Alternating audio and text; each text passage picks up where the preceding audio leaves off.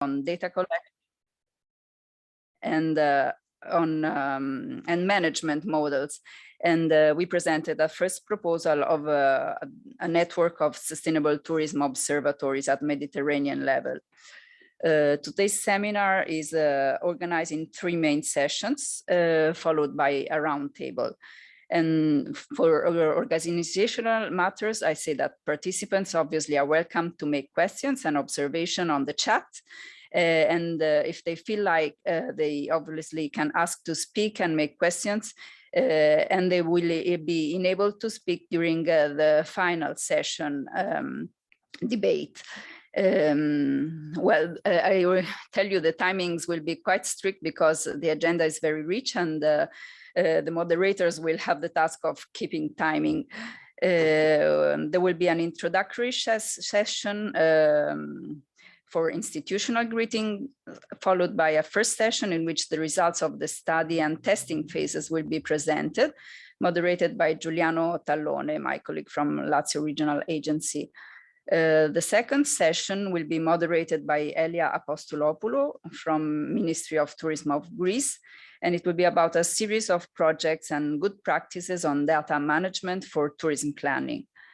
The third session, moderated by Jose Francisco Benitez from Region Andalusia, will collect ideas for the development of the NSTO from organizations and observatories. The final roundtable will be moderated by Davide Strangis from CPMR.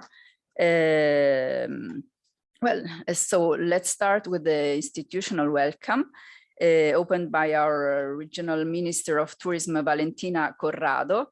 The following speaker was supposed to be Roberto Taviani, Director of our Regional Tourism Agency, who was not able to participate for institutional reasons. We're at the end of the year and we have many administrative urgent matters to deal with, starting with the PNRR financements. So he sends you his greetings and he's sorry not being able to take part of this seminar. And he will be followed by our leading partner, Julia Saiz Pardo from El Legado Andalusi Foundation, and by Davide Strangis from CPMR, also BESTMED's partner, as I said, the coordinator of this capitalization phase. And in closure, Giovanni Maria De Vita from the Ministry of Foreign Affairs and International Cooperation, who we thank for the interest demonstrated for this seminar. Well, I leave the floor to Valentina Corrado, Minister for Tourism of Regione Lazio. Thank you. Please, the floor is yours. Good morning, everyone.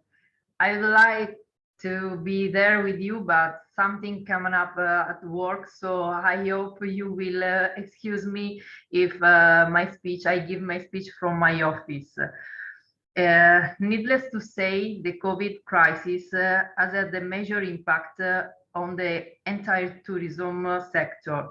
But after almost 2 years of a healthy emergency, we are about to experience a moment of recovery in the global tourism market with new offers of products, services, and tourist routes.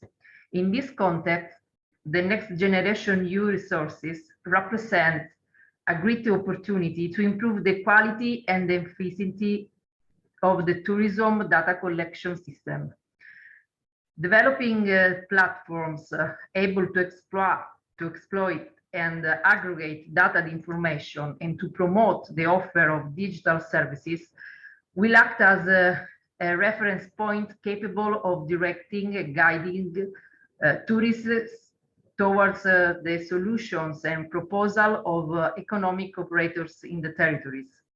The future integration of the database will allow the decision makers and the operators to intercept the changes in the market and the new needs of tourists in order to promote an offer capable of meeting the demands of the markets to make the experience unique, gratifying, and pleasantly unforgettable. The international cooperation with the countries participating in the Interreg Med program, and with all the countries is bordering the Mediterranean area, is the great interest to the Lazio region. This seminar, however, is not only aimed at the technical and scientific comparison, but also has precise operational objectives concerning, above all, the governance of tourism, which is a focal point of the BESTMED program. I'm delighted that the REACH program of these 2 days includes the main stakeholders in the field of data management for sustainable tourism at European, national, and regional level. And I'm sure that the many speeches will give rise to concrete proposals that will be incorporated into subsequent phases of the BESTMED project, which will end up in June 2022 in Granada, Spain, where we will sign the Granada Charter to make common commitments on better governance of sustainability in tourism. For our part, we hope to be able to host here in Rome, a few months before the Granada meeting, a further meeting to launch the roadmap for the establishment of the network of observatories of sustainable tourism in the Mediterranean area, which is the operational objective that the Lazio region within the project has undertaken to develop with the other partners. In wishing you success in your work, I open today's proceedings at the first stages in a process that I'm sure will see us working together to develop a sector that is an important part of our societies and economics. Thank you. Thank you very much for your interest and commitment for our projects.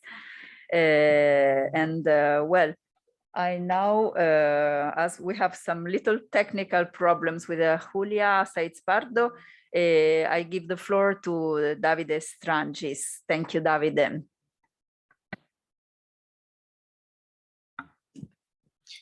Can you hear me well?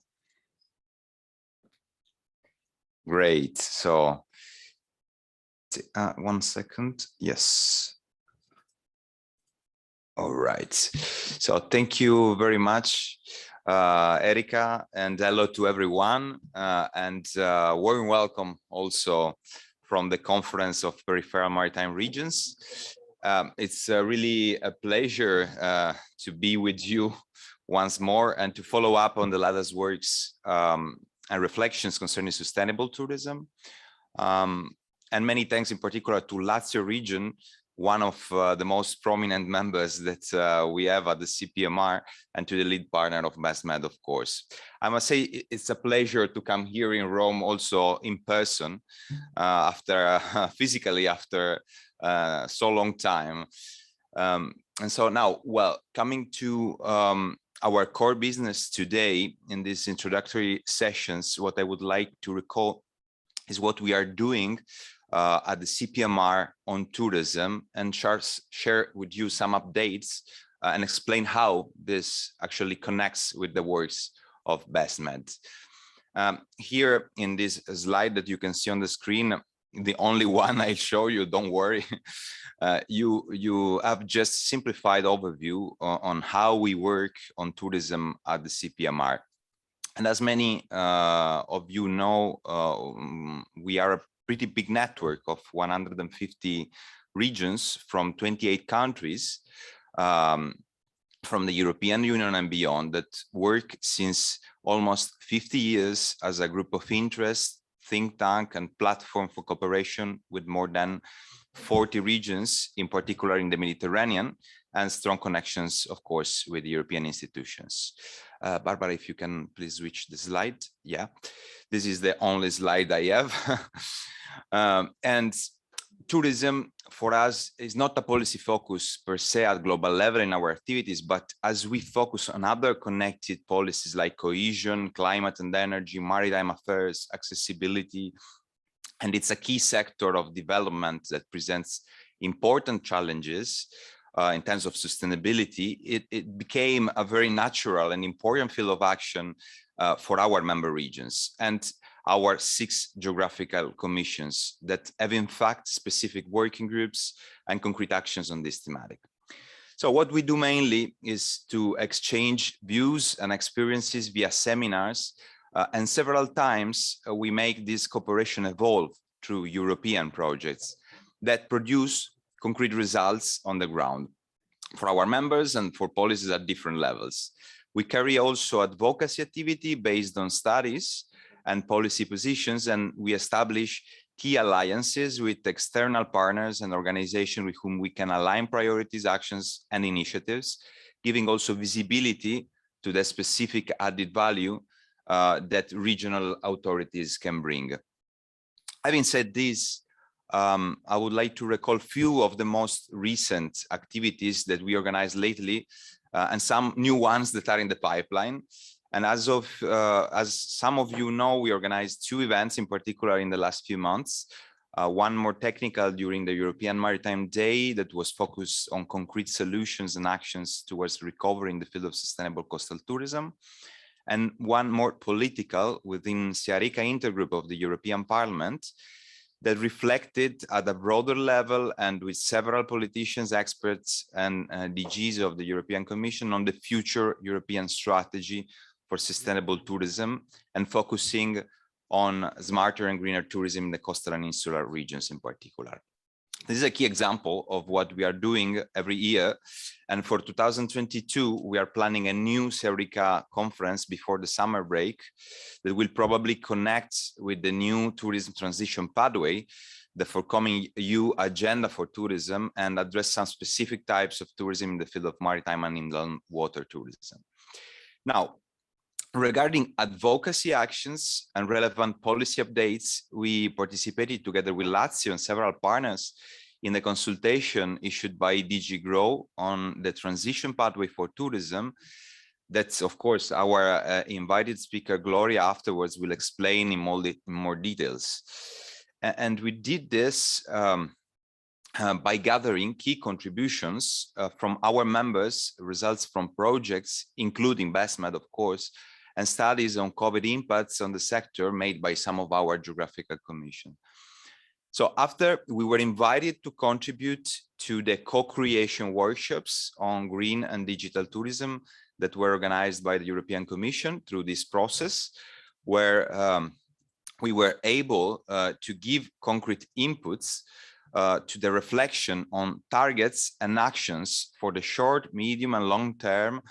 And a lot of attention, I must say, was focused on the role of each key player, including the regions. And it was not an easy exercise, I must tell, but a very useful one. So we do really hope that the final outputs of this exercise will be satisfactory for our regions and generate a real impact on the ground in the long run. And the draft final report from the consultation has been presented just yesterday to the key stakeholders. And we know that the European Commission plans to go ahead formalizing the pathway in 2022, kickstarting also a sort of co-implementation process where we think that the role of the regional and local authorities and the specificities of destinations, of territories will be really fundamental. Getting now into some key initiatives that we are supporting. 2 very important were baked by the CPMR in 2020 and 2021. And that's the Future of Tourism Coalition and the Declaration on Climate Action in Tourism that was in particular presenting during the last COP26 a few weeks ago, and that we joined formally as launch partners. With this declaration and initiative, we are unifying efforts and promoting cooperation together with really hundreds of key players worldwide to deliver effective climate action and supporting the global commitment to halve emissions by 2030 and reach net zero as soon as possible before 2050 in the tourism sector. And that's basically why we signed and also why we are animating all our interested regions, their destinations, private and public partners to do the same. Last but not least, and about projects, we are involved in a series of initiatives and European cooperation projects like BESTMED, of course, that are already contributing both to the objectives of the Glasgow Declaration and to the future EU transition pathway for tourism. And during the last few years, we developed 10 projects in particular that addressed key topics, as the reduction of seasonality, especially in the islands, ecotourism, and in general diversification of tourist products, maritime and coastal tourism management models and participatory planning. We have worked in the past on sustainable mobility solutions in regions where tourism is a key sector, and we are finally putting some efforts now on projects that address governance in tourism, skills and capacity building of territorial stakeholders. And finally, most important, through projects like MitoMed, CoEvolve, Eridata, BESTMED Plus, and BESTMED, indeed, we are involved in actions that deal also with sustainable tourism data, indicators, and decision support systems, which is one of the fundamental challenges for the sector, as you, of course, cannot manage what you can measure properly. And in this case, we are really happy to support the creation of this network of sustainable tourism observatories in the Mediterranean that we are here to discuss today, and whose concept was already supported by a large number of stakeholders during the project last event on the matter, among which the Interreg program itself. So in conclusion, as you can imagine, most of these projects that I mentioned are producing results, tools, strategies, plans, and pilots that can be transferred, capitalized, or adapted elsewhere in Europe and beyond, for instance, in non-European Mediterranean countries. And while these projects are coming to an end, we are analyzing new opportunities under the new MFAF Interreg program, Horizon Europe, Erasmus, and COSME calls, among others, to develop new actions that can really benefit our regions, territorial stakeholders, and citizens. And in this perspective, I think that the Mediterranean and STO in particular, being an idea emerged from an Interreg-Med strategic project like this, could perfectly constitute the core of a key action of a new Interreg-Med project to be set up in the next few years. We will have the opportunity to discuss this and many other things in the framework of the session 4 today and other sessions. So I'll leave it there for the moment. And then thank you very much for the attention. Erika, the floor is yours. Thank you very much, Davide. Well, you really give us an important vision for the future about this project and a wider perspective. So thank you. And well, now I give the floor to Julia Saiz Pardo, the leading partner of BESTMED project.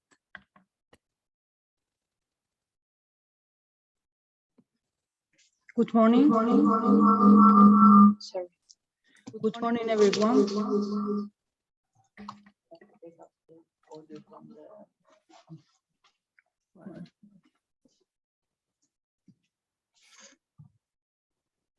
I have to unmute there. Okay. Thank you.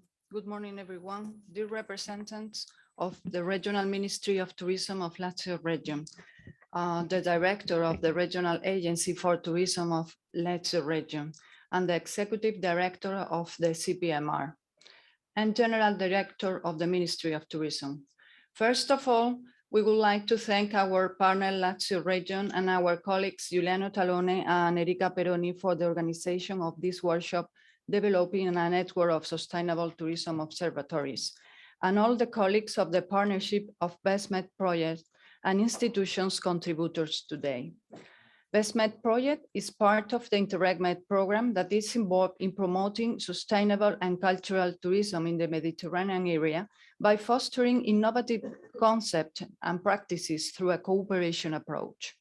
At the same time, it's a governance project under the umbrella of PanoramaMed, which is an ongoing evidence-based platform with the specific objective to support the process of strengthening and developing multilateral coordination frameworks in the Mediterranean for joint responses to common challenges. I think these are the key words: joint responses and common challenges. And this is the direction in which we are working for too.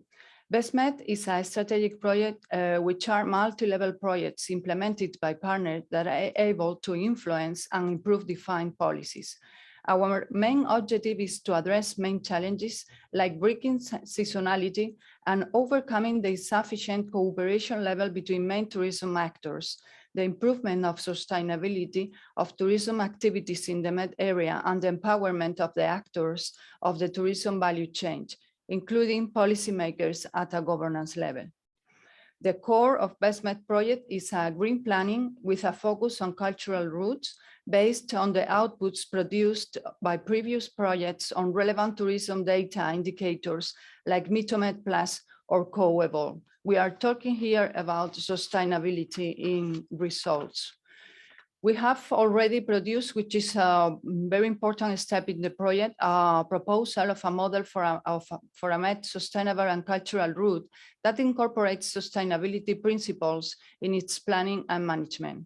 The aim is that through a system of monitoring and indicators, the routes manager, together with the regional and territorial policymakers, can make evidence-based decisions, which I consider of high importance to manage the routes and its social, economic, and environmental impacts. The objective of this Med sustainable and cultural path model is to achieve an integrated planning and management of cultural routes and other physical or thematic paths in the Mediterranean destinations. Therefore, the aim of the model, besides monitoring sustainability, is to contribute to better governance of routes and paths, achieving higher levels of cooperation between regional authorities, the managers of the routes, and other key stakeholders. The young model and the integrated approach is going to be promoted by the network of sustainable national and regional tourism observatories, what we are here today for. This should be intended as a strategic tool to support expert planning, more informed decision-making, and important and improved multi-level dialogue and coordination for sustainable tourism in the Mediterranean. The work done by a partnership from Spain, Italy, France, Portugal, Greece, Slovenia, Croatia, and Montenegro is showing today one of its main medium-term results and tool, and taking steps ahead to contribute for the next programming period of Interreg Med. Today, we will move forward in transferring and capitalizing through the idea of this network, with an eye on improving the sustainability of cultural tourism policies and planning in the Mediterranean area as a global challenge. We are speaking here about territorial stakeholders and governance. At this stage, we are facing these transferring and capitalizing phases and working on the deliverables and outputs of this work package with the help and led by CPMR and with also the support of Regione di Lazio. As contributions for the next programming period of the program Interreg Med. This program has a goal to ensure a more world if we are speaking on tourism as well.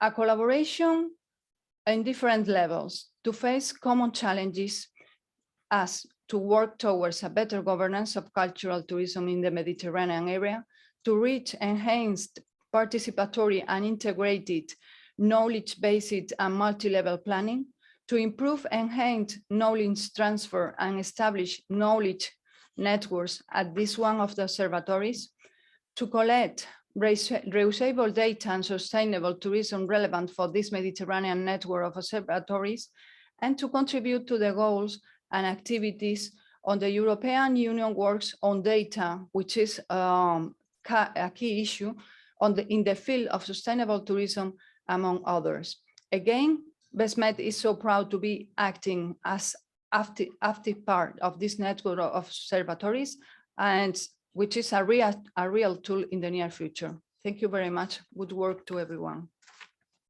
Thank you very much, Julia. Well, we have been working well together, and I hope we will go on even better. And now, Giovanni Maria De Vita from Ministry of Foreign Affairs and International Cooperation. Thank you. Good morning. I first apologize for being late, but it was a misunderstanding it was my fault in the beginning of the meeting. I would like to thank BESTMED seminar, in particular, Mrs. Corrado, the Regional Minister for Tourism of Regione Lazio, Mrs. Julia Saiz Pardo from the Public Foundation of Andalusian Public Foundation, and Mr. Strange's Executive Director, Conference of Peripheral and Maritime Regions, for giving me the opportunity of participating to this meeting. The reason why I'm here is because we understand that the goal of this seminar is to focus on a special kind of tourism, and of course to collect. Do I have to wear a mask? Or? Okay. And of course, the importance of collecting data in order to understand how this offer should be managed. Well, the Ministry of Foreign Affairs has developed in the last years, since 2018, a very interesting experience. We have summoned an initiative called the Informal Working Group on tourism of the routes, which gathers a number of subjects like ministries, territorial authorities like municipalities, regions, academic and research centers and associations. Why is the Ministry of Foreign Affairs involved? The Ministry of Foreign Affairs doesn't have an institutional competence on promotion of tourism, but we are a link, we are a bridge that connects Italy and what Italy offers with the huge number of Italians abroad and Italian descendants abroad. We estimate that this amount to more than 80 million people. So it can be very interesting to attract, to direct the potential coming from this group of people that, of course, will be channeled in area in Italy which are far from the mainstream track. It's in Italy we have a classification called area rurale, which is rural area, which covers 60% of the national territory, and it's made of small villages which are, of course, which have a very low development rate. They are affected by depopulation, so can be a very good opportunity for the country to develop as a strategy this kind of tourism, considering also that it's based on something very important, which is the blood link that connects the Italians and Italian descendants abroad with Italy. So it's not a matter of fashion, no? I mean, it's not, they don't come to Italy because it's fashionable to come to Italy. They come to Italy because they want to discover the roots, with which they've been always in contact through what they've learned and saw from the relatives and the grandparents and great-grandparents. So, and the Italian National Authority on Tourism evaluated that until 2018, which is the last year that, of course, you can imagine where this survey was taken, more than in a 10 years time before, it has been valued that more than 10 million people could be classified as roots tourism. So people who came to Italy with main purpose of discovering their roots and to reconnect to the memory of their families. And in the same time, it has only for the period 2014-2018, it has been calculated that the income that these people brought to develop to tourism in Italy was more than 5 billion euros. So it's a very important data that we've collected. So what did the Ministry of Foreign Affairs do, I mean, in order to stimulate in Italy the debate and and the research on this sector?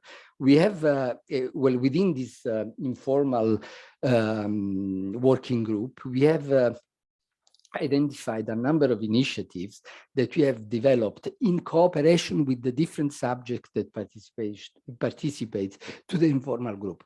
The first one was a series of guidebook. I mean, this is, I brought just some samples. I'm sorry, I don't have any slides. It's Guida alle radici italiane. It's a guide to Italian root origins.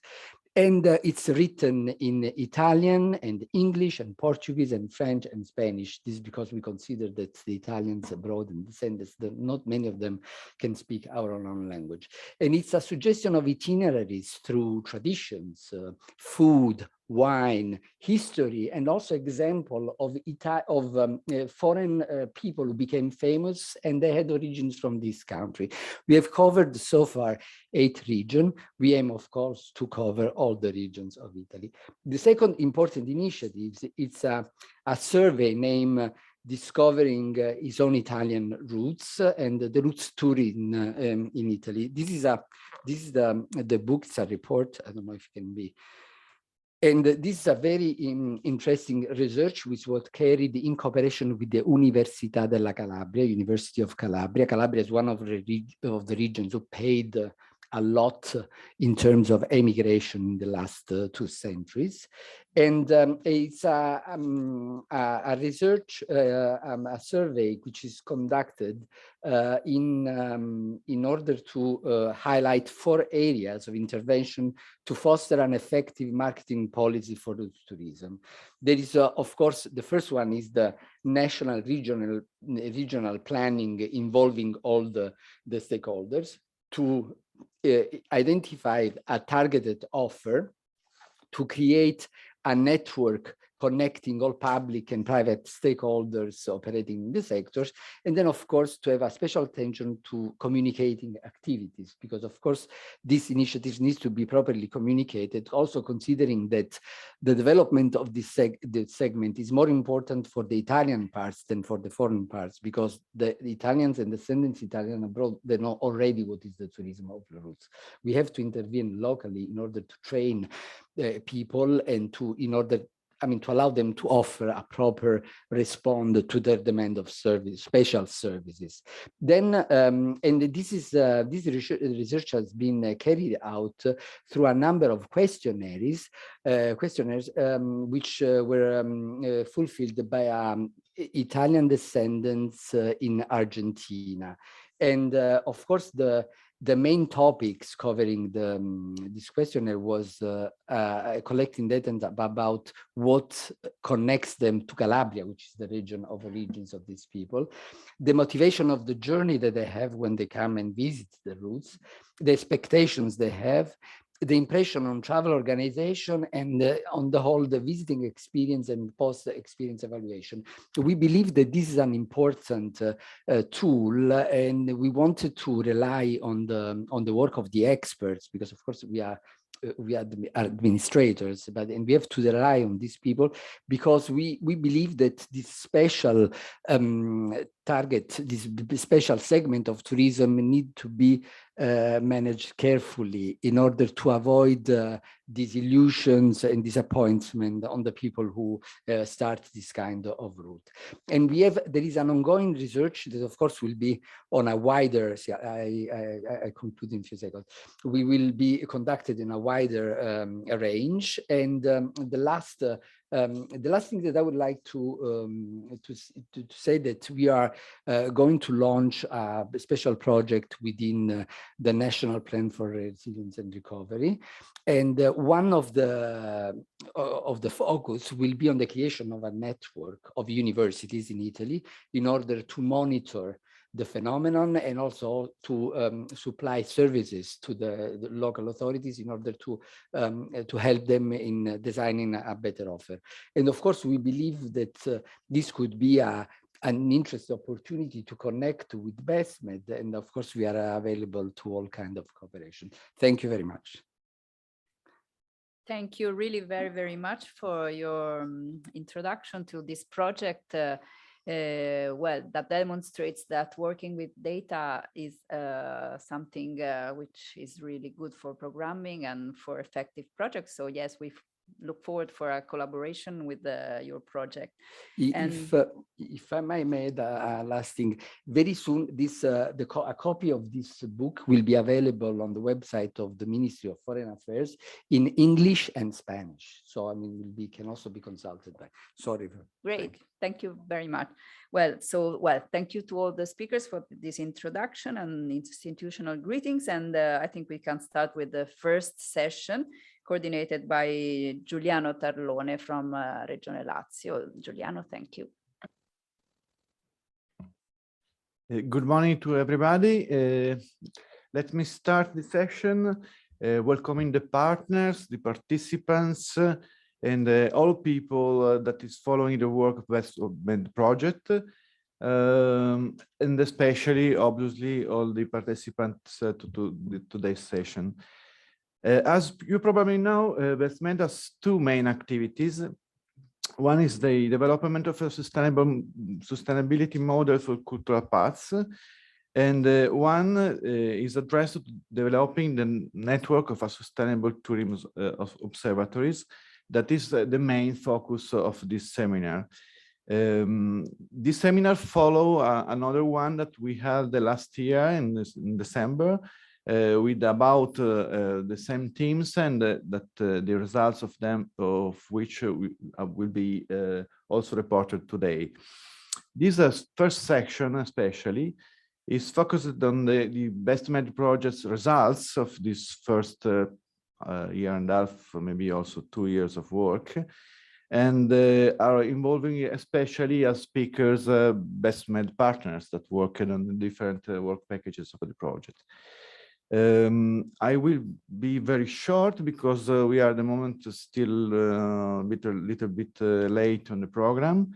So I will ask the speakers of the session that are only 4 to be a little bit shorter than the previous planning.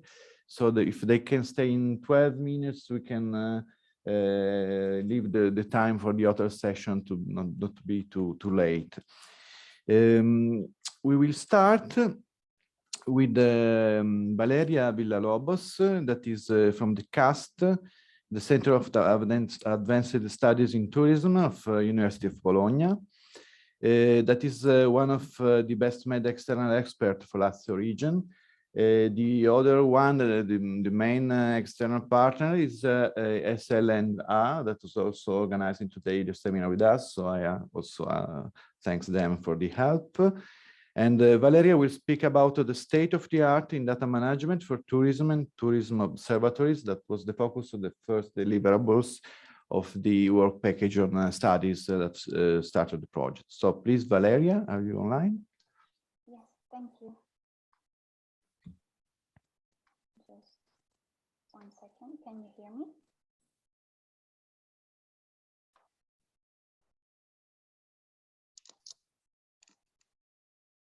Can you hear me? Can you see my screen? Yes. Yeah. Okay, thank you. So hello everyone, my name is Valeria Villalobos, and today I will discuss briefly the state of the art in data management for tourism and tourism observatories as part of the Working Package 3 results, or the studying phase of the BESTMED project. And in a general sense, the objective of Working Package 3 was to create a framework of knowledge for a network of tourism observatories in the Mediterranean, but also any relevant EU-funded projects that could help us develop this MED-SNC path model, or this sustainable monitoring model for cultural routes. And in this sense, the activity 3.1, or called Data Management and Organization, aimed at analyzing current methodological approaches related to tourism data and tourism observatories in order to find any gaps or needs in data management and organization. And to this end, deliverables 3.1.1 and 3.1.2 dealt with 5 different themes: official statistics, open and big data, sustainable tourism indicators, tourism observatories, and EU-funded projects. In order to carry out this research, we created a technical data sheet containing the 5 different themes that I just mentioned, so official statistics, observatories, and so on. And we mainly focus on information regarding which institutions are collecting the data, the main data that they are collecting, the geographical scale, frequency, and accessibility of the data.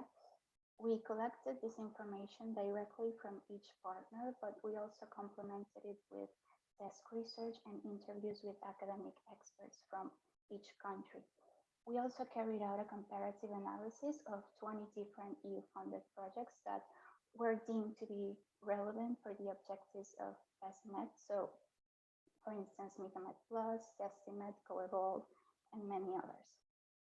Now, I'll briefly mention the main results of our research. And first of all, it's obvious that the main type of data that is available varies greatly from country to country, but we found that the most basic information, such as tourism flows and overnight stays, are present in every single country. Also, generally, also not in every single case, data are collected at the municipal level and then made available as aggregated data in the upper administrative levels.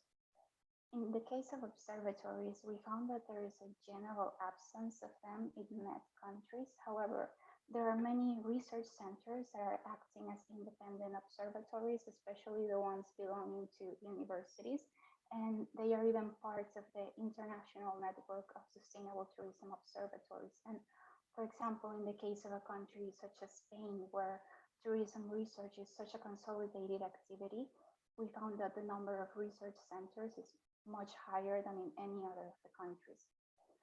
Moving on, when it comes to big data, it's clear to us that its implementation is still at a very early stage. However, there are many interesting EU-funded initiatives. For example, the ESSNet Big Data project that has a specific working package related to innovative tourism statistics. And also countries such as France, Spain, and Slovenia are already creating projects for nationwide big data systems for tourism. Sorry, Valeria, if you can please get up a little bit the audio, your audio. Oh, okay. You can hear me?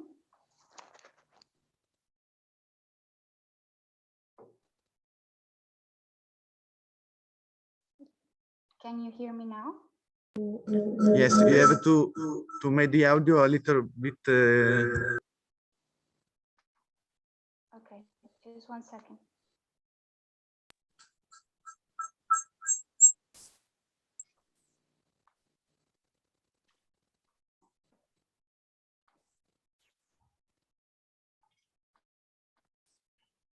Can you hear me better now? Yes, okay, thank you. Sorry. Okay, I'll just continue. Okay, moving on, I'll just mention some of the results regarding tourism observatories in the Med area. And according to a research, around 50% of the observatories in the Med area are located in Italy. And this is mainly because each region in Italy has this figure of a tourism observatory. However, there are many important contributions from countries such as Spain, France, and Portugal. Also, over 90% of the observatories, according to our findings, belong to the public sector and the rest to the academic sector, especially in the form of research centers and universities, as I mentioned before. And finally, over 70% of the observatories collect regional level data, and only one observatory is concerned with MED level data, which is the Shape Tourism Observatory. And as I mentioned, we also carried out a comparative analysis of 20 different EU-funded projects. And what we found is that the majority of them dealt with monitoring sustainable tourism or measuring its impact by using ETs as a starting point. For example, MetaMed Plus is a great example of this, but we also analyzed other projects such as Inoxinia, Heritata, and Shape Tourism that, besides using ETs, also implemented a combination of big data and conventional data sources. And thanks to this comparative analysis, we were able to incorporate their best practices, findings, or lessons learned into the creation of the MED S&C path model.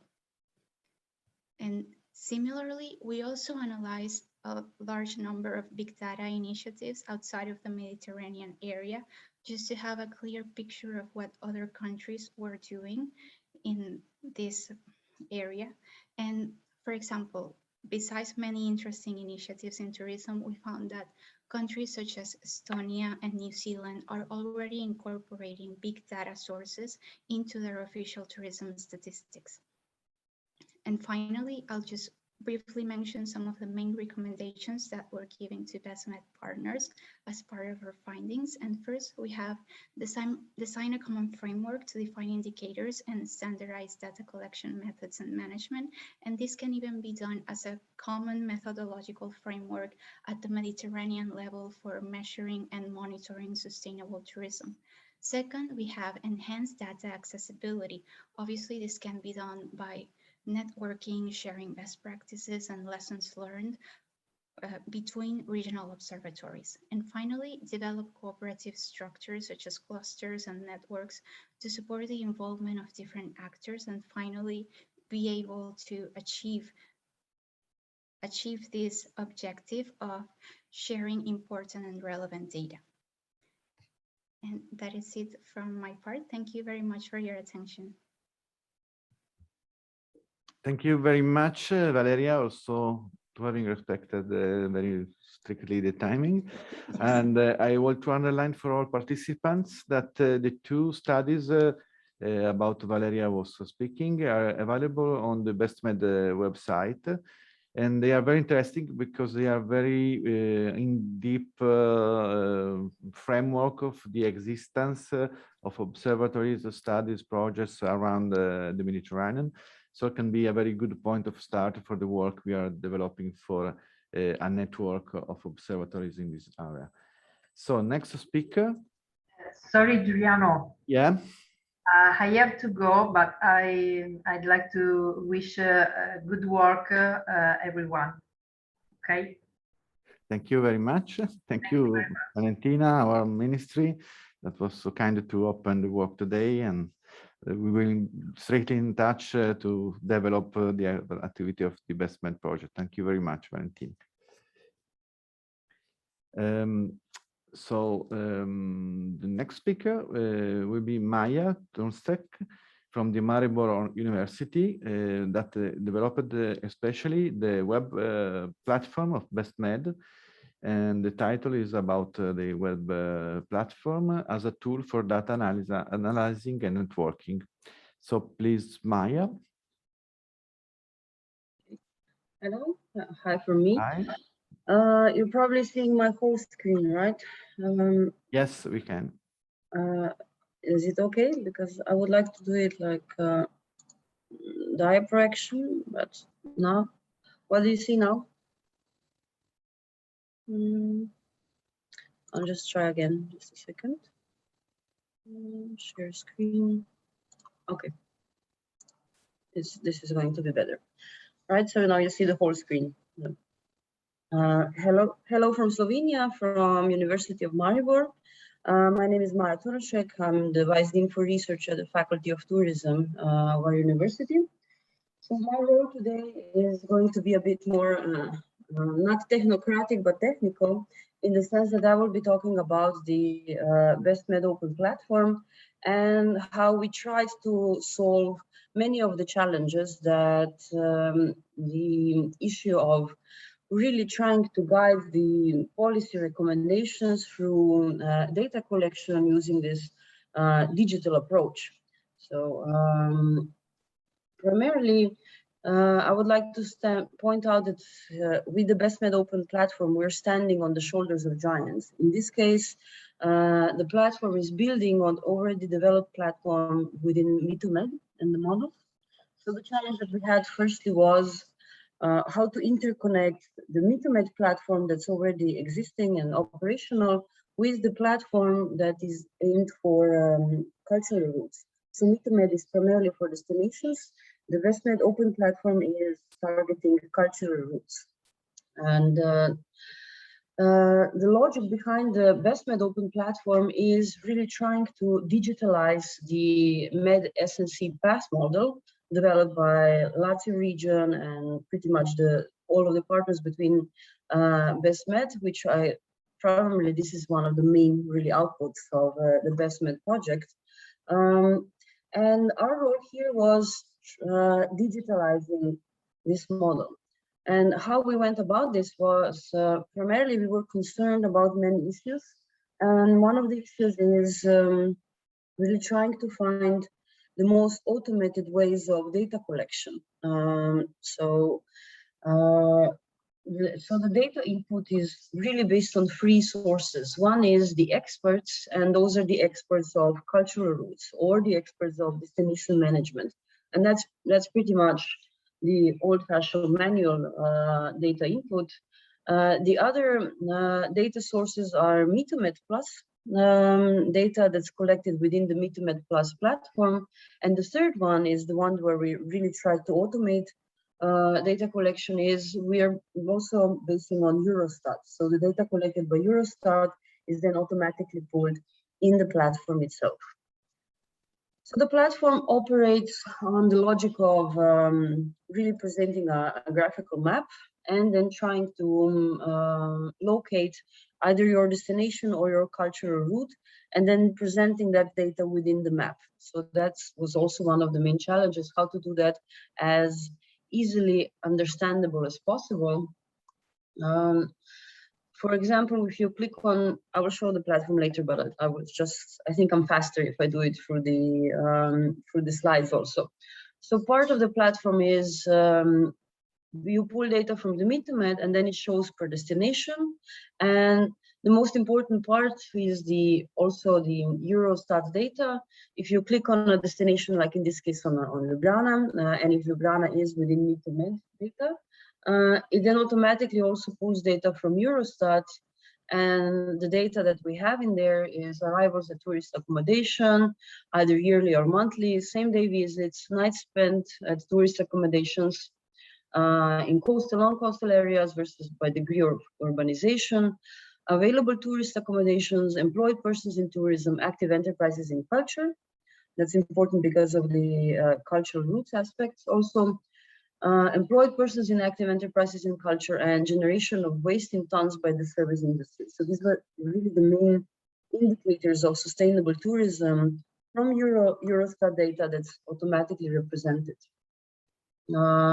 If you click on it, this is how it shows in more in depth on each of these indicators, but then it also allows you to go more into indicators of MetaMed. So MetaMed platform, the two platforms are interconnected, and that pretty much looks like this. So all of those indicators of the MetaMed sustainable tourism for primarily intended for the coastal areas are also then represented in BESTMED. You can click between one and the other. So one area really then is destinations within BESTMED open platform, but the other option of navigating through the data is through cultural routes. So for example, if you click on, so divided by either circular, linear, or thematic, and in this case, it would be a linear cultural route, St. Martin of Tours. It shows where it goes. So basically, it allows the cultural route managers to provide information about the cultural route. So in that case, it's also a tool for networking, and then also allows to provide data for different sections of cultural routes, so perceived linearly. And that kind of data is really, so the platform itself, it functions for three main outputs. One is it's an interactive tool. So you can put your own data if you're a cultural route manager. It's also intended for destination management, so the data for destinations.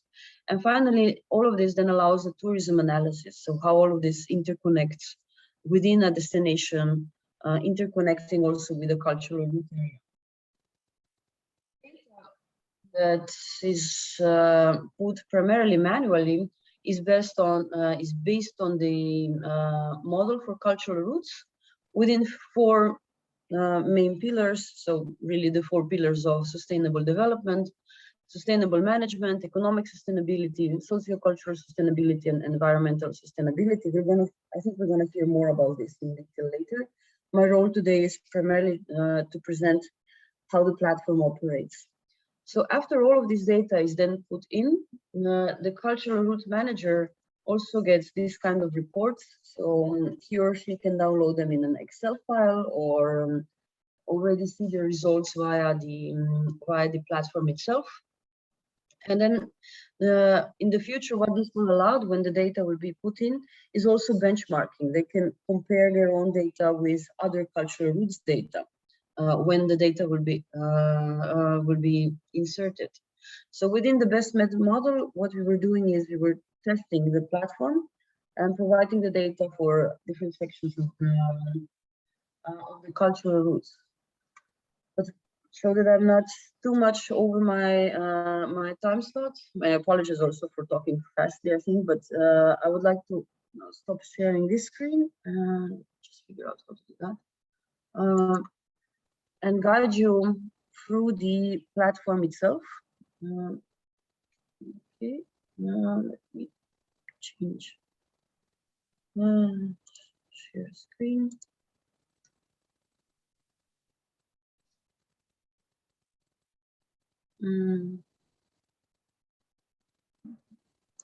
Let me see if this is the correct one. Yeah, just a second. This is the program.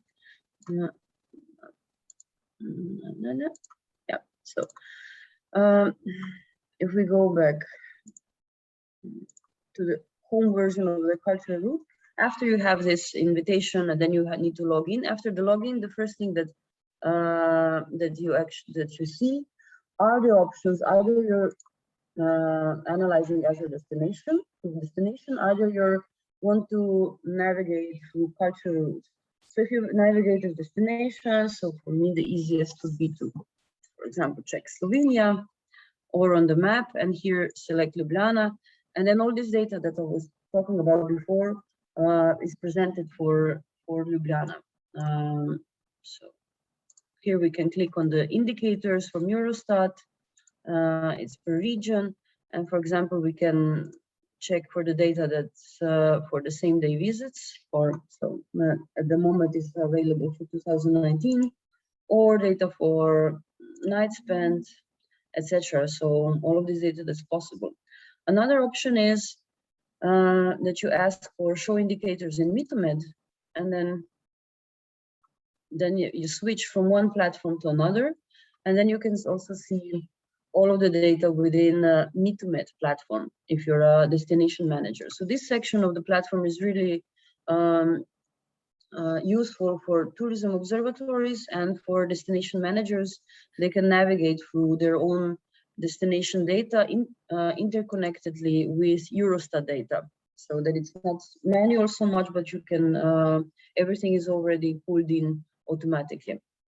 Another option within the platform is you're a cultural routes manager or interested in cultural routes in connection with destinations, and then you select one of the cultural routes. So for example, I was showing before St. Martin tourist routes of Slovenia, and here you have information for the St. Martin routes, and then you have find out more.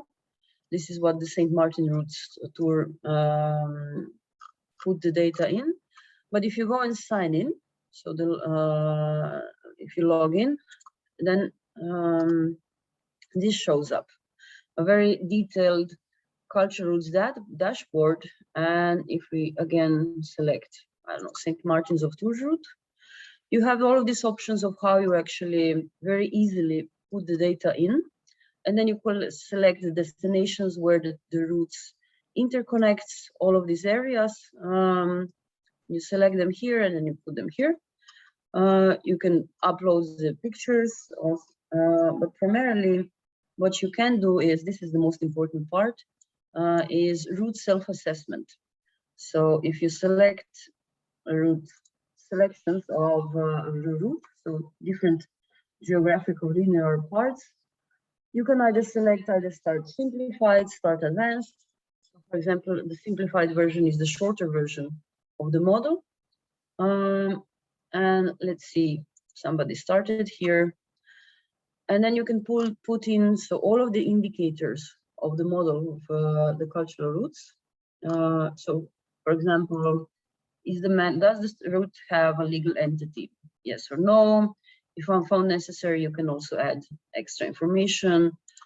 What's the level of stakeholder involvement? So please provide the number of stakeholder meetings per year, etc. So these indicators were developed by primarily by University of Bologna originally. And the logic behind it is to help cultural route managers with their 3-year evaluations and to do it regularly, annually, what the status of the cultural routes is at the moment. And if we go back to dashboard, then also it shows the results of the, so if I go back here, then it also shows the results.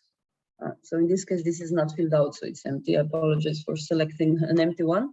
But when you have the results, you can export them primarily also as an Excel sheet. So to have your own CVS, but primarily Excel sheets to have your own results ready for either the annual evaluation or for any other output that you want to, or you want to report on the cultural routes data.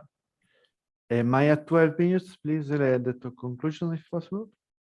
Yeah, basically this is it. So I wanted to say is I already took my, a bit more than 10 minutes. As you can see, the platform is quite large in terms of everything that it allows. So primarily we're going to hopefully have more workshops and to help cultural route managers in the future to navigate through it, and also the tourism observatories. But what we hope is that it's going to be a helpful tool in the future for everyone that's really interested in tourism data. And this would be it from my side. And of course, I'm open to questions, I think, later. Yes, thank you, Maya, very much for the presentation. I think the platform is one of the most interesting tools we are developing inside the BESTMED. Yes, questions can be put on the chat and will be discussed in the last part of the morning in the last session altogether. And the next speaker is Claudia Ribeiro de Almeida, that will speak about the testing indicators for cultural path sustainability and the BESTMED path model. So, Claudia, I see Claudia. So hello, everybody. Yours. Thank you, Claudia. I hope I was there in Rome, but COVID doesn't allow me, so no problem at the time. So today, first of all, I would like to congratulate Giuliano and Erica for this amazing conference, as usual. So I hope I was there, but no problem. So today I'm going to talk about testing indicators. That's what I bring here. I would like to have more information, but unfortunately I don't have, and you are going to understand why. So first of all, I'm responsible for the work package 4, as you all know, and today I'm going to present some information about the testing indicators as you asked me. And to talk about that, we need to travel a little bit further, and we need to land in the work package 3 studying, where we analyze the indicators in several sources. So all the Lazio team with the colleagues from the Bologna University did a huge amount of work in order to analyze the amount of indicators that exist in terms of tourism and sustainability in order to understand what type of indicators were the best ones for us to evaluate. So the final version creates 4 groups of indicators: the sustainable management, economic sustainability, sociocultural sustainability, and environmental sustainability. And we, at the end, we create 26 indicators that were selected, and we put them in different type of areas. So in the sustainable management, we had so the cultural route and path planning and management indicators with, for example, stakeholders involvement, trained staff, the route strategic plan, and whatever. Quality of infrastructure, information and promotion. In the economic, we have the economic contribution to local economy, seasonality, in terms of sociocultural sustainability, preservation of cultural heritage, accessibility, residents' engagement, and gender equality. And at the end, in the environmental sustainability, we have the resource management, sustainable mobility, and landscape and biodiversity protection. So this was our dream, to have all this data collected, all these testing indicators tested with our partners. And that's what we have done. We have sent a message to all partners in order to fill in an Excel file. But the problem is that all countries have different type of indicators, and most of the countries have different type of methodologies to collect data. Maya just presented the Eurostat indicators. Those are some of the indicators that are covered in some of the countries, not all of the countries in Europe, in all the Med region as well. And the problem is that our partners had some difficulties in the analysis and in the answers. Not only send us to the final Excel file, only 3 or 4, I believe. One of the things that I just found was that everybody answered in a different way, and the testing indicators that have been sent us were not the ones that we were thinking of. And we need to think that we are different countries. We are 8 countries that are answering this Excel file, this of course this challenge, and every country have a different data collection process or methodology, which is very worry for us, because if we want to do an observatory, we need to think a bit more further, and we need to think what we can do in order to give some more data, some more information for our partners. Other thing that we found is that we have different sources: public, private, and associations, which means that sometimes it's not in a yearly basis or in a monthly basis that we collect data, which is something that is not very good. As you can imagine, most of these public and private and associations sometimes have some financial issues, data collection, and the resources are not so much, and the human resources to collect data are not so much as well. And sometimes this data depends on a primary data collection, which is something that is very, it's not easy to collect, as we all know. So, for concluding, and I know that we are running out of time, so the indicators are one of the main challenge of the network of Sustainable Tourism Observatory. And I congratulate Giuliano and Erica for this, and of course, all the partners for this proposal, because I think we are going to do to give the first steps in order to create something that is going to be for the future. And I think that's one of the main things for BESTMED and other projects like that, is we need to give something to be used in the future. So it is not a simple task. It needs to involve public and private entities, as well as associations, and of course the academia, because in the academia we have the knowledge how to collect data, how to analyze data, and sometimes it's the thing that is missing in the other parts of the stakeholders. So the financial support is mandatory in order to maintain the data collection, is very important, because what's happened sometimes is that we collect in the first year, we collect on the second year, but on the third year, we don't have money to do this type of collection. So this is very important. And as I said before, projects like BESTMED and others related are important to point out these issues and to bring to discussion the best way to do it, the best methodology and the best ways to get financial support. We need to work in a common framework along Europe Med region to have this work done, and the data need to be accessible for everyone. Because one of the things that I found here, even here in Portugal and other countries that I need to look data sometimes, is that sometimes the data is not accessible for everyone, and sometimes we need to pay to pick them up, or sometimes it is closed in a huge platform that we cannot be accessed. So sometimes it's not easy. So what's my last word is, this is a challenge for all of us, and I believe that projects like this one can bring more discussion and more information. And yesterday we had the same information in the conference held by the CPRM. And it was very interesting as well, because all of us that were in the same group discussing had the same issues. Data is not easy to collect. The testing indicators are not easy to collect, and to measure sustainability, sometimes it's not easy, because in one country we have an indicator and on the others we don't have, so we cannot compare. So that's all for me. Thank you so much, and I hope you have a good day in Rome. With the Pope or not with the Pope, I don't know, but I believe so. Bye. Well, thank you very much, Claudia. We were welcoming from Claudia in Faro for the last meeting of BESTMED, and we stayed very well. So we are very happy that you want to see the Pope, and I promised you, and so the next time you have the chance, I'm sure. I hope. Okay. Thank you. So thank you very much, and also for the very important points at the end of your presentation. I think they will be recapped in the discussion that we coordinated by Davide in the last part of the morning. Now the presentation of the first concept of an STO, a draft document and possible process from two colleagues that worked a lot on this, Barbara Favaro from CPMR and Erika Peroni from Lazio region, from our organization.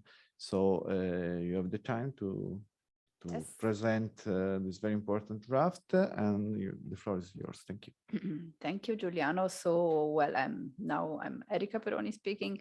I will shortly present the past of our activities, what we have been doing within the study work package, and the following of our activities in the capitalization phase, which will be described by Barbara Favaro from CPMR.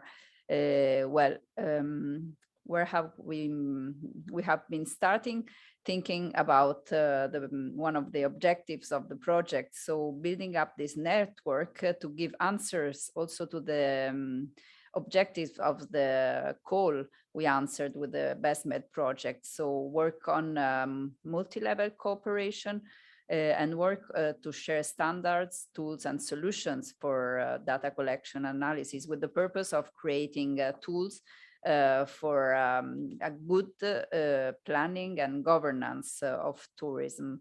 And so we have been doing lots of work with the collaboration of the Center of Advanced Studies on Tourism from Bologna University. We worked, as you heard before, to build up the knowledge framework for the network.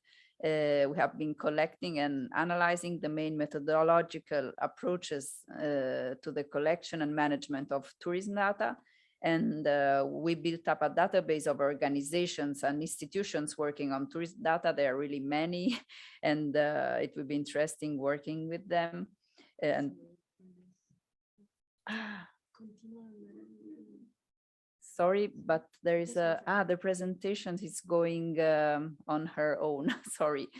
Yes, now we are trying to solve the problem. Yeah. It's not easy to organize a hybrid seminar. We hope everything will be able in the future to do everything in presence.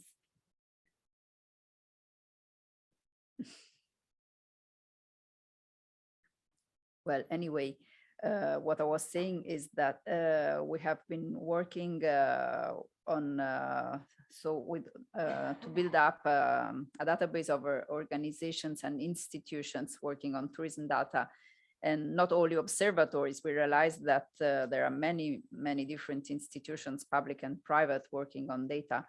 And so we collected the results of other projects addressing also the issue of data management. We will hear a bit more of them in the next session.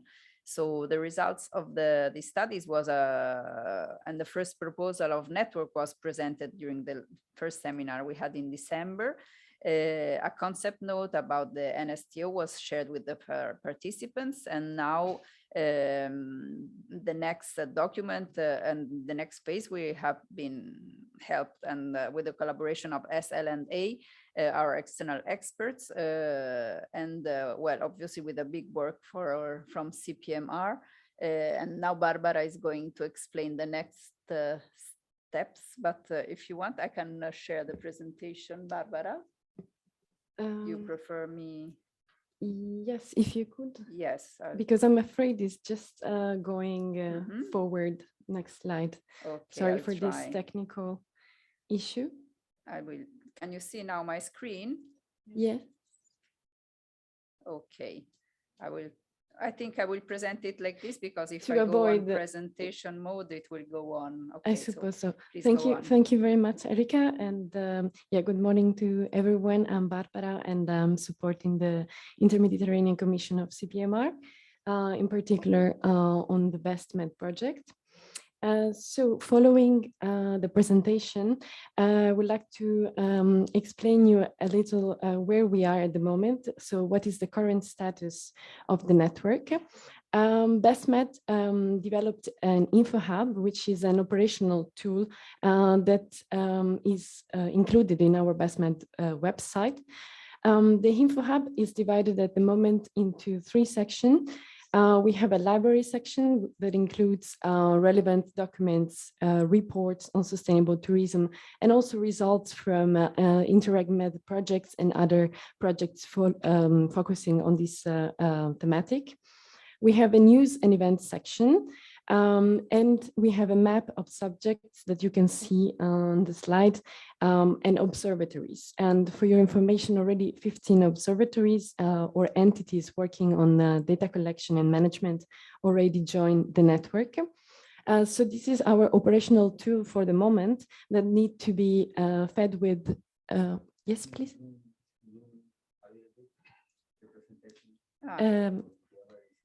Yes. Yes, Erika can do that. Yeah.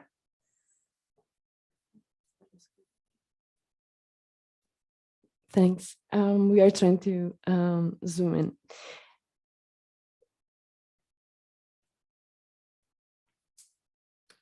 As I was explaining, this is the operational tool that we have at the moment that need to be fed with further material, and that will serve as also a networking space for the network of sustainable tourism observatories.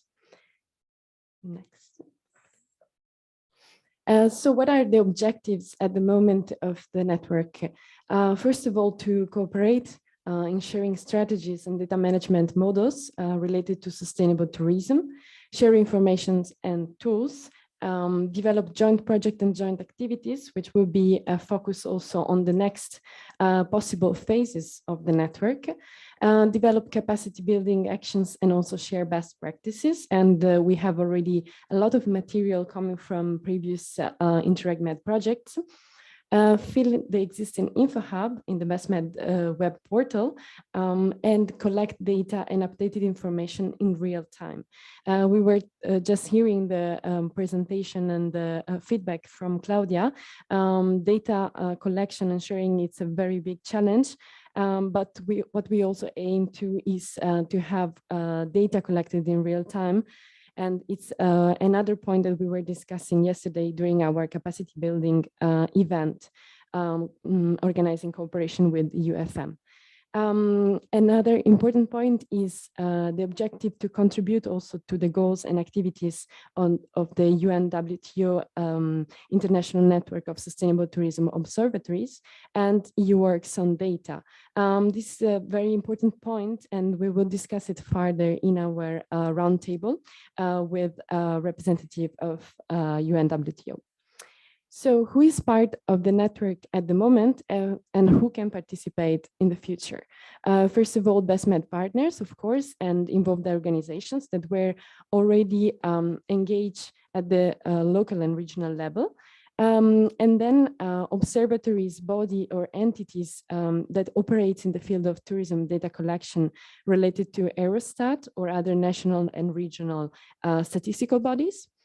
But also tourism observatories that operate in the Mediterranean basin as official, with an official status of observatory, or also not formally recognized. This is another important point to underline, because the network will not be joined just by tourism observatories as such, but also by any entity that is working on sustainable tourism data.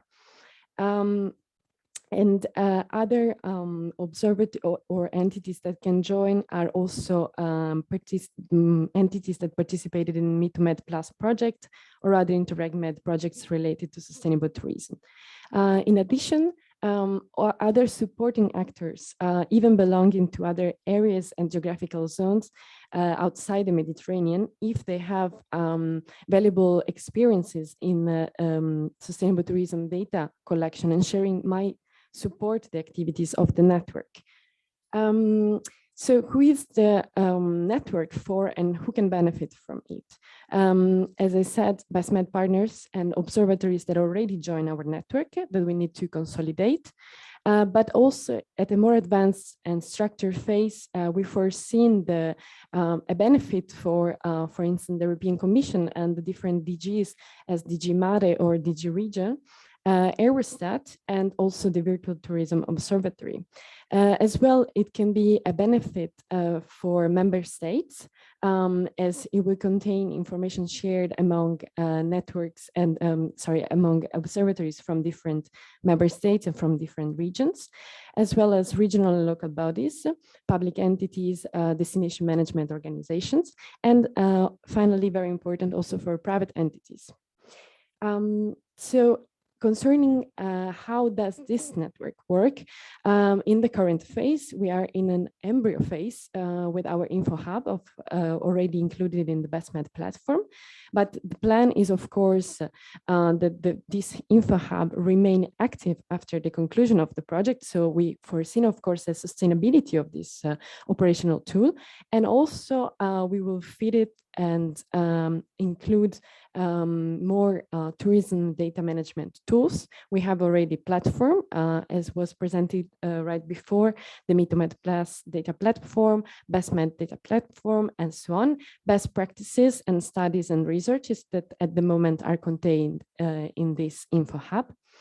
We plan, of course, to constantly update the map with observatories and entities joining the network and share relevant results of all projects of the Mediterranean InterregMed program, as well as contribute and foster a strategic vision for sustainable tourism planning. So an important point that we would like to stress is the idea of moving from a research center, so a kind of repository where all information and material are contained, which is the current phase, into a more knowledge center, I would say, where data are not just collected by the observatories and shared, but also maybe produced within this framework.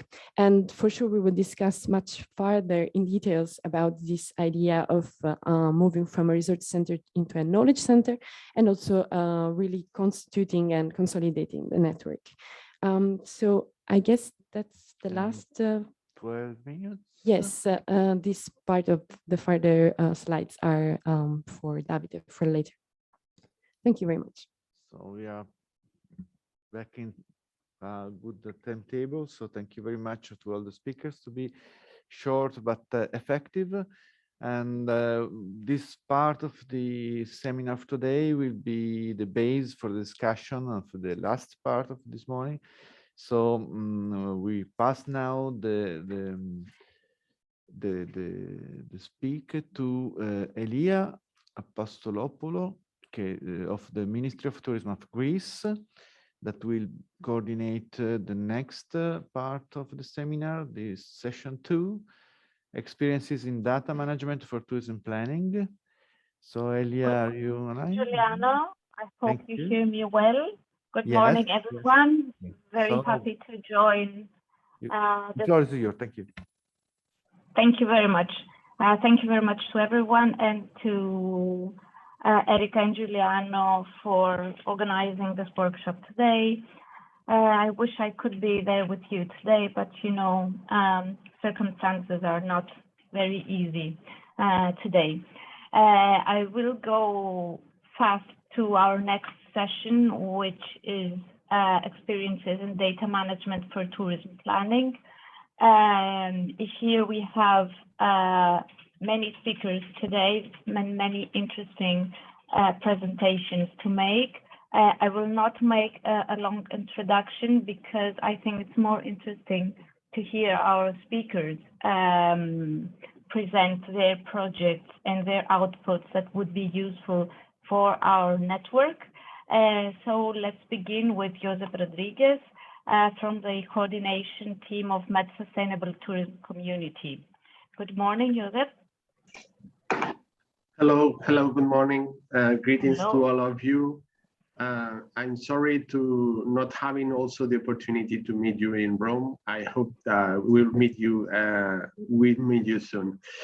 Well, I will be also very brief because in fact I'm not that a specialist, but we are coordinating the Med Sustainable Tourist Community, and I think that we are more than happy to see the great collaboration you have established in BESTMED with several projects of our community. As you know, one of our roles is to generate what we say community building. So it's to create synergies among the projects of the community. And so we are more than happy to see several of our projects in these roundtables.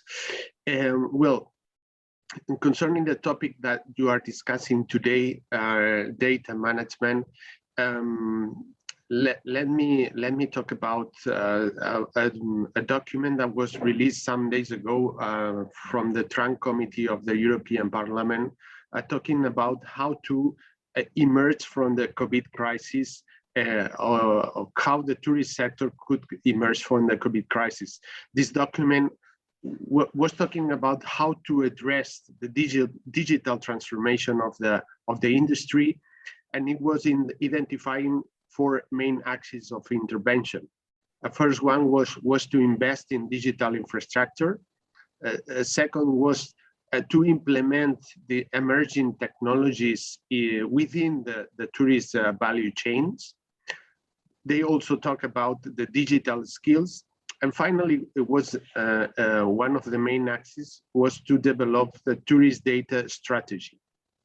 Why this tourist data strategy? Because tourism is an information-intensive sector. There are a lot of data generated by the tourist offer, the demand, and so on. And also because the data is basic for the decision making. Data is basic for management of tourist destinations. So in that sense, when we analyze what have been doing the projects of our community in this axis of data strategy, we see several projects working in indicators for sustainable tourism. Some of our projects have been working on carrying capacity tools, and they have been also developing tools for the management of tourist flows. They have developed smart data management platforms, and also they have developed specific tools, for instance, for water and waste management, for monitoring cycling tourism, and so on. So we have seen that several projects of our community have been interested in developing specific tools. They have been testing them, so they are ready to use to be transferred to other destinations and so on. So we will hear today about, we have heard about the BESTMED, MetaMed, and now we will hear about Edit Data and BESTMED. So I prefer to give the floor to the data experts that will explain you in more detail how to use these tools in your destinations. Thank you very much. Thank you very much, Josep. Thank you for being so brief and concise. And maybe you have left 1 or 2 minutes extra for each of our speakers in this session. Thank you. So let's go on with Marek Sirpal-Wolan from the SNET Big Data project, who is going to talk us about managing data for official statistics. The floor is yours.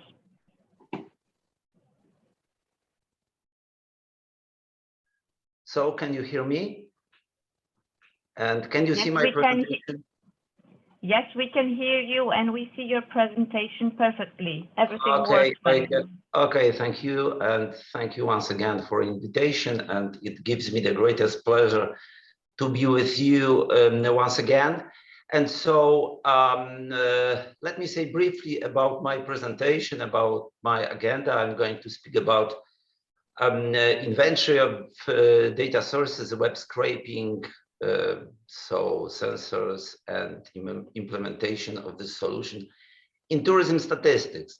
So I don't want to sound trite in the framework of introduction that so there's necessity for faster and more disaggregated and up-to-date information that responds to the needs of a lot of stakeholders, but it is big challenge for all institutions nowadays, especially in COVID pandemic. And of course, so the thing is measure how quickly the tourism industry begins to recover, especially after a lot of lockdowns. So the first thing which should be done is, of course, inventory of new data sources related to tourism statistics. And so I'd like to put emphasis that the search for new data sources is to some extent an endless process. And so in the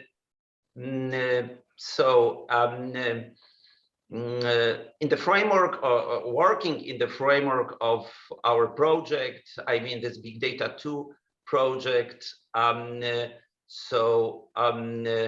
this work package responsible for innovative tourism statistics, we analyzed together with 8 countries external sources of data.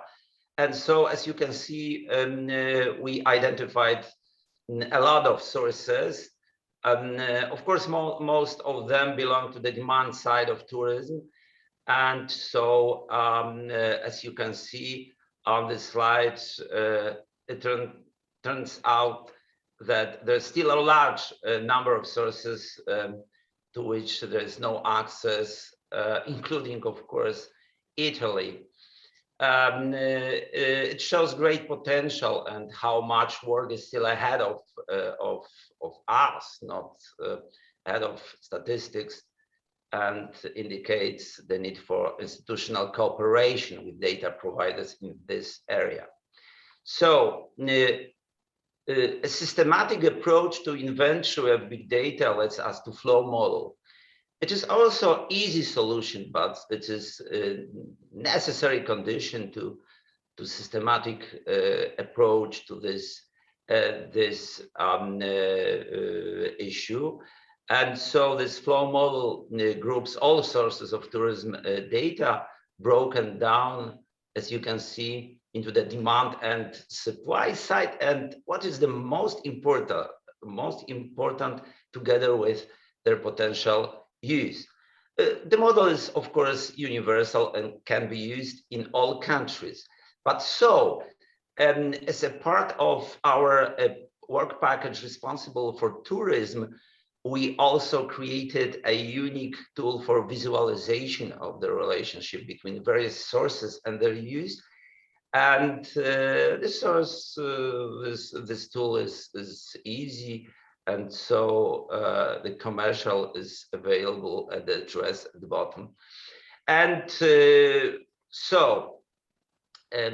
having in mind new sources of data, let me put emphasis on the fact that together with our partners, we came to the conclusion that web scraping method is still one of the most effective way to gather data concerning tourism statistics.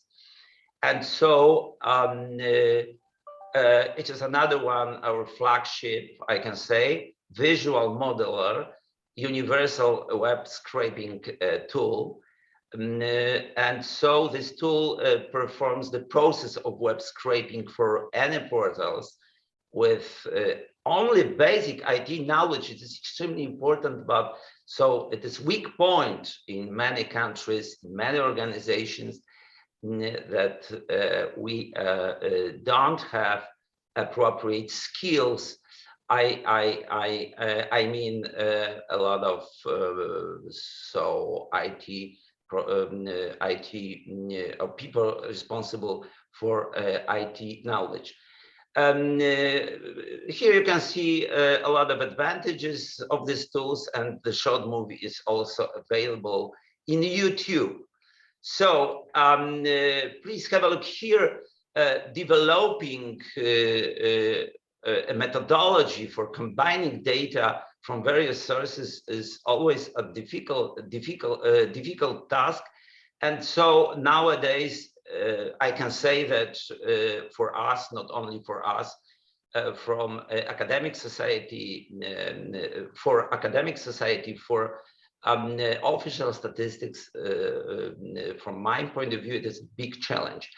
So we need appropriate matching strategy.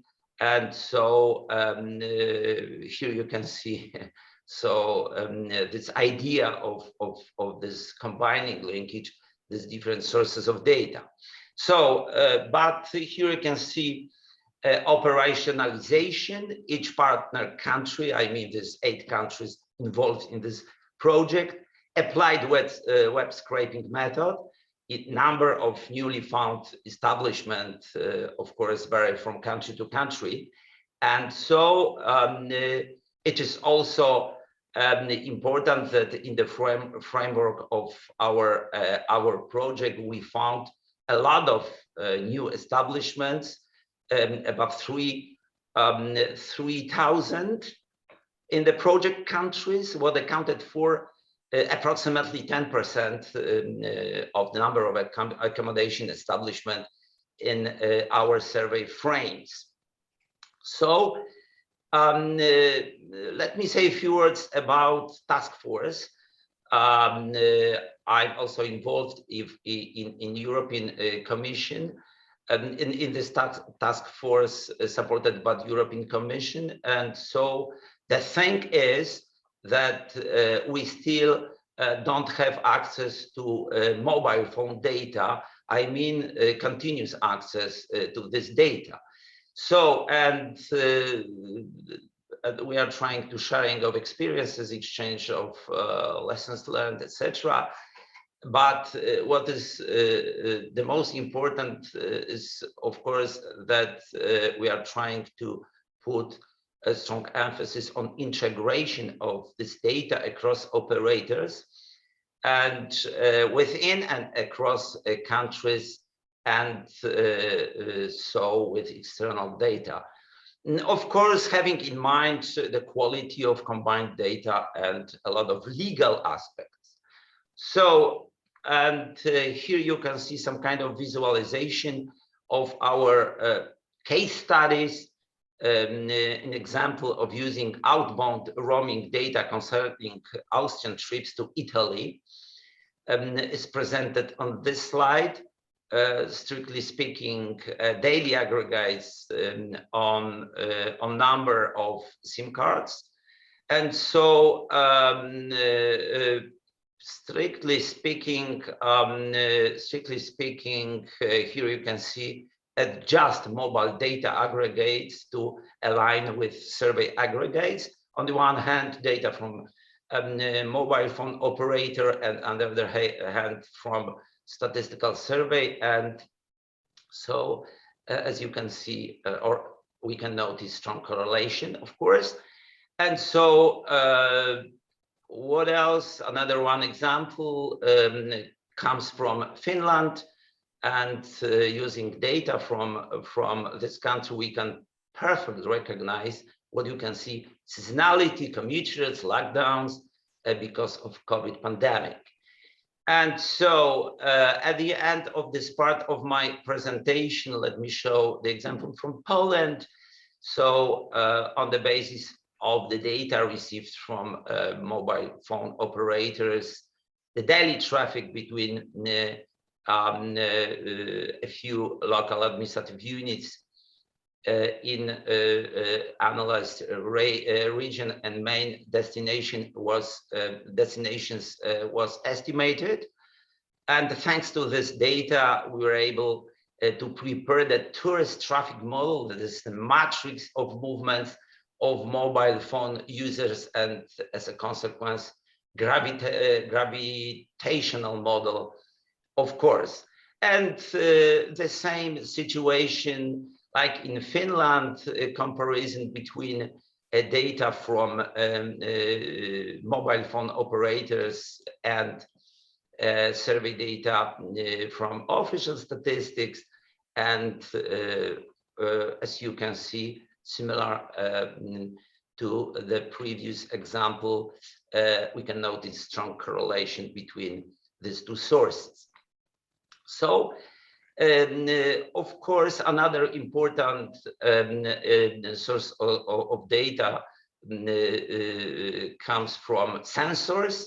In this case, automatic number plate recognition system. And so due to pandemic, the border traffic survey conducted by interviewers in Poland was temporarily suspended. And so paradoxically,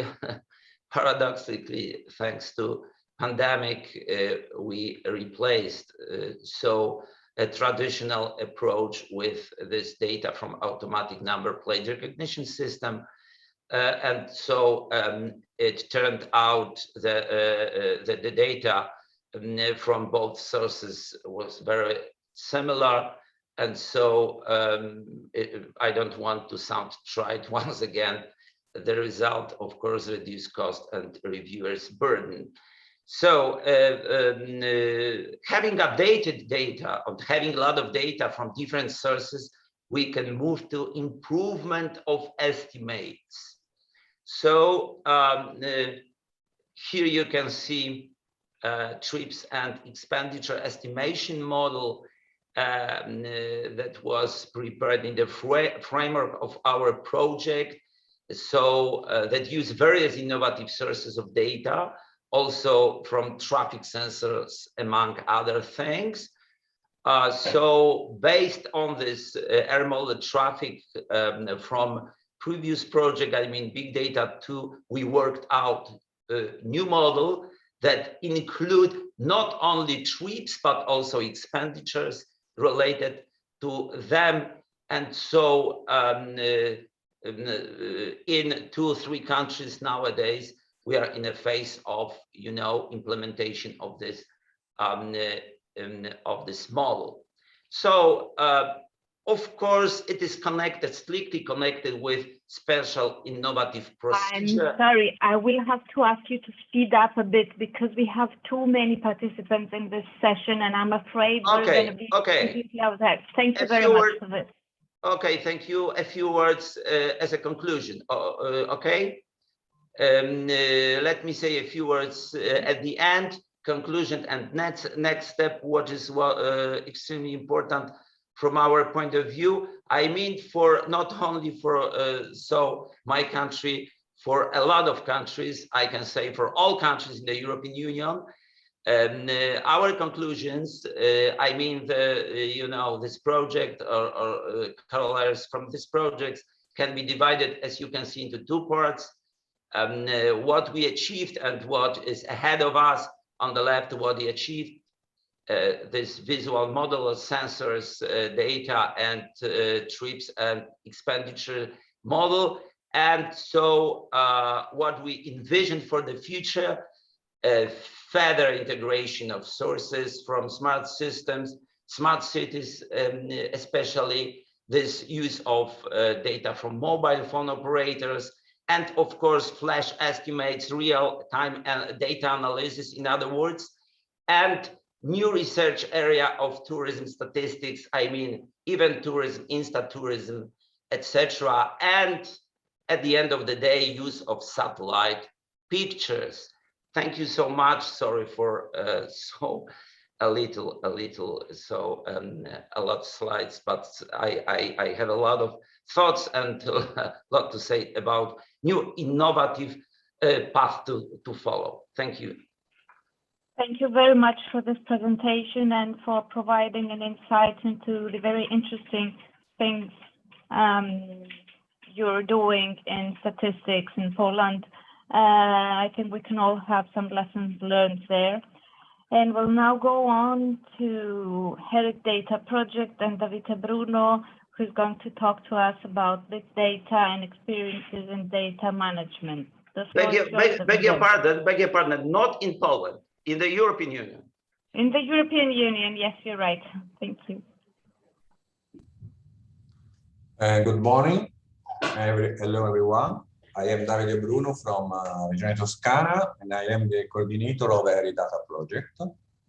Eri Data Project is an Interreg project that promotes the use of smart and open data to better manage tourist flows in natural and cultural heritage sites.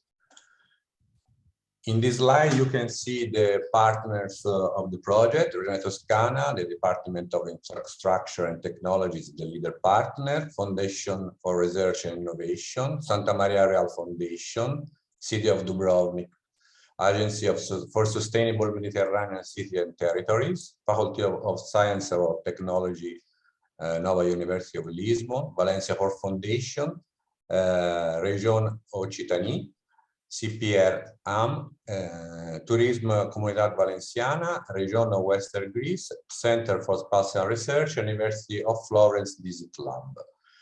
We have 13 partners for 70 countries. The approach of this project is to collect existing and generation of complementary data, big data, open data, especially open data, Internet of Things, a data provider to sensor, local system and cameras. One of the key objects is to develop and test IC tools. The stakeholders are the host citizen, the tourist, and the public administration, and tourist and heritage managers. This is a 4-year project. We are now in the capitalization phase, and the results are available on the website of the project in the Interreg platform. You can see the results. We also start with the indicator system in the study phases, and we start with the MitoMed Plus indicator 2. And we develop a platform with the 6 pilots. And like you can see, we are working on the memorandum of understanding, and it's still in progress. But if you are interested in sign the memorandum of understanding, you can contact us.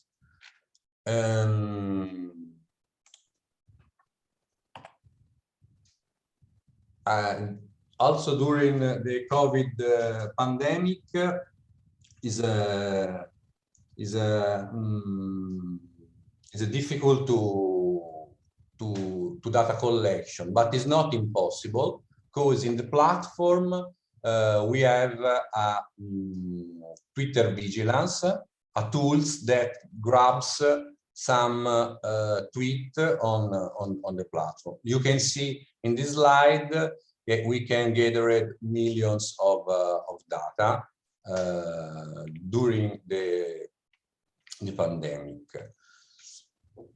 Here we are, the 6 pilots of the project.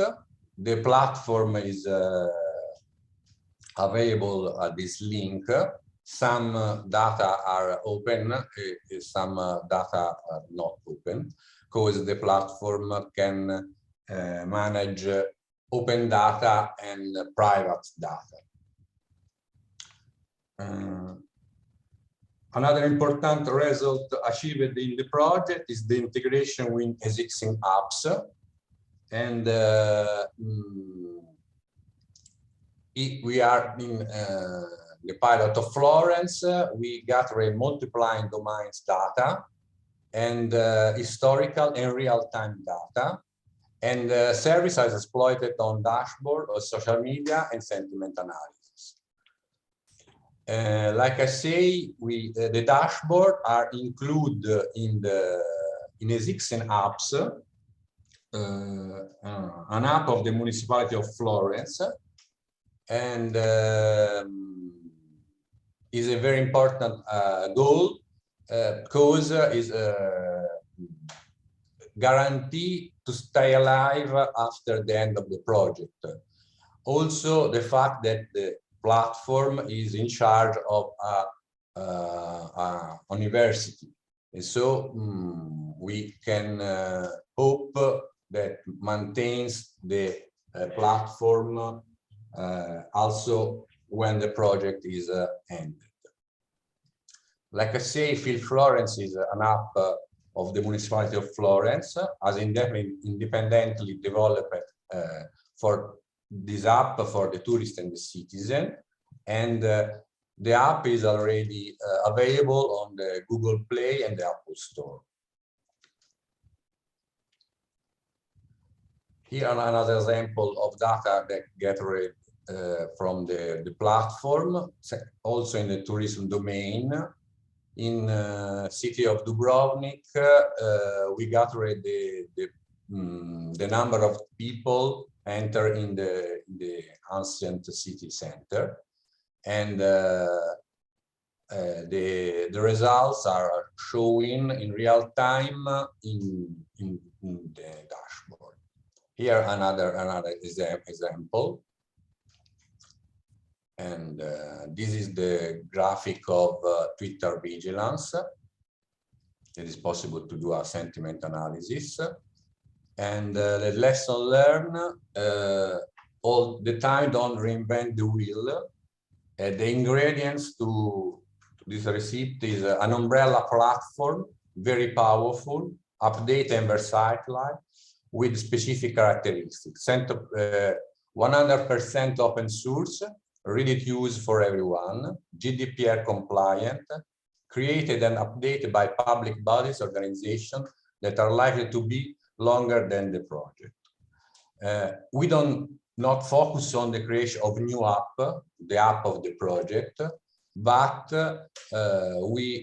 when it's possible, obviously, it's better to integrate with the apps already developed and promoted by local authorities.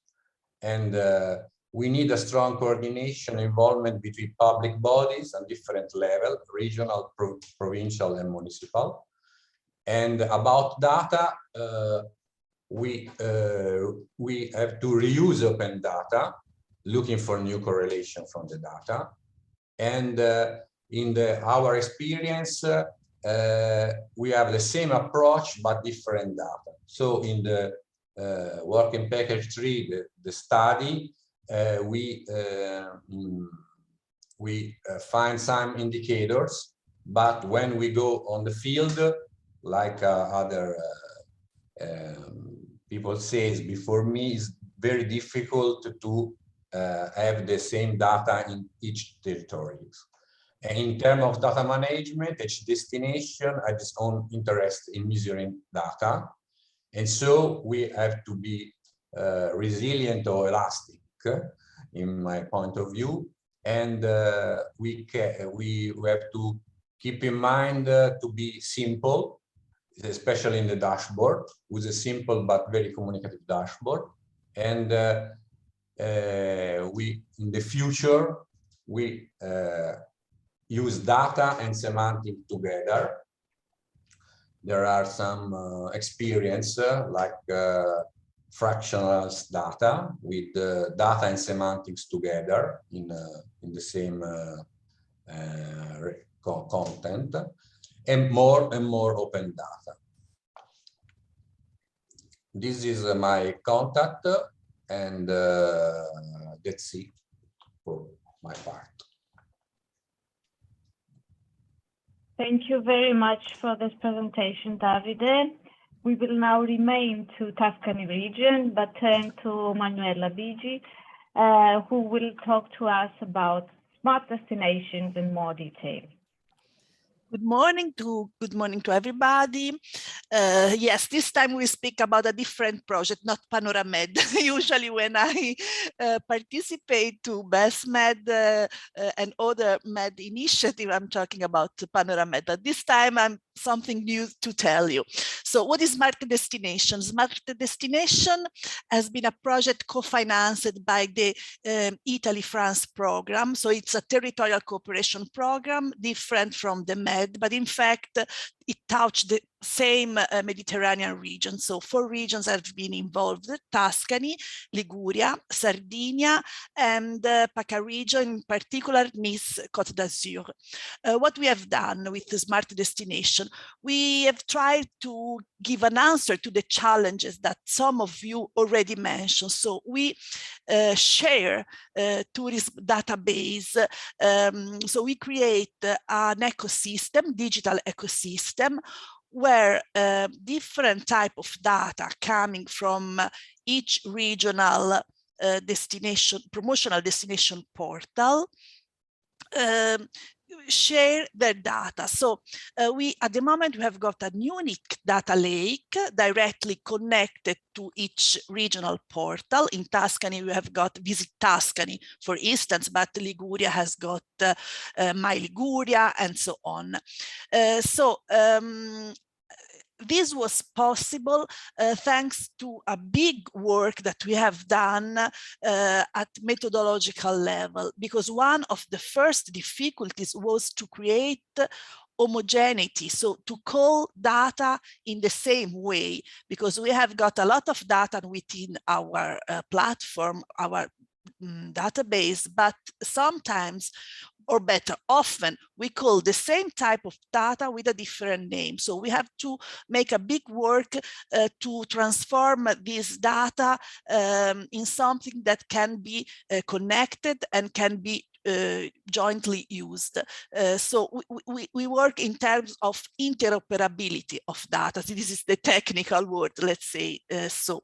And we decide to use directly our regional web platform for promotion of tourism for the reason that Davide was mentioned. So we didn't create anything new, because we know that if we create something new, it's difficult to maintain it, it costs. So we decide to work directly with this data already available, and thanks to a system of API, it was simple to mix data and to connect them.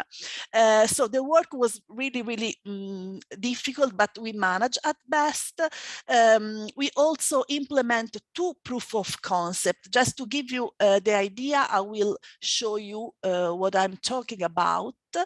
Okay, this one. I think you can see it, I hope it. Just to prove the methodology implemented, we create we call it fake tourism app, just to test that it was really working, what we did.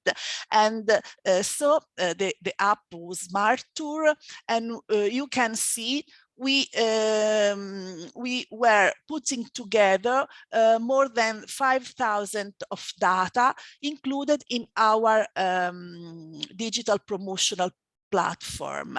As you can see, it offers an idea of all the data included in this Mediterranean area. So it is very important at promotional level, because if some tourist is interested in getting information, he doesn't need to go from one platform to the other, or from one website to the other, but in just one place, you can get all this information together. And in terms of promotion, it's very useful for destinations. Also because tourism doesn't take care about the geographical boundaries. I mean, it's not an administrative issues. They are looking just for attraction in the area, touristic attraction in the area. Then the other proof of concept was a dashboard that could be able to restitute all these data connected, and more in specific, we create some dashboard, a very simple one, just to give you the idea about what type of information the system can restitute. More in specific, we share profiling of tourism, so it was simple to see how many tourism and from which country as are visiting which area and so on. Of course, each of us was already doing it internally at regional level, but in this way we have got this information in a broader area, so for region of the Mediterranean area. Then we mix the, let's say, public data owned by region with some private data. I make you just an example. We included through API system data coming from Data Appeal, which is a private company, and they usually are specialized in sentiment analysis. So we mixed this type of data to get additional information. So, sorry, this was just my colleague that was closing the, so the experiment was, I mean, positive and useful. We demonstrate what is usually not possible. I mean, we thought it was not possible to share data among different regions, especially regions from different countries. From our experience, I can say that there are few things that we should take into consideration. One of these is the political commitment. I mean, data are owned by regions or municipality, but you must will to share it, because this is the big issues. I remember in a other seminar organized by Joseph with the tourist community, this was one of the main topics. So we must will to share it, because otherwise we have got a lot, but we cannot do anything. And it's not a matter of informatic issues or technical issues. It's really a matter of willing. From the other aspect is governance, because if you have got a lot of data, then you have to define rules and you have to define who is in charge of what, and so you need the organization. So governance is a very fundamental aspect when we are talking about data sharing. Then skills, because you have got a lot of data now, but you must to have people that are able to understand them, to know how to use them. So we need the skills and competencies on the issues to transform this data in useful information. And last but not least, we should focus more on methodologies and on data instead of tools, as also Davide was saying, because the very difficult work in smart destination that we had to face, it was about to have the interoperability of different type of data. Because as I said at the beginning, it's a very hard work to identify which type that are useful, but then to transform them in something that can be exchangeable. And last but not least, I think that to make this process ongoing, on a not linked just to a new European project, but on a day-by-day running, we need to put this experience from European project and to try to include them in our day-by-day work. As Tuscany region, we are trying to connect all this experience with our regional observatory on tourism data. It's a big effort also this, but we are trying to do. And then we are also working at European level with next tour.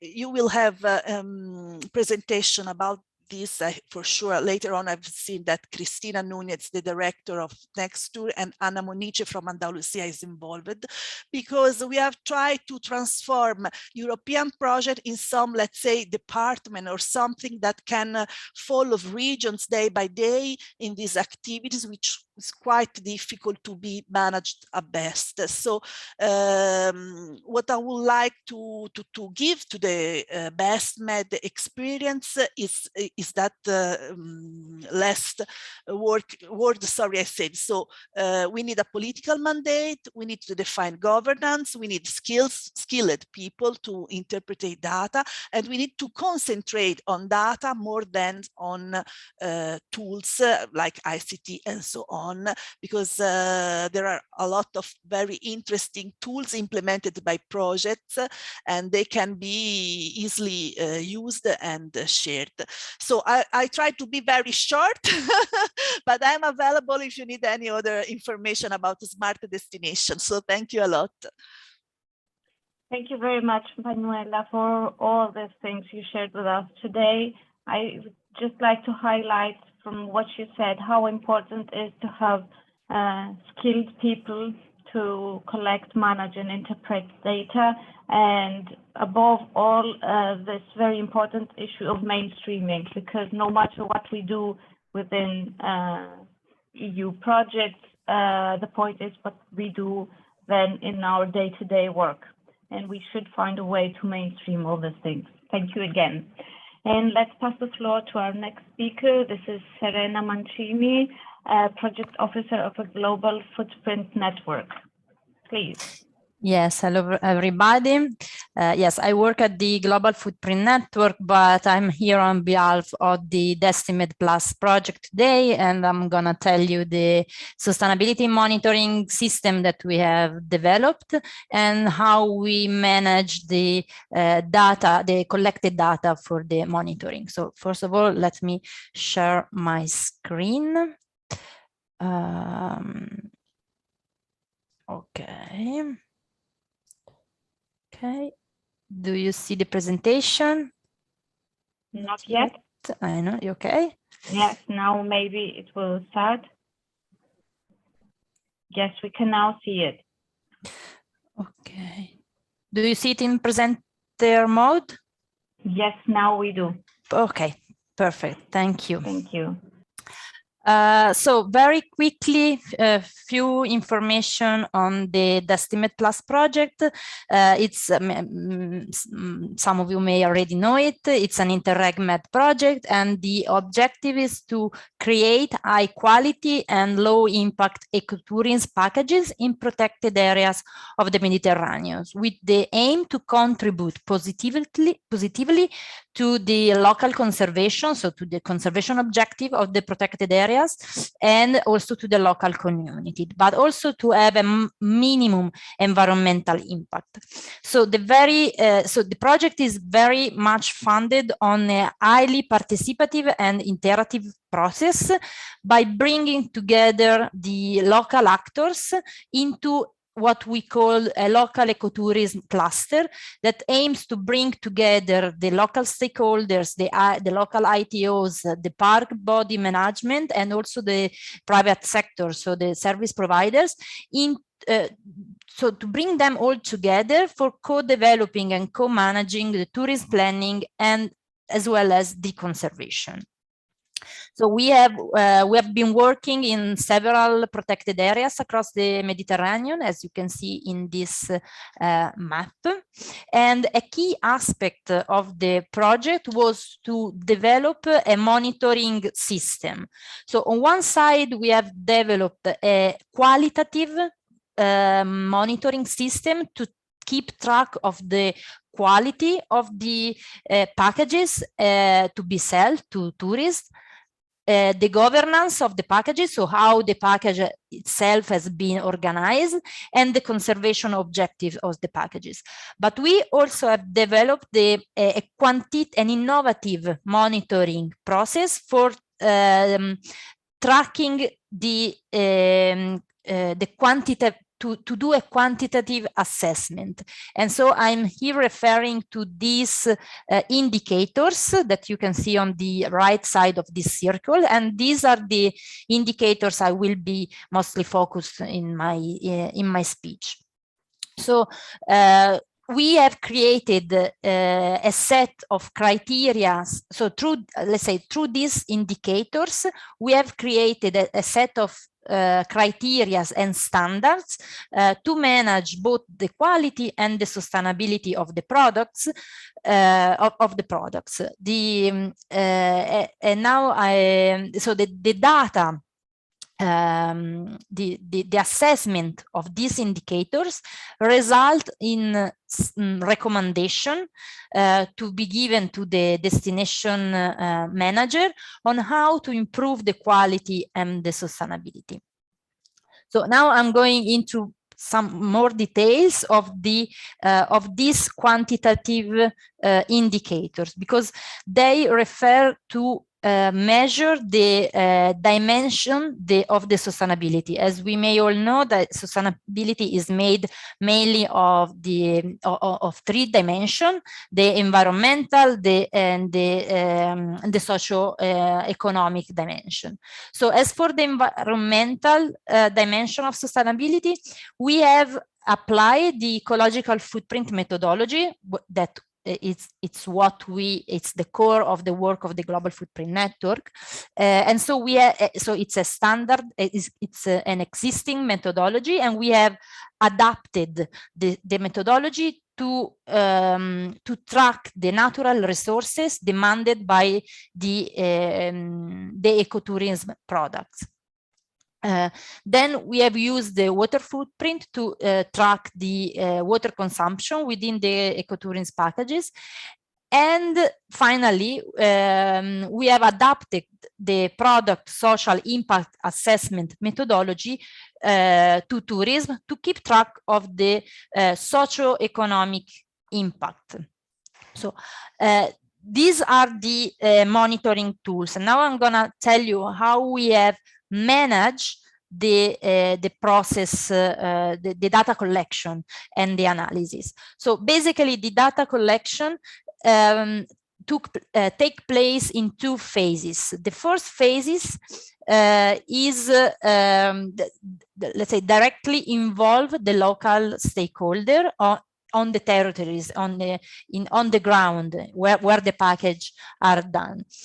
So we appointed one representative to do the data collector, and the data collector use the tools that the technical partners have developed to collect data, that may be Excel file or surveys, and through these tools, the data collector collect specific data in four areas, in four main sectors of the tourism packages. And these four sectors are the accommodations, the food, the mobility, so the transfers made within the packages, and the activities. The data collection, as I was saying before, the process is highly interactive. So the data collector has to go to speak with the service providers involved in the package and chat with them and ask to them their data.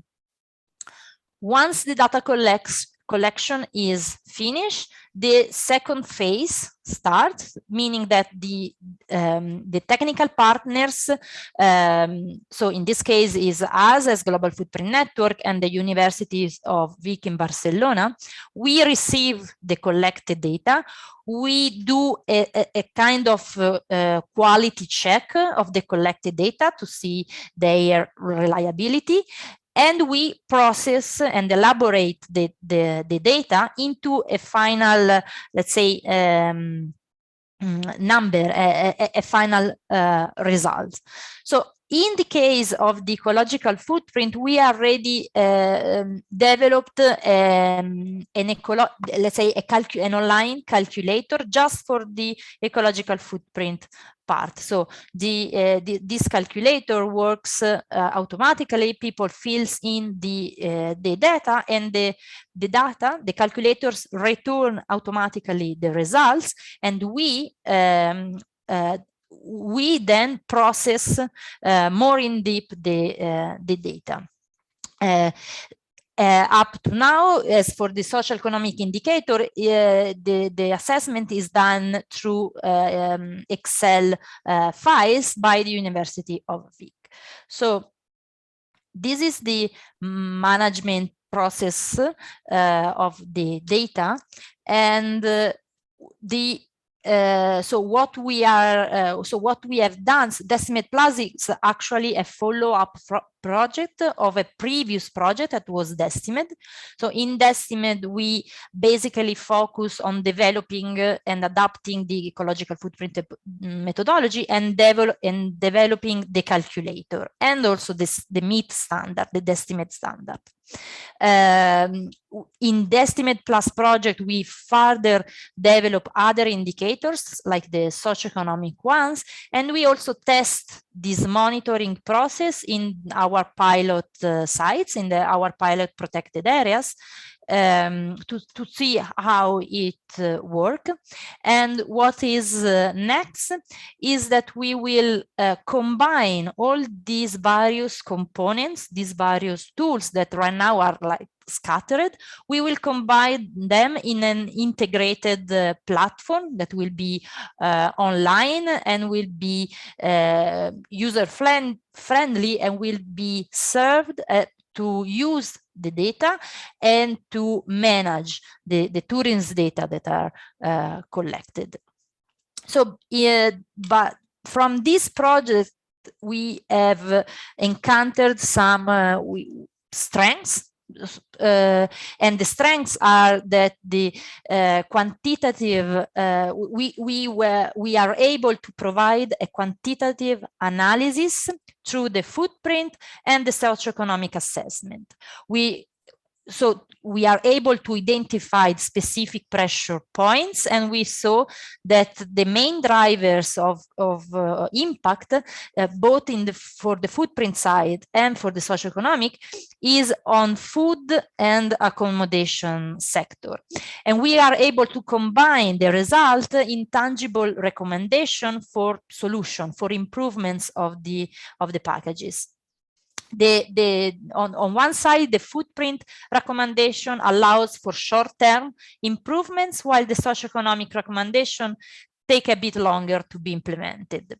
This monitoring system provides benefits both to the park and the service provider, and we also notice that the economic incentives for the package developed is key for engaging the private sector. Nonetheless, we also encounter some challenges, or also we known as lesson learned, that are very in line with I have been listening from the other speakers this morning. And so the difficulty is to collect data from the service provider, because some of them are not really willing to share data. They are reluctant to transparently sharing data, mostly when it comes to the socio-economic dimension. We have seen that outside of a paid project, the involvement of the private sector has to be seen, and still data gaps exist at the local level, and mostly for the monitoring, the validity and reliability of the results depends on the information collected, and we cannot play the role of the police that goes there and give me the right data. We have to some extent trust what we receive. So also we have seen that the application of the monitoring system is not everywhere the same, because territories are different and different destination have different experiences and readiness level. One of the main challenges is that this monitoring tool that we have developed is a bit overwhelming. It requires a huge amount of data to be collected, and also a quite effort from the local actors to provide this data. So we also have to. Serena, I'm sorry. I will ask you as well. If I'm finishing. Thank you. Yes. Thank you so much. And yes, the last two challenges is that we have to have the full picture of positive and negative impacts, and also we need to align the boundaries and the scopes of the different monitoring tools. So this is just my ending of the presentation. Thank you very much. Thank you very much, and I'm sorry to be a bit pressing, but the you're right. Today of the agenda is very full. So thank you very much for your presentation. We will move to the last presentation of our session. Maybe I'm the only other person who can pronounce her name because she's my colleague. This is Konstantina Tsakopoulou from the Ministry of Tourism of Greece, and she's gonna present us today the work that's being done for setting up the Research and Monitoring Center for Coastal and Maritime Tourism in the Eastern Mediterranean. Konstantina, the floor is yours. Thank you. Thank you, Elia. Thank you for the introduction, for pronouncing my name. And thank you all for the invitation, for being with you today. I'm more than happy to be here. And I feel that now that we are only just starting our project, we have surely a lot to gain from all the work that you have been doing, all the work that has been going on in the BESTMED project and that you have been presenting today. So let me share my screen.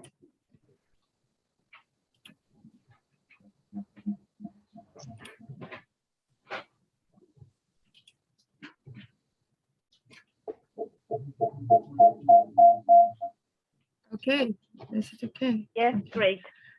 Okay, so we are still at an infant stage, at a very early stage of our project, but we are happy to announce our initiative that the Ministry of Tourism of Greece, in collaboration with the UNWTO, is in the process of establishing a research and monitoring center. It's for coastal and maritime tourism, and the scope, the regional scope, is the Eastern Mediterranean. So we know that coastal and maritime tourism is an important driver for growth in the Mediterranean for the local and national economies. But we acknowledge that there is a lack of timely and relevant data at the coastal scale, both at destinations and concerning travel also.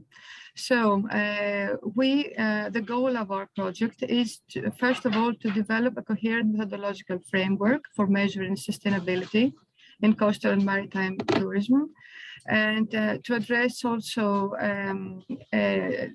to try and provide timely and regular data, addressing also issues of insularity, and provide policy recommendations, and to enhance capacity building of the human resources at the coastal and island destinations through targeted activities. So who is participating currently and who could participate? The ministry has signed a memorandum of understanding with the UNWTO on the 4th of June in the event of the 66th meeting of the UNWTO Commission for Europe. And the ministry is also in the process of elaborating a memorandum of understanding with the University of the Aegean for the development of an appropriate methodological standard. We are open to collaboration. We have sent letters of invitation to other Mediterranean countries, and we hope that we will shortly begin discussions with Malta, Croatia, and Cyprus. And in the future, our aim is also to cooperate, and we hope to cooperate with regional and local observatories and other initiatives to share good practices and share data. Our first aim is to engage stakeholders because, as you so eloquently put it, without willingness, we cannot move forward.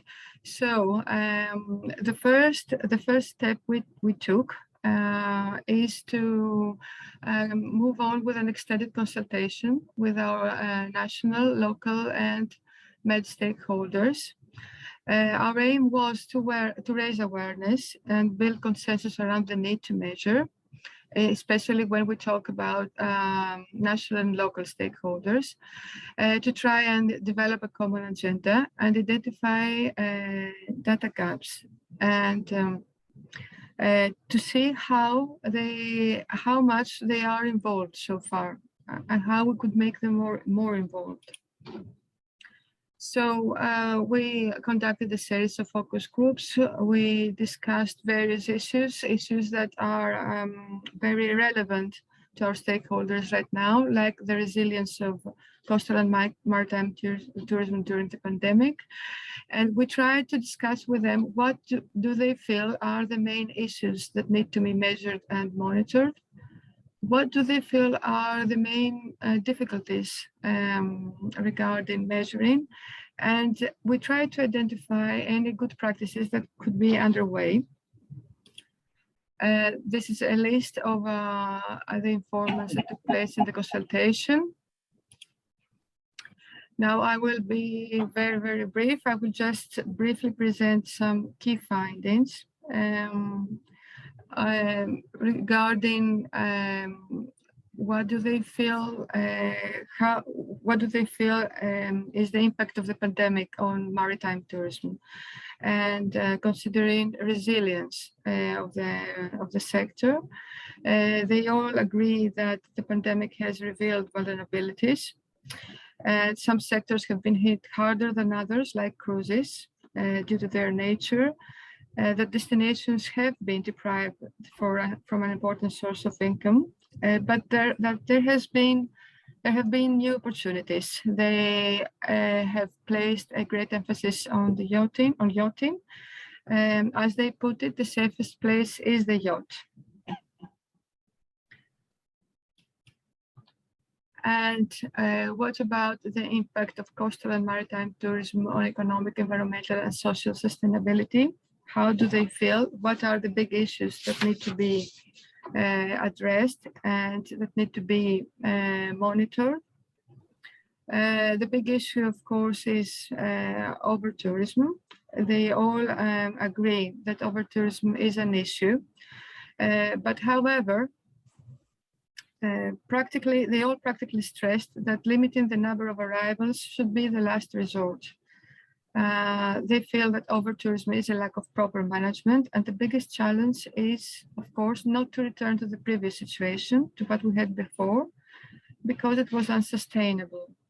Regarding social sustainability, stakeholders stress the fact that host communities remain to a large extent excluded from strategic planning, and their opinion and input are not taken into consideration, especially from an early stage during planning. They all stressed also the importance of evidence-based policies, and the pandemic, they feel, is a need to restart, an opportunity also to work in a more integrated way and adopt a territorial approach and a holistic approach. What does this include? This includes working with stakeholders from other government bodies, from other economic sectors like energy and transport, issues of horizontal coordination, as well as working in a coordinated manner with stakeholders at cross-spatial levels, issues of vertical coordination. And regarding social sustainability, it is also about involving the local community in planning and implementation. So for our stakeholders, cooperation is the key word for the future. And I would like to end on this note. We hope to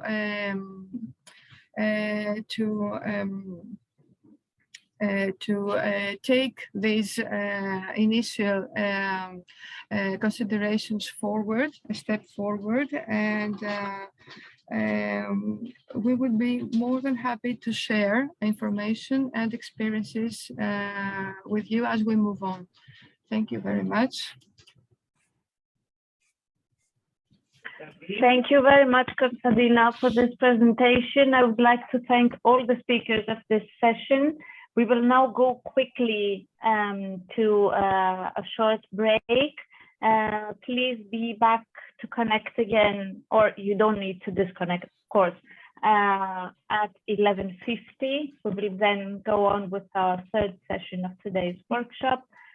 Thank you very much again. And don't forget, you can always post your questions on the chat box, and we will have the opportunity to answer them at the Q&A at the end. Thanks again. Thank you very much, Elia.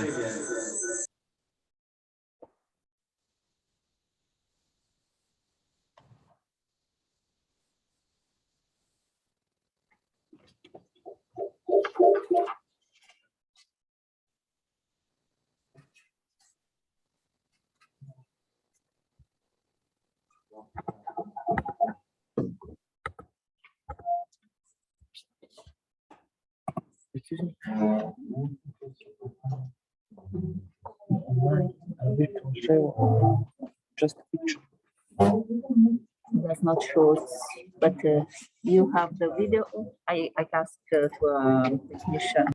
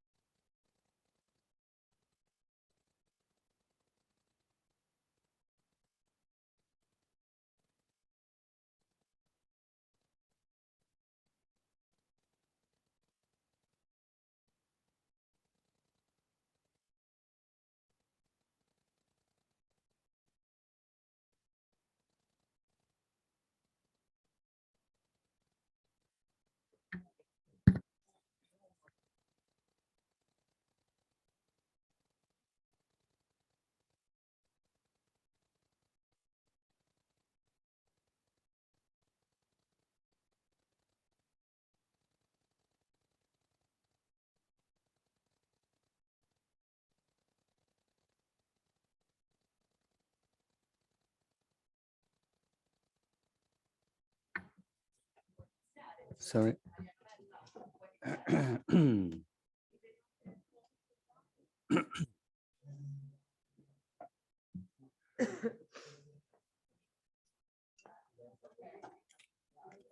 Sir, it's not everyone yet in the room, but yeah. Yeah. Okay, so good morning, everyone.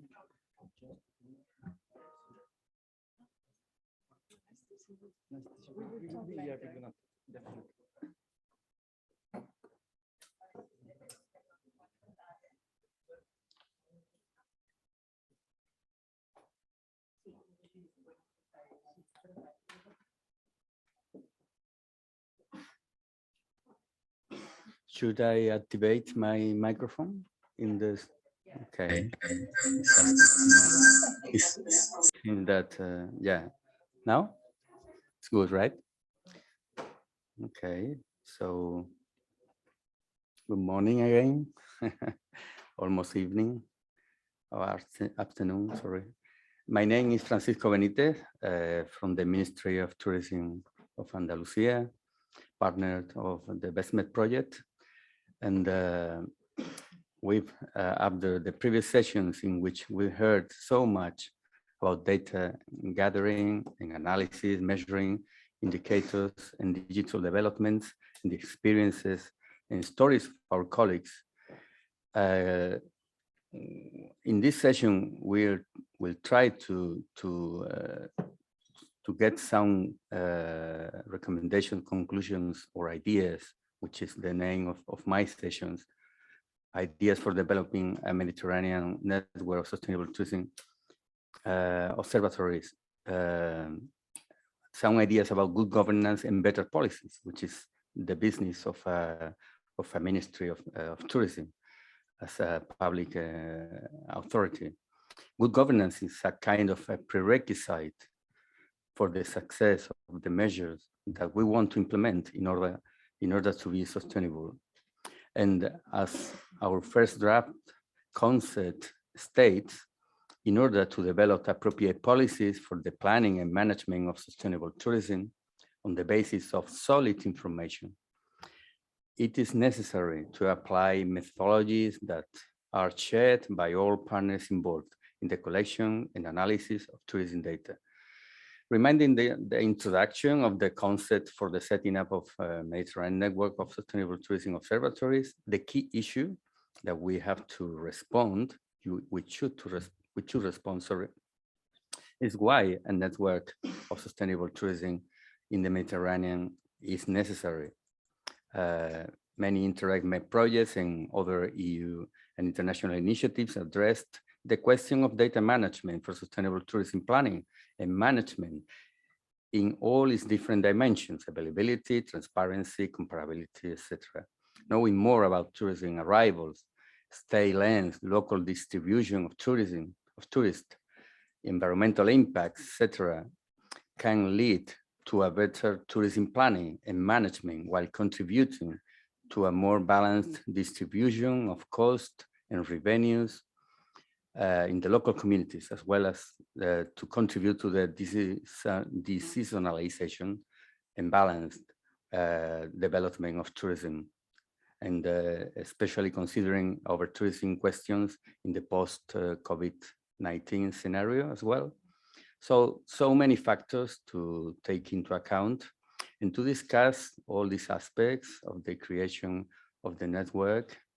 We have with us today 4 panelists, Elena Di Racco from the Italian National Tourism Board, Isidora Markovic from Croatian Sustainable Tourism Observatory, Mr. Ednak Kolik from Montenegro, Montenegrin Directorate of Statistics, and Dara Moniche from Andalusia, from the Public Enterprise for Tourism and Exports. So with any other further ado, we can start with Elena, if you are there, Elena. Thank you, Mr. Benitez. Thank you. Good morning to everyone. And thank you for this common moment of reflection on such an important and urgent issue for the development of tourism in Italy. I just try to share, my video. Maybe you can see? Not yet. No, not yet. I try again. Okay, now I think that will. Okay. Now, yes. Oh, perfect, thank you. What does it mean, networking sustainability for Italian tourism and for such an institutional level as the Italian National Tourist Board, according with the Ministry of Tourism, of course. It is important to say at first that we totally agree to the needs you specify in the paper regarding the lack of coordination and the different approaches, of course, and the necessity of interoperability between systems. This is one of the first aspects we have to work on, and this is what the Ministry of Tourism with the ENIT, the National Tourism Board, is creating with the release of the Italian Tourism Digital Hub. It will be, of course, a bridge between the ecosystem of tourism and national, international guests, and it is constructed in a logical of the agile. It means that it is starting from the release of the port of the Italian tourist portal italia.it, and it will release many services in the next months. One of these, of course, is the release of the dashboard of data. This dashboard will access, of course, to individual queries to the most up-to-date data on the market, all in a single environment, in order also to push data-driven approach to the operator of the sector. And this dashboard will be able to aggregate a lot of data. It is starting from the saturation and bookings on accommodation on online travel agencies, and on airport arrivals and reservation, on mobility, data based on mobile technology, and on the traffic on the roads and motorways, economic transactions, and so on. But what is important, in my opinion, is the beginning of this work. For ENIT, it began with the collaboration with the Italian region regarding effectively the matter of the market intelligence, in order to share methods, methodologies, and tools to monitoring tourist trends. It started with the necessity, of course, of the pandemic, and through some technical tables, it has been implemented during 2020-21, and it will be, of course, activated also in 2022. We worked on 3 teams: accommodation, reservation, and tourist product, and a reservation, of course, in airport flows. And that was 3 important teams, but the logic is to go in deep of this data relating transversal teams, sustainability, accessibility, innovation, all that is really urgent and important in order to develop tourism, and also tourism knowledge. Which is the vision? The vision is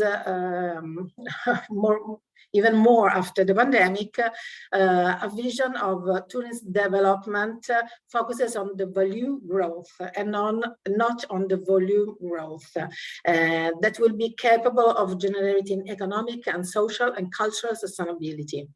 It is very important, and what we are working on is to create a model to measure the phenomenon of sustainable tourism in order to many objectives, to develop innovative products and services, because there are in Italy there are a lot of destinations that are working on it, and in order to focus on issues oriented to the conservation of the ecosystem, and of course in contribute in promote green recovery, also to overcome the effect of the crisis, because we had a lot of different kind of effect of this crisis. We of course had many loss in terms of economics, but we also had some important changement. Which kind of changement? One of the more important is the one related to the seasonality, because in these last 20 years, we made a lot of efficiency in construct a system, like an accommodation system, able to enlarge the seasonality of tourism in Italy. But now with the pandemic, the result is of course another time concentration, especially in the months of August and July. This is one of the first important issue of this moment. And the other one is the one related to the targets and markets. Before the pandemic, we had, of course, 50% of international flows in Italy. Now, it is really hard to understand that in this moment, Italian and so domestic flows are the very most important target, and this changement is very hard to organize the offer and to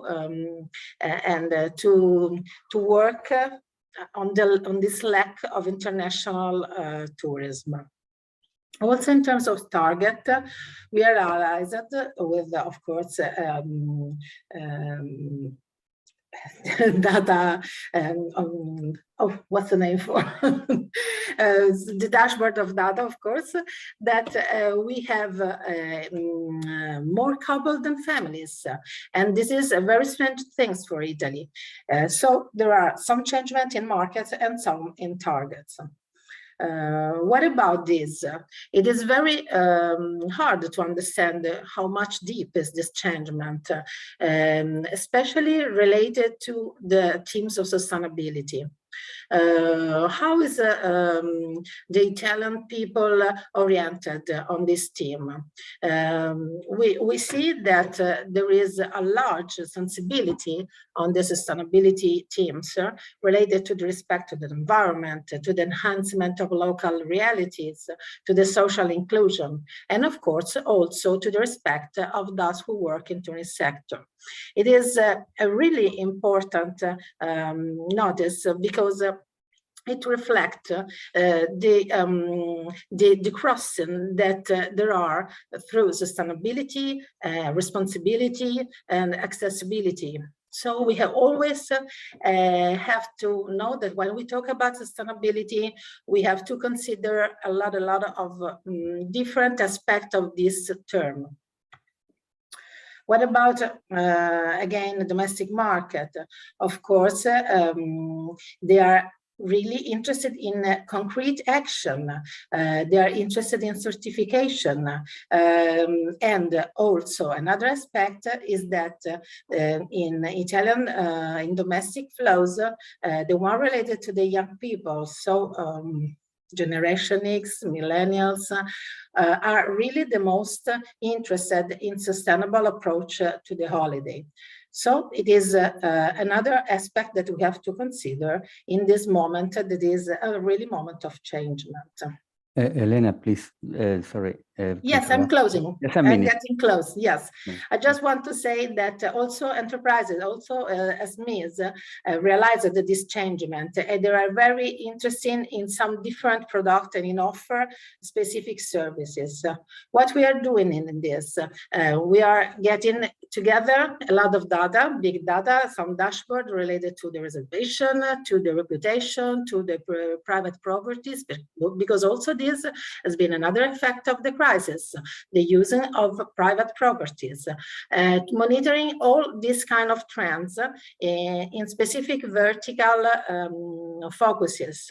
So this is what it is growing into the dashboard that will be accessible in the Italian Tourism Digital Hub that we are working on. Thank you. Thank you, Elena. I will keep in just for the future in mind that a very interesting idea, value growth instead of numbers growth.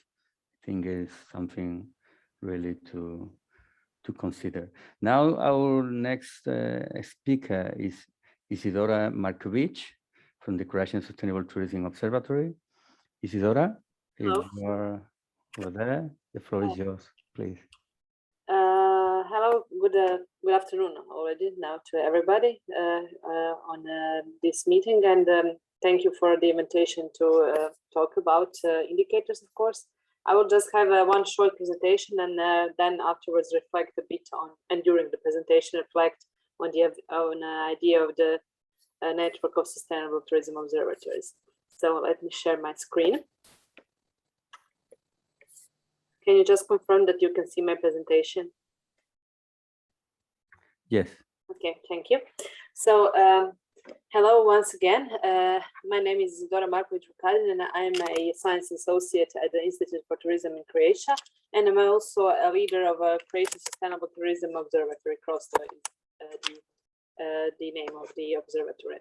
So I would just like to add that we have been the member of the INSTO UNWTO framework since 2016, and during the time I believe we have learned a lot, especially considering the integration of diverse types of stakeholders in the measurement process. And I also would like to thank to my colleagues Mancini from the previous session. She presented the BESTMED Plus project. We are also participating on it and also have learned a lot through it.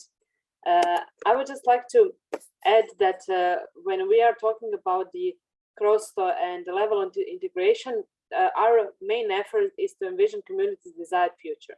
So the tourism and measuring tourism isn't for tourism per se, but for the planning for the future for the community. And in the end, the integration of the community and the specific competencies and inputs that they have is very, very highly important to us, especially of different stakeholders such as community residents, leaders, stakeholders, and also NGOs, providers of infrastructure, and so on.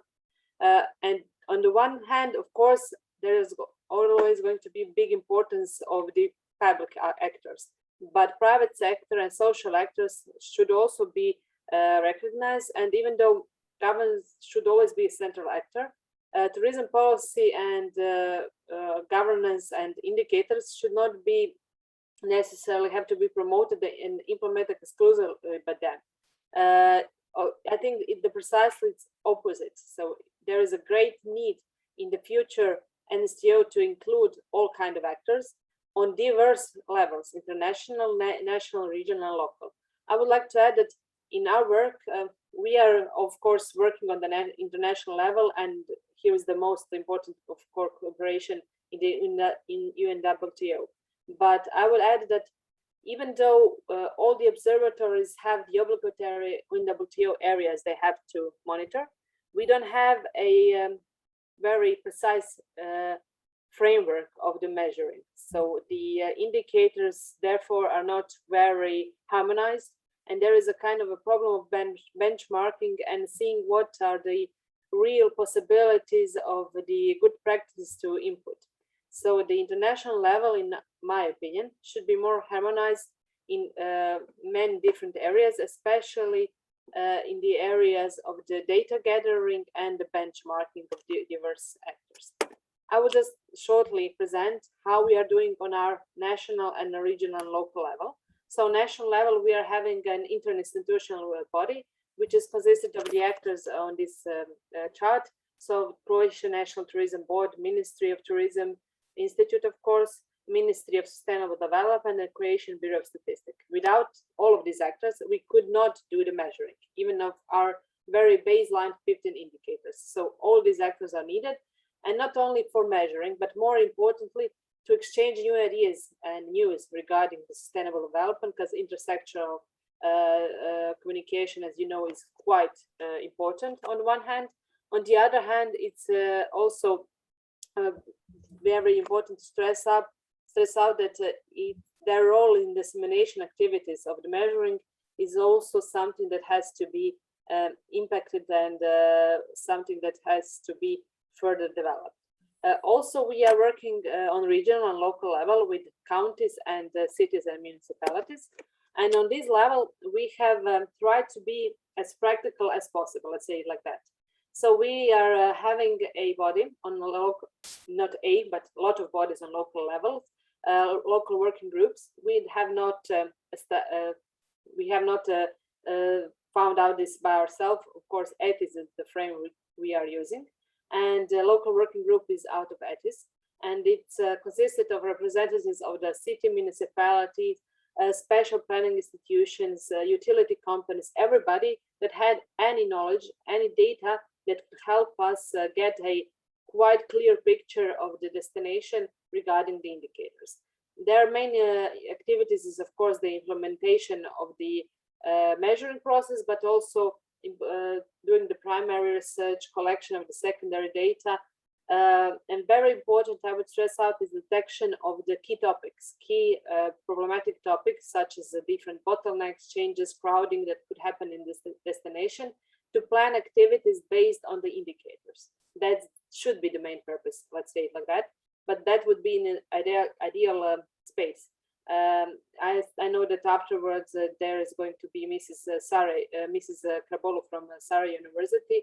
I think that she will have a lot to add regarding the connection between the indicators and the activity based on the indicators, which I believe is worldwide a main topic that should be discussed further on.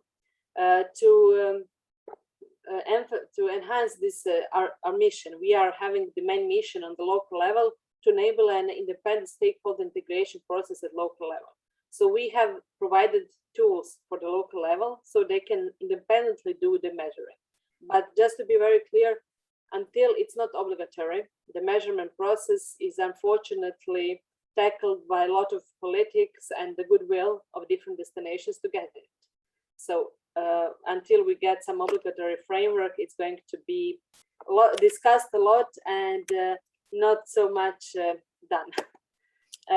Just to make it clear what have we done to enable the measurement process on the local level, we have made guidelines. They are unfortunately only on Croatian, but they are their main purpose is to enable destinations to independently or with minimal consultations with us establish a measurement process. So they have the whole description of the process, of all indicators, of the data they need to collect, of the calculation of the data, and what kind of dissemination activities they can do. We have done it all in one very precise guidelines, because we have saw guidelines from the ETIS, for example, and they didn't go in such details. We tried to go with as much as details to make this kind of measurement process independent. On the other hand, we have also seen that on the local level, even after they do the survey of tourists of the local community, often there is a problem with good calculation of the data.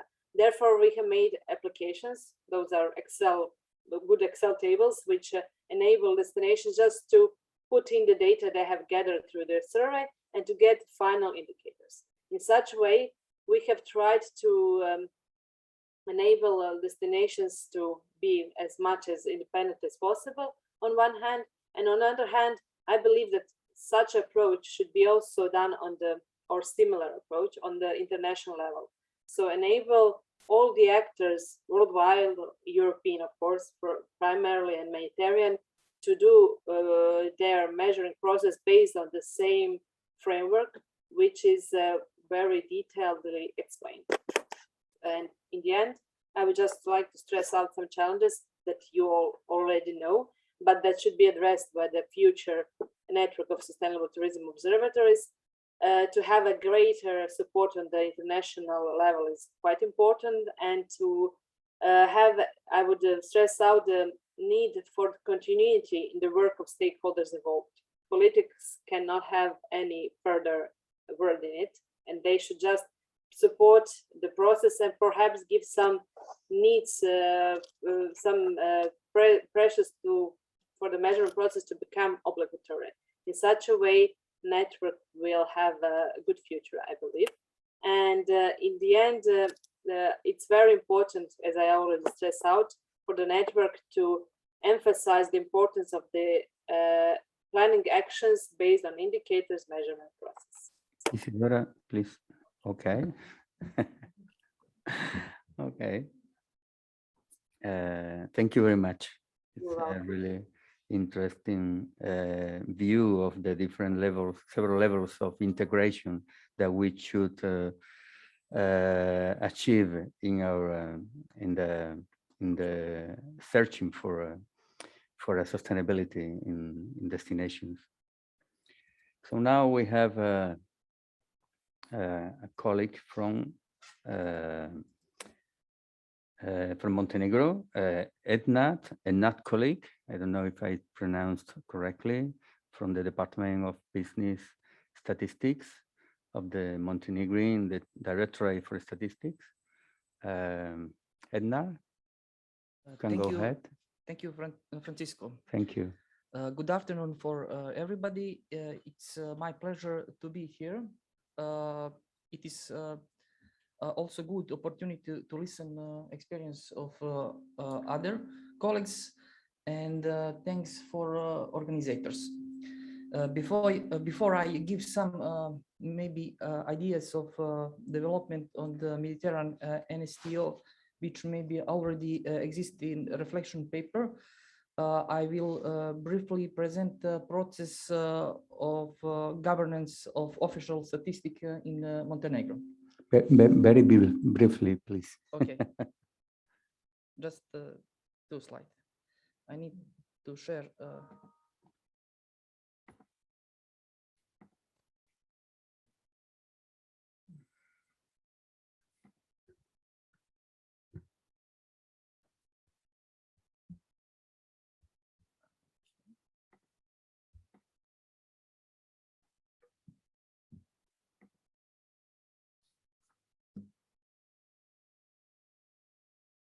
First step in official statistics is developing a strategy for one period. Strategy determines the development direction and goals of official statistics. Mission is to provide adequate, relevant, reliable, and timely result. Operational objective is establishing continuous dialogue with data users and developing a partnership. This project is more than welcome to be part of our strategic plan. Education as statistician, as a scientist working with data, harmonization with EU standard, creation of new data sources, development of IT integrated system, and implementation of code of quality. Second step is development of official statistic program. Program include overview of development objective of official statistic, overview of main result of official statistic in each area. In area of tourism statistic, in current program, we define this activity. Continue harmonization with EU standard is our the main objectives. Involvement in the development in creation of new administrative data sources register. Now in Montenegro, ongoing project which coordinate Ministry of Tourism, and this project has aimed to make mobile application to register all tourists in Montenegro in next period. In this project include also Statistical Office, National Tourist Organization, Ministry of Interior Affairs, Tax Administration, and other relevant institutions. Also improve cooperation with other institutions and modernization of data collection method. Also, one part of a program is information on expected problem. It's very important to all our partners in process of creation of statistics. Third step is adopting is annual plan, which include list of survey to be continued in 1 calendar year. List of obtained sources, administrative sources, and observation method, and also development of activities in accordance with the program. On the end, we have a calendar release, statistical release calendar, and on the end, report on implementation of annual plan, which give feedback and sum up result and deviation.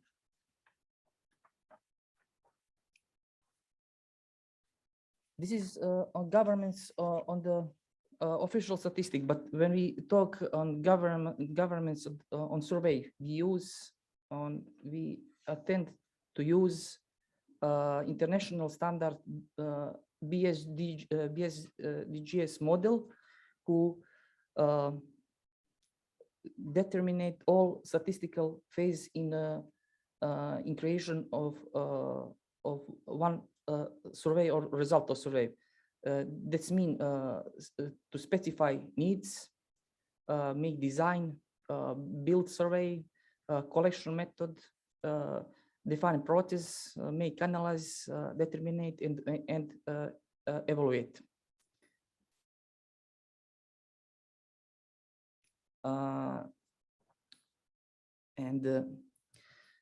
Also in the end, before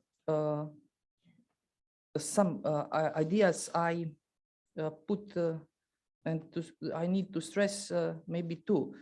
Governance of data maybe is defined some minimum standards to all stakeholders in this project, maybe to create some headline indicators, maybe 10 headline indicators and other sub indicators who follow all this monitoring process. And minimum standard give also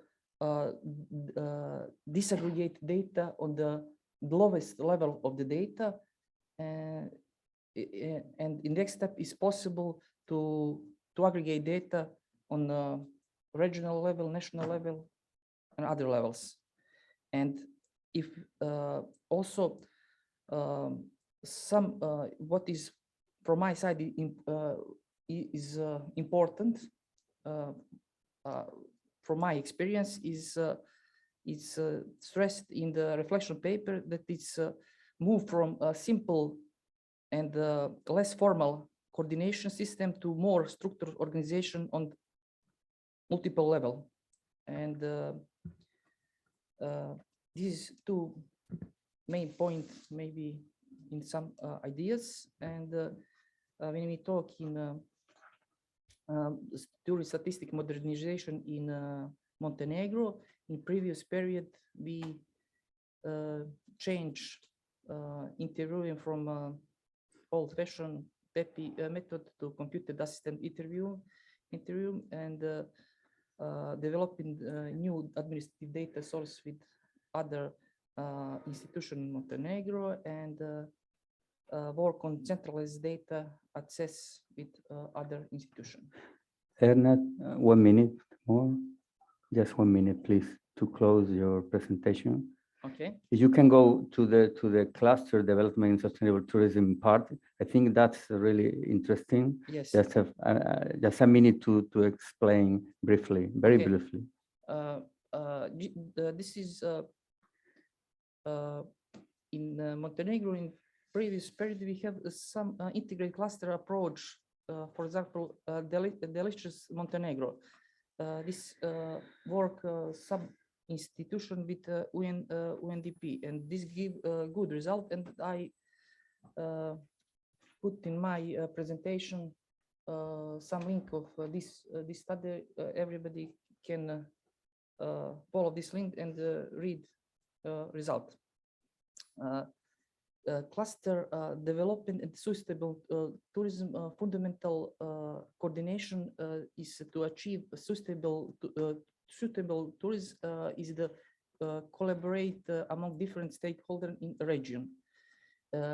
It is important to identify synergies between the tourist sector and other sectors, especially in agriculture and handcraft. This is we recognize in Montenegro. And through collaboration among stakeholders and synergy among sectors, one integrated cluster approach is possible to promote economic growth by protecting and valorizing the natural and cultural landscape. And if you have some question, we are open. We have in presentation our contact detail. Thank you so much, Bernat, for your presentation. Now we have our colleagues from Andalusia, Ana Moniche, who works for the Department of Statistics of the Andalusian Public Enterprise for Tourism and Exports. And she's going to talk to us about Tourism of Tomorrow Lab, a really interesting project, a cutting edge project. So I don't know, Anna, if you're somewhere. Hello, yes, I'm here. I'm sharing my screen. I hope you're seeing my screen now. Yeah, we can see. Okay. We can see it, and we can see you as well. So, great. Yeah. So we can start. Yeah. Well, we are already out of time. I know this is the bad part of being the last one in the panel, but the good part is that I've heard many interesting discussions before. Well, first of all, thank you for inviting me. I would have loved to be in Rome. Obviously, I'm not, but my colleagues are there. So Andalusia is very well represented. Paco, Marina, and Natalia. So thank you for supporting us. I'm here as part of the Andalusia team. Of course, we have been part of BESTMED Plus. We have developed the online platform together with Malaga University. I've heard this tool before, so I'm very happy to see that our work is of use for other projects and for other purposes. We are also associated partners of BESTMED, my institution, Turismo Andaluz, also associated partners of BESTMED Plus, that is already represented here today, and we have been following very close the work of INERIT. I would like to thank Manuela Vigi, the mention that she has done for the joint work we are doing in Tourism of Tomorrow Lab. So I'm here as Andalusia. I'm here also as part of the Tourism of Tomorrow Lab and Next Tour team. And I'm going to focus on what Manuela has said is the challenge of working in indicators for sustainability in tourism outside a PET European project in order to mainstream this measurement and these indicators into the day-to-day work in the destination. So thank you, Paco, for introducing the governance dimension, because I think this is an issue that has been paid little attention. So I'm going to try and focus my presentation in this sense. Okay, the next slide. As I said before, I mean, I'm part of the Tourism of Tomorrow Lab. This is not a traditional European project. It is a project that has been built within the Digitalization and Safety for Tourism initiative. It's an initiative of the European Commission that was looking to create investment projects, not traditional European projects. So we didn't receive direct funds for developing this project.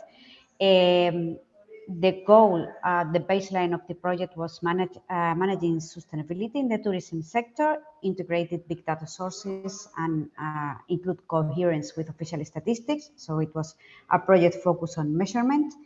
And as I said before, we didn't receive direct funds, but we received technical support. And this technical support, we used it, part of it, for developing a market research in order to see which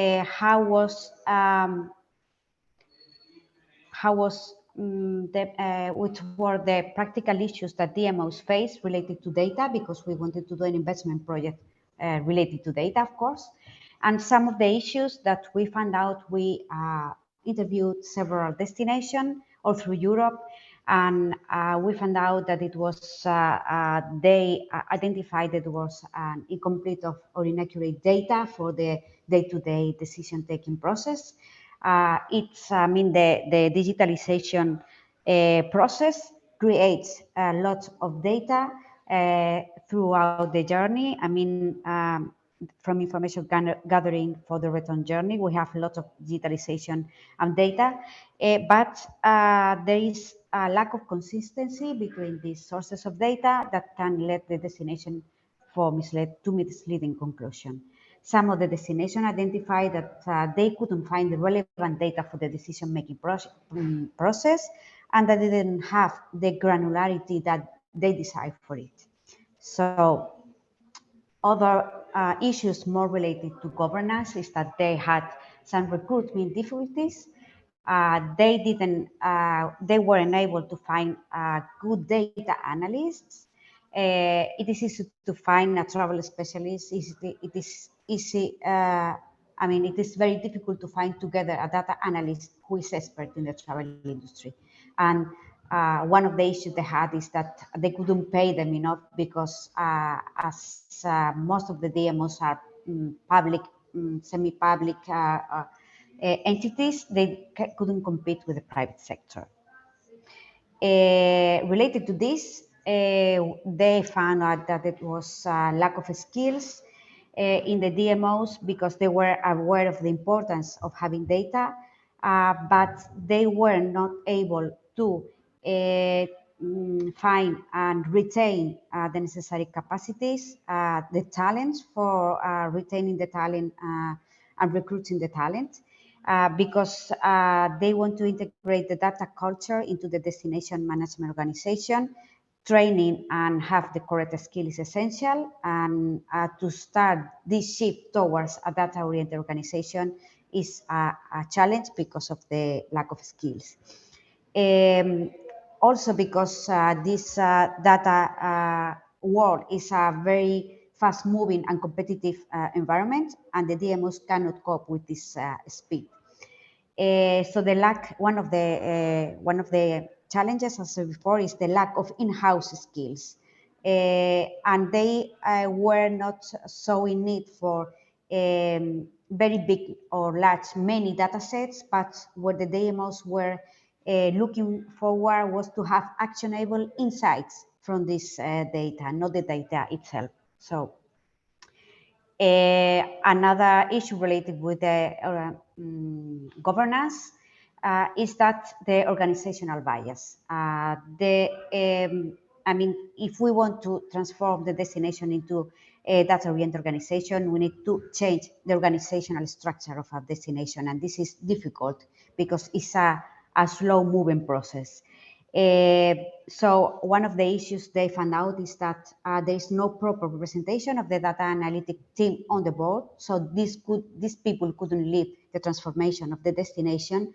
And this is one of the most important governance issues that our work with the destination management organization found. And also that usually these data people were working for the marketing, from the marketing perspectives, but they were not so oriented in the management and in the sustainable management of the destinations. So in the Tourism of Tomorrow Lab, what we want to do is to transform DMOs toward data-driven organization. So we want to fill DMOs gaps. We want to create a common department for all the destination. We want to help them to create analytical reports to manage the sustainability recovery. We want to give them the capacity for transforming the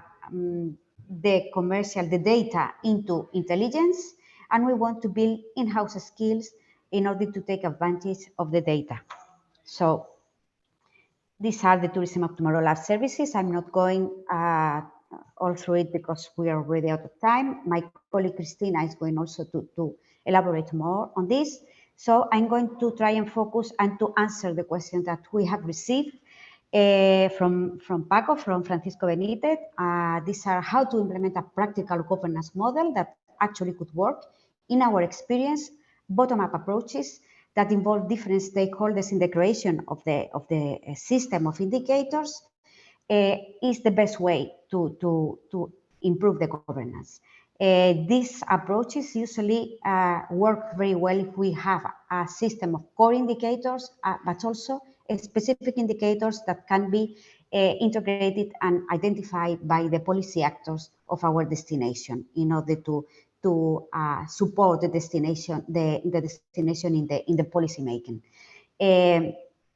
Therefore, we need, as our Francisco Benitez has said, we need to develop a participatory and integrating process. And then for this, we need to involve the actors within the tourism management organization to have them together with us in the development towards a data-oriented organization. So if we don't have the policy actors involved in this process, there's nothing to do. This is something that Isadora also has pointed out, and I really agree with that. So there is a great benefit into involving policy actors in the designing of the tourism measurement and to transforming from a theoretical measurement into a real-world exercise. So we need also to have not just system of indicators because for the sake of it we want to measure, but we need monitoring tools that could be used for tracking policy actions in the short term, but also in the medium and long term for tourism government's accountability. So these are my, from my experience, I think, I hope these are helpful for you, and thank you very much. I'm here if you want to raise any question to me. Thank you. Thank you, Anna. You really made my day. I focused in your presentation and answering explicitly my questions because I think that was the point of this session. So I just am going to, we are on time already. So I just want to summarize some of the main ideas of the different speakers. From Isidora of the Croatian Tourism Organization, several levels of integration are necessary for the development of a network of sustainable tourism observatories. Local levels maybe need special support over time. From ERNAT, Montenegro, the idea of the cluster in between tourism and food producers as well is really inspiring and promising. From Manuela Bigi, from Tuscany, the value growth instead of numbers growth, that's really something important as well for the future. And from Anna, change the organizational structure of the DMOs and to change the culture about measuring and data management, change the culture and with a bottom-up approach for the governance of the destinations. I think that's the point. And just before closing the session, we should never forget that for forging something new like a network made of persons and not bureaucratic statistics, big data departments, we need technical expertise and rationality, but mainly as well, good spirit and courage and hope. And for hope, I'm going to read 4 lines of a poem that I love by Emily Dickinson, one of my favorite poetries. It says, hope is the thing with feathers that perches in the soul and sings the tune without words and never stops at all. So thank you so much. for the session. I think we can pass the floor to the next session. David. Very well. Thank you so much, Paco, and thank you everyone for the great contributions so far this morning.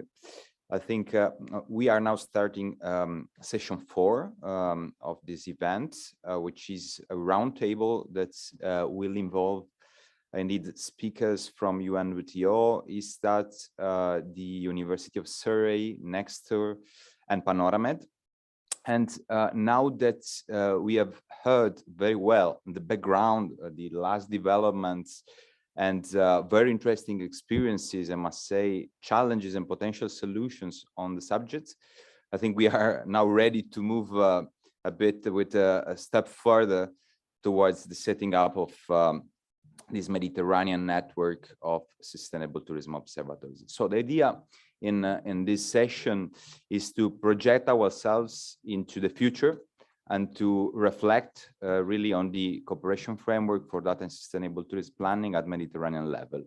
So I'll start by presenting the perspectives for the Mediterranean and STO that we have tried to put together in the reflection paper that you have received, following up on the presentation initiated by my colleagues Erika and Barbara earlier this morning. And then we will hear from our speakers, basically on activities and projects that they are developing that can be linkable or very important to capitalize. And of course, we will hear also their inputs on this idea of network of Mediterranean observatories.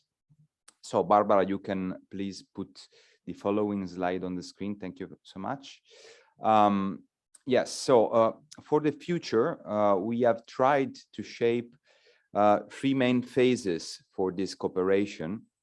And the first would include a strengthened coordination among, first of all, of course, the BESTMED partners and the observatories that have already manifested interest, and new ones that can be added in the next few months, sharing procedures and methodologies. In this case, the MED and STO that we are thinking about would continue to work with, let's say, a light, non-legally formalized structure.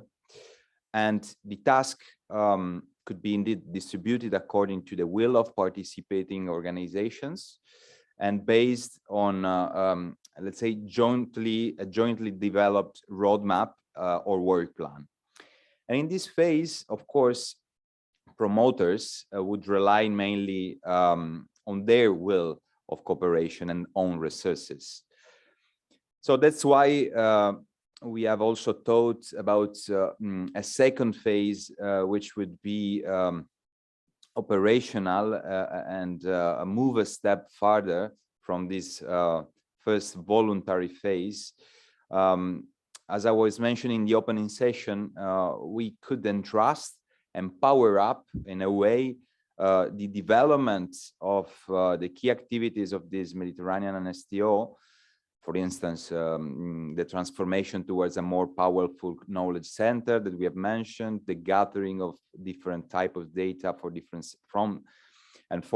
sources, the production of some concrete new analysis and studies, the network, the networking via events and sharing of key information, etc. We could entrust all this to a specific consortium that could have it, let's say, funded by both European and national or regional resources with a specific new project proposal that could be submitted, for instance, to the future Euromed Interreg program calls. This is a very interesting opportunity in our view to concretely structure works counting on European financial support, as we have also different options via modular projects, via horizontal projects, and new communities and institutional projects, these institutional dialogue projects that the program wants to promote on sustainable tourism in this new programming period. And also as a complementary opportunity, we would also be really keen to reflect on concrete scenarios of collaboration with existing INSTO of the UN World Tourism Organization. So this would add concretion and maybe give us a really critical mass to step up afterwards in a third phase, when the process and the work of the observatory would be, of course, more mature, where we could foresee the coordination and management of works by a legally constituted subject, which could provide, for instance, a proper formal organization and structure, including a scientific committee, for instance,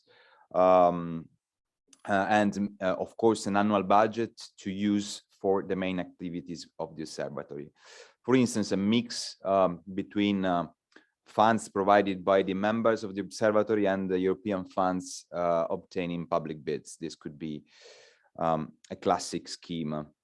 So in the long term, the goals of the Mediterranean network of sustainable tourism observatory could be and define and systemize methodologies and parameters for data collection in some, I guess, and imagine specific areas that could be, of course, agreed together with the participating entities. And the network could also directly collect, manage, and re-elaborate data for statistics, big data indicators, and particularly, of course, in the area of sustainability. And of course, through the observatory data could be really made available to be used by all types of relevant public and private users for the strategic planning of sustainable tourism. And this would include also the possibility to implement new or boost existing automated tools for data collection and management. We have seen several today, and this would be really an element that we could boost through this network of observatories. And finally, regarding the next practical steps for the BESTMED projects, the reflection paper you have seen should be translated into a consolidated roadmap, in our view, that would be used as a basis for the next political workshop that the project foresees in March, April 2022. And this roadmap towards this Mediterranean network could be included as an annex in the forthcoming Granada Charter that the project will elaborate. And of course, the engagement of the promoters of the Charter regarding the development of this network could be included as a specific point. We need, of course, to discuss the details with the project partners about all this, but this is a bit what we are thinking. And we would then aim at promoting the signature of this declaration by the partners and interested observatories. So this is what we have put together so far, more or less, as a proposal. And indeed, there are several things we can still improve before the end of the project, such as boosting a bit more the info hub, as we have said, reaching more observatories based on the mapping on the inventory that we have started, reflecting on a new potential project capitalizing BESTMED, maybe more than one also, because BESTMED is addressing different things, so we can maybe think about different projects that can capitalize all the results of BESTMED. And also start a dialogue with the current involved observatories to focus on the potential key areas of joint work, because this is still not crystal clear, of course.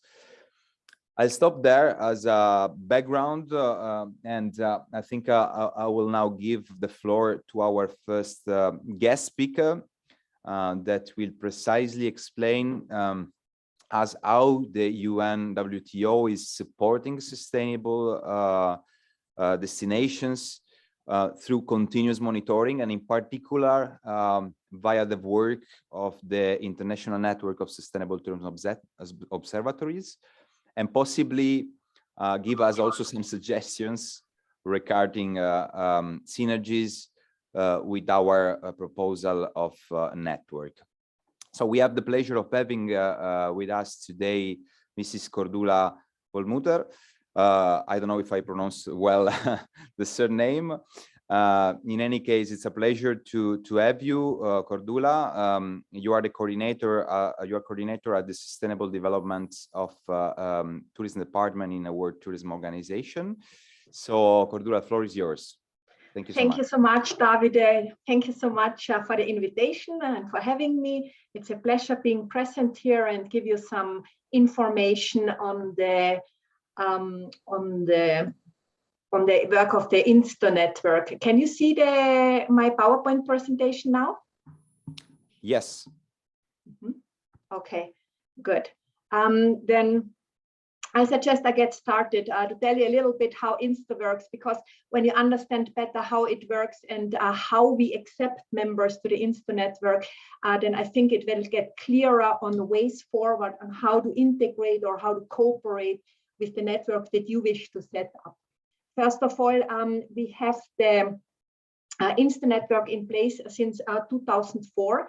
It is a network of 30 tourism observatories where we monitor not only economic impact, but also environmental and social impacts, where we welcome observatories that are committed to base their sustainability development of tourism on evidence, participatory approaches, and transparency.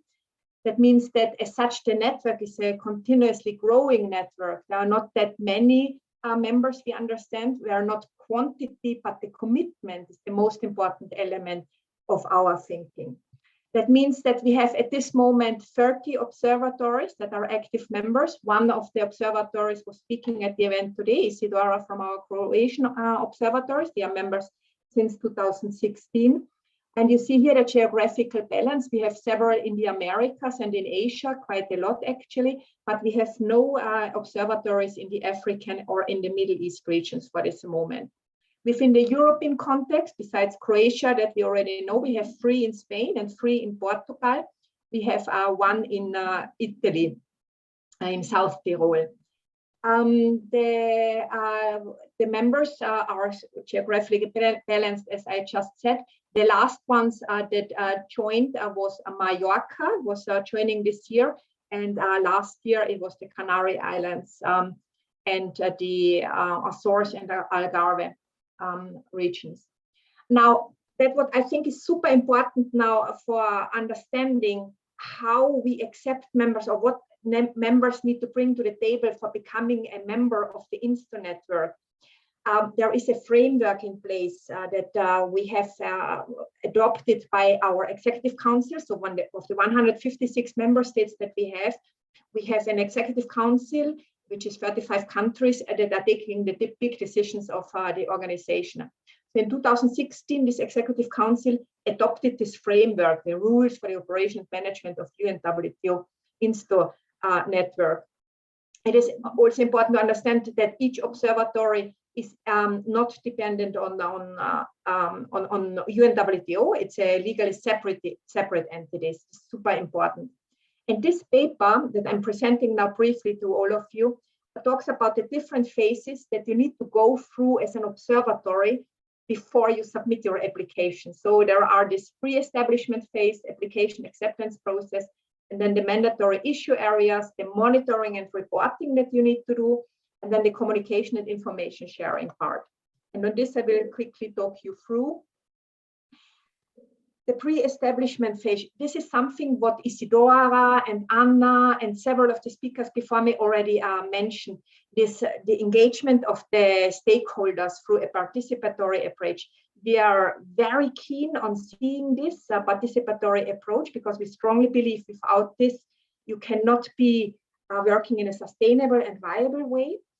That you need in this pre-establishment phase when you don't have it yet, or if you want even to join INSTO. So you have an observatory, you are doing this already for a lot of years. Still, when you want to join INSTO, you will see later on, you have to monitor in several areas that might be new to you as a destination. So you need to work on this participation of the local stakeholders, public and private, of course, but even the local community. You need to do rising awareness activities. to establish a support system also in the sense of a local working group where you discuss the most important issues. So the local working group is something that we are also very much insisting on, that you have this in place not only during the pre-establishment phase, but also during the existence, you have a regular exchange of information with them. That means the application process, you have several forms that you need to fill, destination profile, then application forms also in form of a preliminary report. I will talk a little bit later on that. All this information is well reflected on a website that I will share with you also later, where you can go for further information, where we even provide guidance documents on how to hold the stakeholder workshops, how to establish a local working group, how to talk, how to sell, how to write a preliminary study. And so here again, the application process, where you need to fill all of these papers, do your homework, and then you submit these papers to the UNWTO. Then we work on these applications, and then when you're accepted, you have an official ceremony in form of getting an acceptance letter. That means besides this pre-establishment phase and the stakeholder involvement, there are these 11 mandatory issue areas where our partners, our members are committed to do monitoring. And these are the 11 that you can see here. We have the traditional economic ones like destination economic benefits, employment, tourism, seasonality, that most observatories are anyway monitoring. But then we have also the other issues like governance, local satisfaction, energy management, water, wastewater, solid waste. And the new ones, the last ones in the lower row, is accessibility and climate action that we have added 2 years ago. So 11 mandatory issue areas means that we expect our members to do, to a certain degree, measurements in these areas. And if you are not doing yet the measurement in these areas, that we expect you to consider them and to come up with a plan on how and when you will measure them. So that is for us of key importance, to see the willingness of the observatories to engage in the measurement. Does that mean that we have other indicators already prepared in all these issue areas? No, we don't have this. We have a certain flexibility in the choice of indicators that you want to use for these key issue areas. And this is something where we are not prescriptive. And we understand that there are also other key issue areas that for a destination are very destination specific, very specific, that you need to measure there, you want to measure there because this is of importance. But beyond that, also the key issue areas of UNWTO, of the INSTO. That means indicators, there's flexibility. So there is a lot of exchange on the use of indicators among the observatories as such.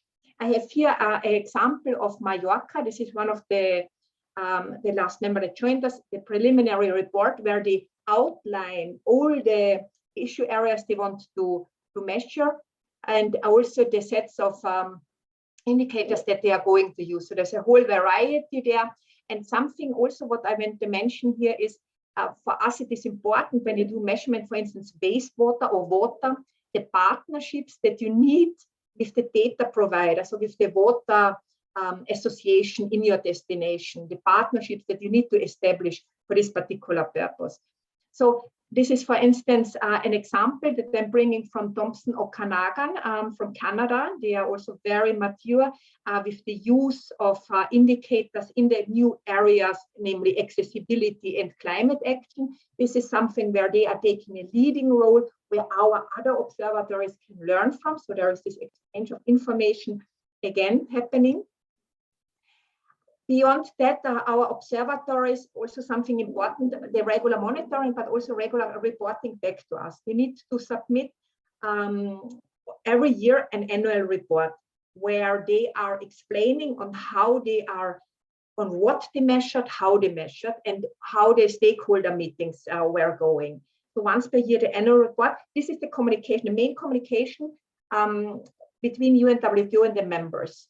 And What we also have is in place our regional coordinators, and this is something, Davide and colleagues, where I want to mention that could be also an option for the future for us to work together, namely when you have observatories in place, you have a regional coordination system that is then linked to the INSTO network. This is something we can discuss further. Just very briefly, coming to an end, the annual reports, like I said, they are super important. South Tyrol, Italy is one of the members. You see here the way they are doing it. Everybody has his own way. We are not prescriptive, but we insist on showing us the work they're doing in the 11 key issue areas. For instance, South Tyrol is not yet doing anything in climate action and accessibility, but we know they are going to engage in this. Here's something what they showcase, which indicators they are using, but also they are making reference to the SDGs, something that we consider very useful. Alentejo, Portugal is the style that Alentejo is doing their annual reports, but these are very good and solid annual reports that these observatories then also have to share officially on their website, because this is something on the transparency issue that our members need to have, namely a public website in place, which is also mentioned here. So sharing information with other observatories, collect and disseminate success stories on their website is something that we also keep insisting on. That means, yeah, new members that I said, Canary Islands, Algarve, Azores in 2020, and Mallorca. On Mallorca, I want to mention something very specific also. We said the engagement of all the local stakeholders. And when you do an application to become an INSTO member, you need to send us also support letters from the local stakeholders. And this, in the case of Mallorca, it was very impressive because they had more than 80 support letters from the airport agency, from the meteorological agency, all the hotel chains, and the most important, and also the minister or the state secretary of tourism of Spain also wrote a letter, support letter. But the most impressive letter that I wish to mention here, and that you can see on the screen, is a letter, one letter, where all the political parties of the Balearic Islands signed. So one letter, all political parties signed and said, yeah, we fully support Mallorca Observatory become a member of INSTO. So this is also the political support that we consider important when you want to be successful for the policy making processes. This is again Mallorca. They believe that observatory is something absolutely fundamental for improving sustainability in the tourism sector, for providing on taking decisions on sustainability issues. Something not easy, but can be done when all the stakeholders are on board. This is just briefly on INSTO events. We have annual meetings that are taking place.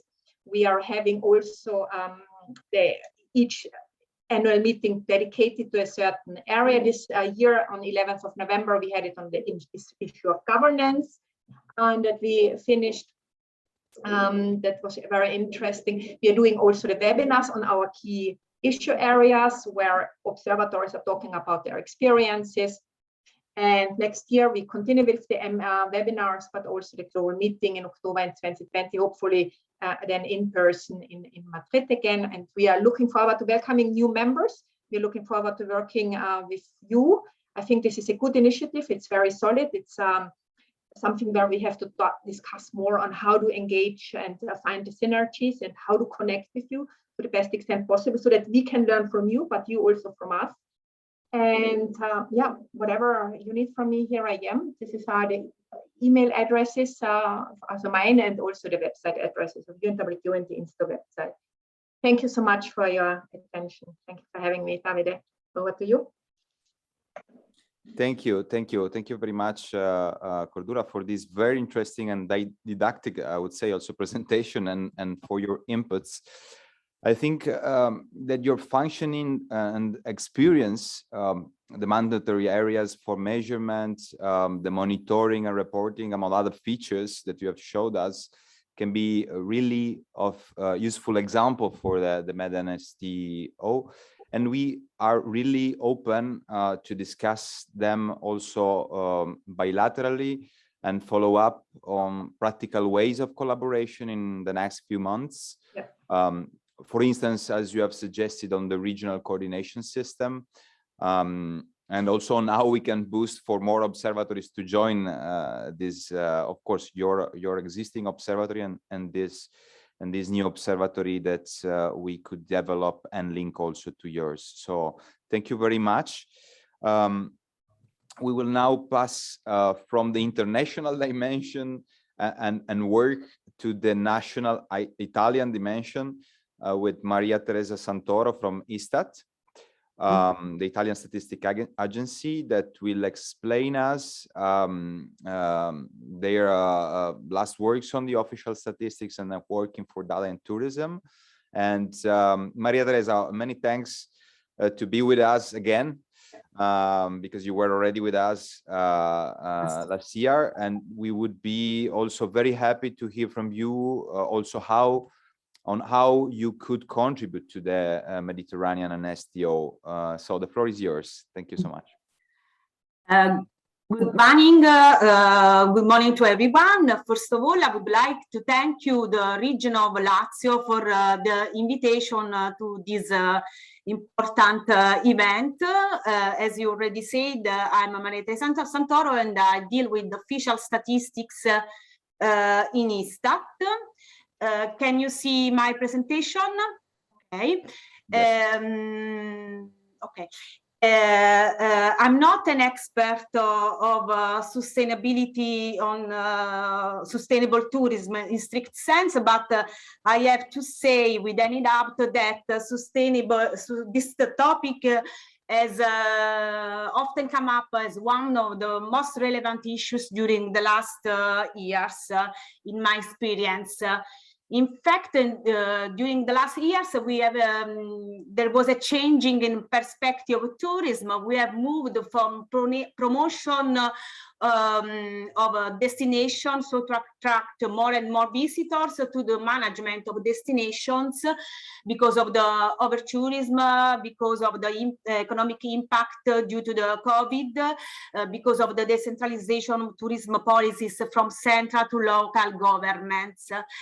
So we have now new needs, needs for a systematic, timely and regular monitoring of tourism performance, and also on the impacts of tourism from the point of from the economic point of view, for environmental point of view, cultural heritage, and the living condition of inhabitants of at the destination. And for doing it, we need more and territorial data.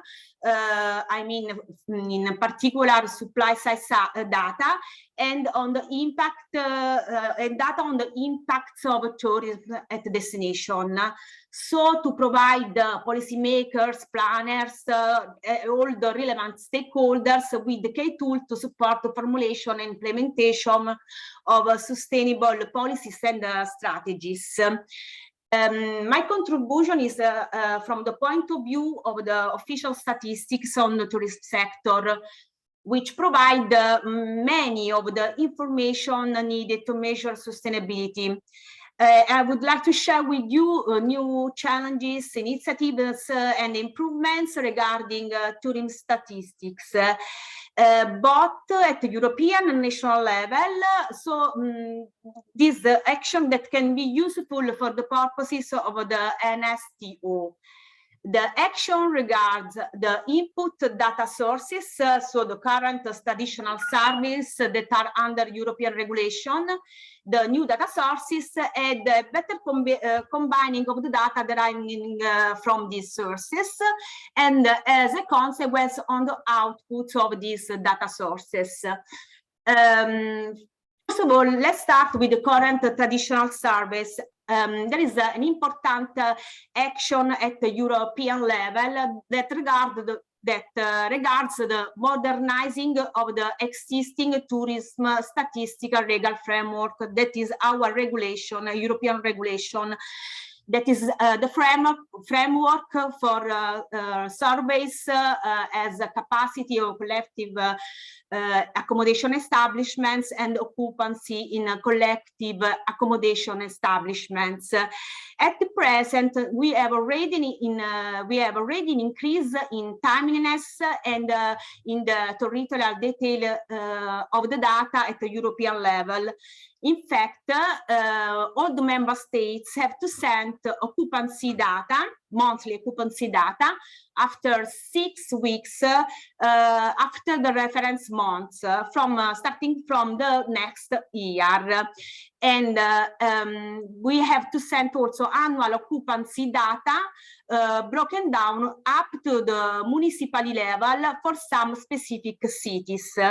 I have to say that Italy already regularly disseminates these territorial details for all the municipalities in compliance with the privacy legislation in our institutional data warehouse.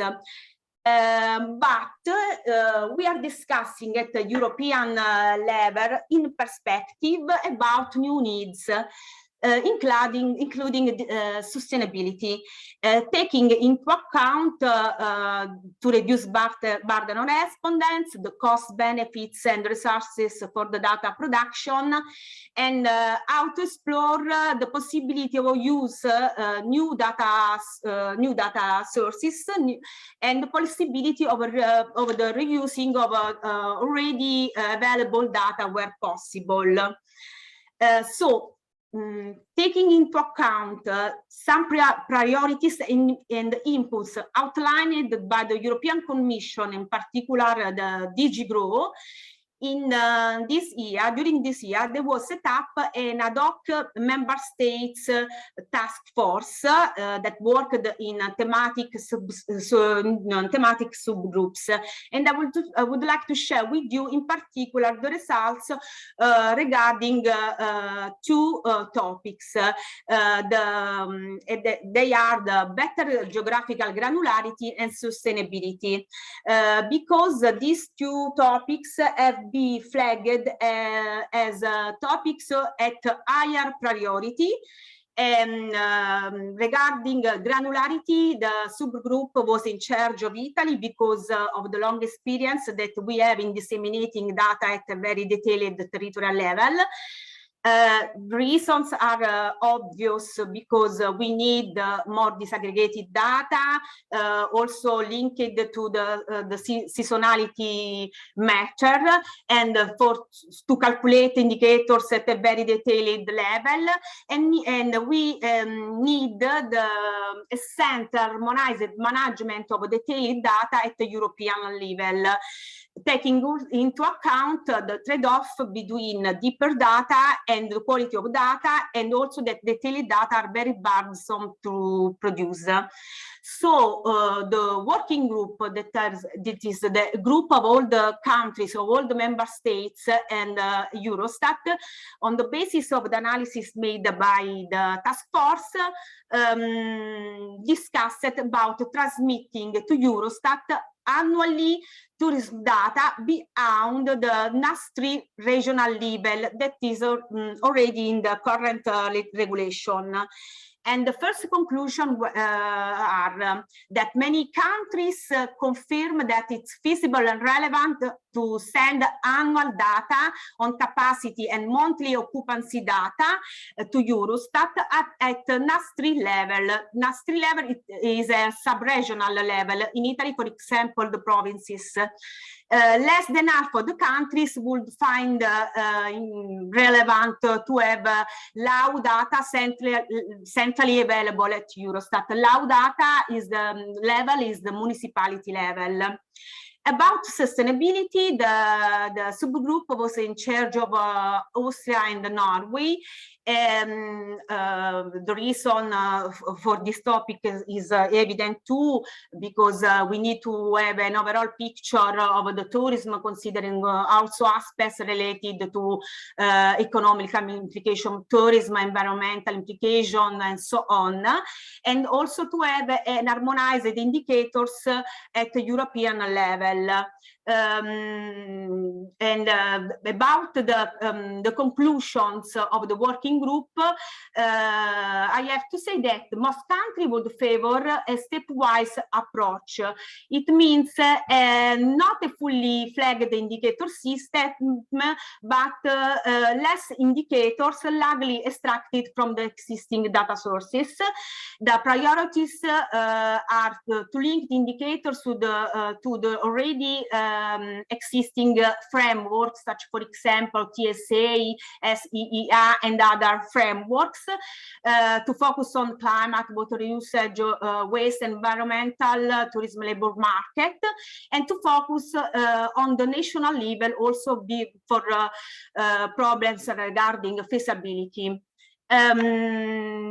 About new data sources, well, I would like to share to you an important initiative at European level because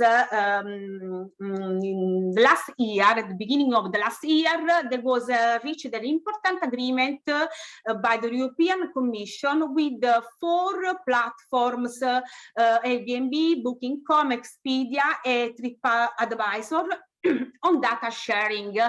Data regarding occupancy and capacity. When fully operational,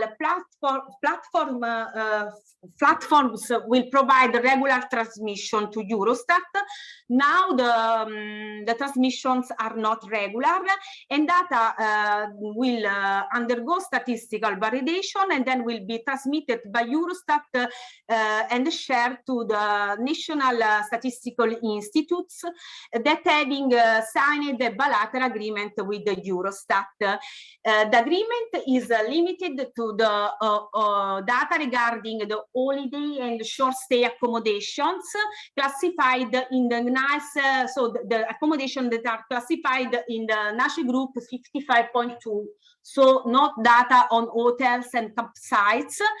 And Eurostat disseminated the first release about the data regarding the year 2019 last June, and you can see the link here to see the results. And soon will be available another release about the data regarding the year 2020. I have to say also that this is considered as a standalone information because this data cannot be integrated at this stage with the other tourism official data. Maria Teresa, sorry to interrupt. We are just a bit, we have accumulated delay. So if you can conclude, I would. Okay. In this slide, I've just reported some other initiatives regarding big data made by Eurostat. One is about mobile network operator data, and this is the link to see the results. And another recent project regarding the sentiment analysis. So I'll go very fast to the next slides. Another important project is by Eurostat, is the building up of the first Italian statistical registers of the accommodation establishments. This is the link to see the first results of this project, and also another research project we are doing about cultural tourism in Italy. The results will be available next year. And another project, another output is the classification of all the municipalities by tourist density. This is the link for the results, and I've put here also the link for regarding the last release regarding the tourism satellite account regarding the year 2020. I will just to conclude showing to you a new tool that the European Commission is going to make available next year regarding the European Tourism Dashboard. That was a work launched by the DG CRO of the European Commission with a consultation with the member states and other relevant organizations, such for example UNWTO, SED. It is a public tool which offers that will offer a mindful visualization of policy relevant indicators of tourism ecosystem to support policy objectives on resilience, environmental impacts, and digitalization. The indicators will be at destination level. Through this tool, it will be possible to profile and compare all the European countries and regions according to indicators regarding the tourism. The final, the consolidated dashboard will be available next year. And I would just to say that the indicators will be organized in under three policy pillars to monitor the progress of each member states. And here you can find the currently identified indicators for each pillar. For socioeconomic resilience, environmental impacts, and tourism digitalizations. And it will work as follows. So you can see the map of each member states according to the indicator.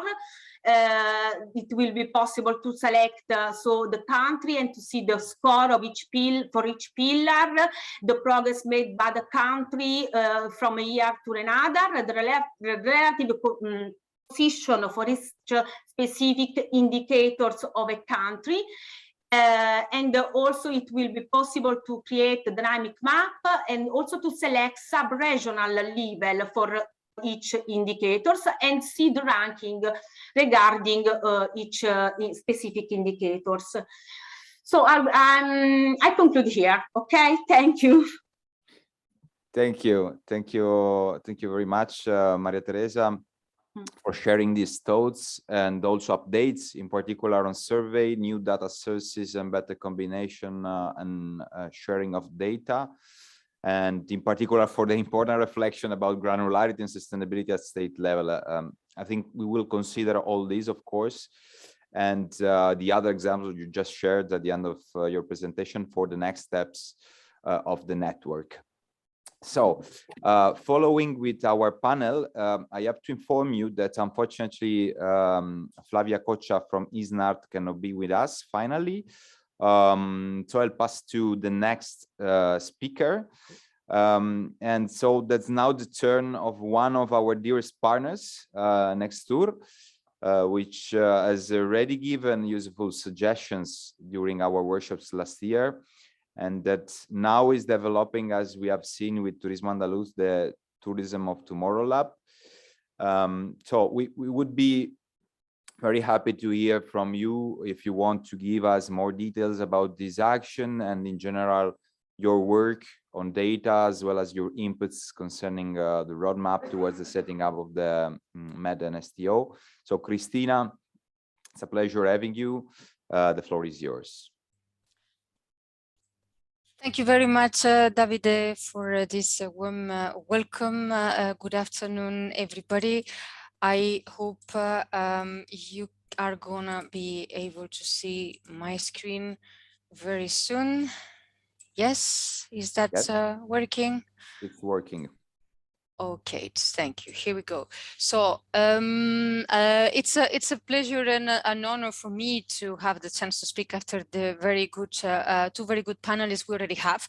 I really believe, to go directly to the point, that the AIMSTO pathway that Cordula has presented can be really the main source of inspiration for this network of sustainable tourism Mediterranean observatories that you are building here, in terms of what you can achieve collectively. Taking in mind what Paco say, it's going to be made and built and used by people. So all these partners, what you want to achieve collectively, how transparently can be reporting to each other. And because this means that you have a proven methodology to work together that is going to capitalize what you are delivering already in terms of measurability in your own destination, in your own organization. And I was happy that the mention that the predecessor panelists did about the European tourism dashboard. It's very important, in my opinion, that you put yourself in this European context as well. In your paper, you mentioned the Green Deal, you mentioned the Glasgow Declaration. There is one key pathway, which is the measurability one. There is the European tourism dashboard that was just presented. So I think you need to put yourself in the context what your network is going to need from these European and international umbrellas and what you are going to deliver as well. So having said that, very quickly, because I'm very conscious that I am an obstacle between you and your lunch break, let me tell you quickly what some additional reflections on what Anna Monici, my colleague, already presented on the Tourism of Tomorrow Lab, because when we met 1 year ago, I believe, it was still a project idea, and now we managed to turn it the core business of what we do in Nextur. This is because we are committed to manage sustainability, to integrate big data sources, and to offer coherence with official statistics. So we are sharing the same vision that you guys on this network of sustainable tourism Mediterranean. So our vision is in Nextur, for those who do not know, to build together a competitive and sustainable model for tourism and at European level. And it's not us who say the right balance between the welfare of tourism, the needs of natural and cultural environment, and the development of competitiveness of destinations and businesses is the WTO. And therefore our mission is to really provide this link between the regional and wider European levels of governance in a way that we contribute and that we can influence this European tourism policy, which are now all focused on a better recovery. Let's don't forget that if we want to measure, we need to start by measuring the impacts of this crisis and also to take the right decisions in such a way we can build the right policies to address the solution and to make possible the transition of the European tourism ecosystem to a more sustainable model. And obviously we have the pathways of Glasgow and previously and still remain the 2013 targets related to the SDGs agenda. So this is how we are committed to reinforce the role of regions and to obviously, as CPMR does as well, to advocate to mainstream these opportunities that the new MFF are going to offer together with the recovery plans to kind of projects like yours. Why we take this responsibility is because it's not a matter of quantity, but quality. We have been hosting most of the visitors in Europe in our region, so we have the responsibility and the capacity to make a change, and the change needs to start now. And this is why, with all this context, we found out that the Tourism of Tomorrow Lab project has been merged within our vision, our mission, and our legal entity. This is something that you are discussing as well in the network MED.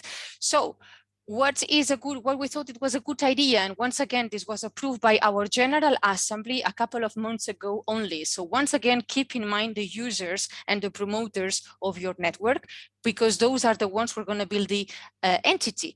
So here we were solving gaps that Anna already explained. So quickly, we need skills to use data to transform it into policies for more competitiveness and more sustainability of our tourism products, destinations, experiences, and policies.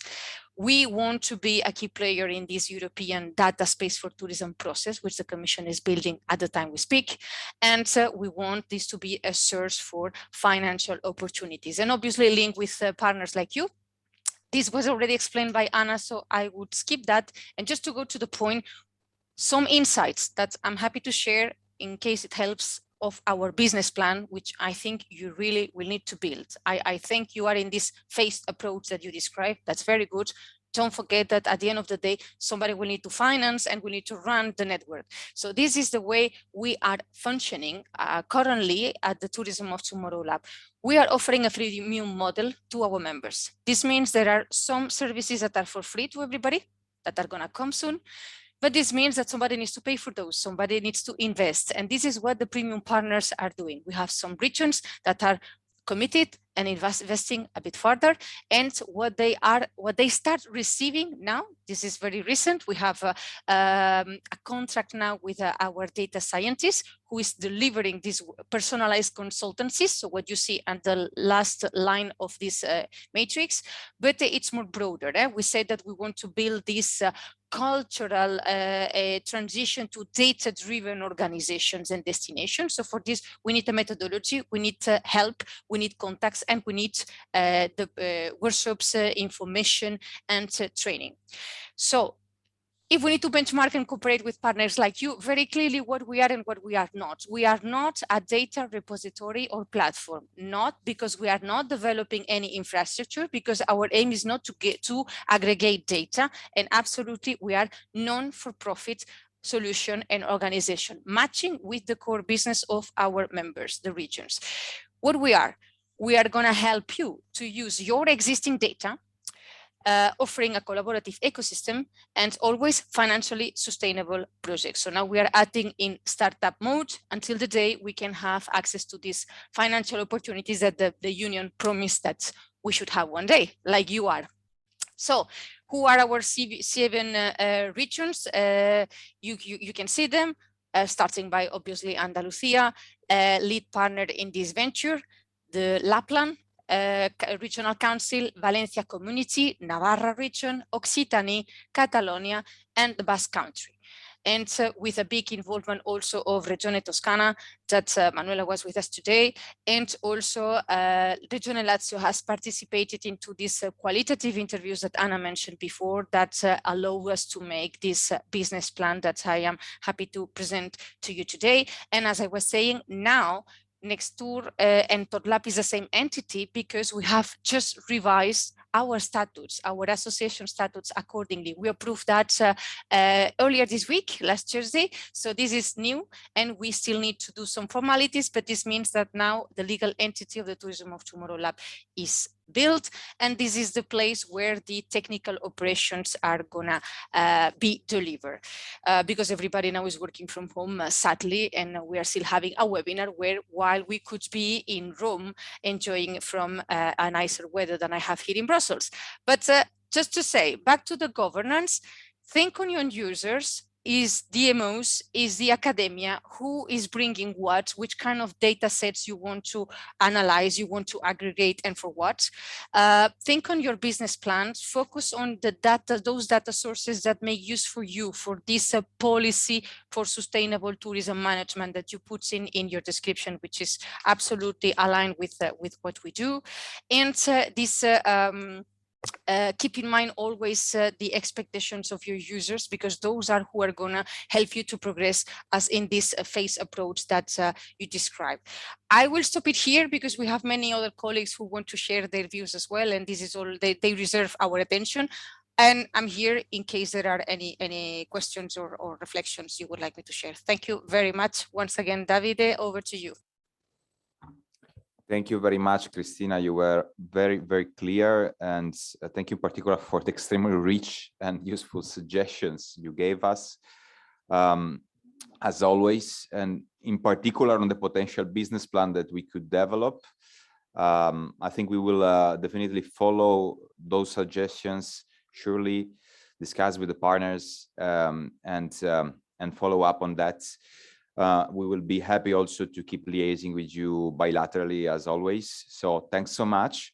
Now it's time to move to the European works and the European tourism pathway. We mentioned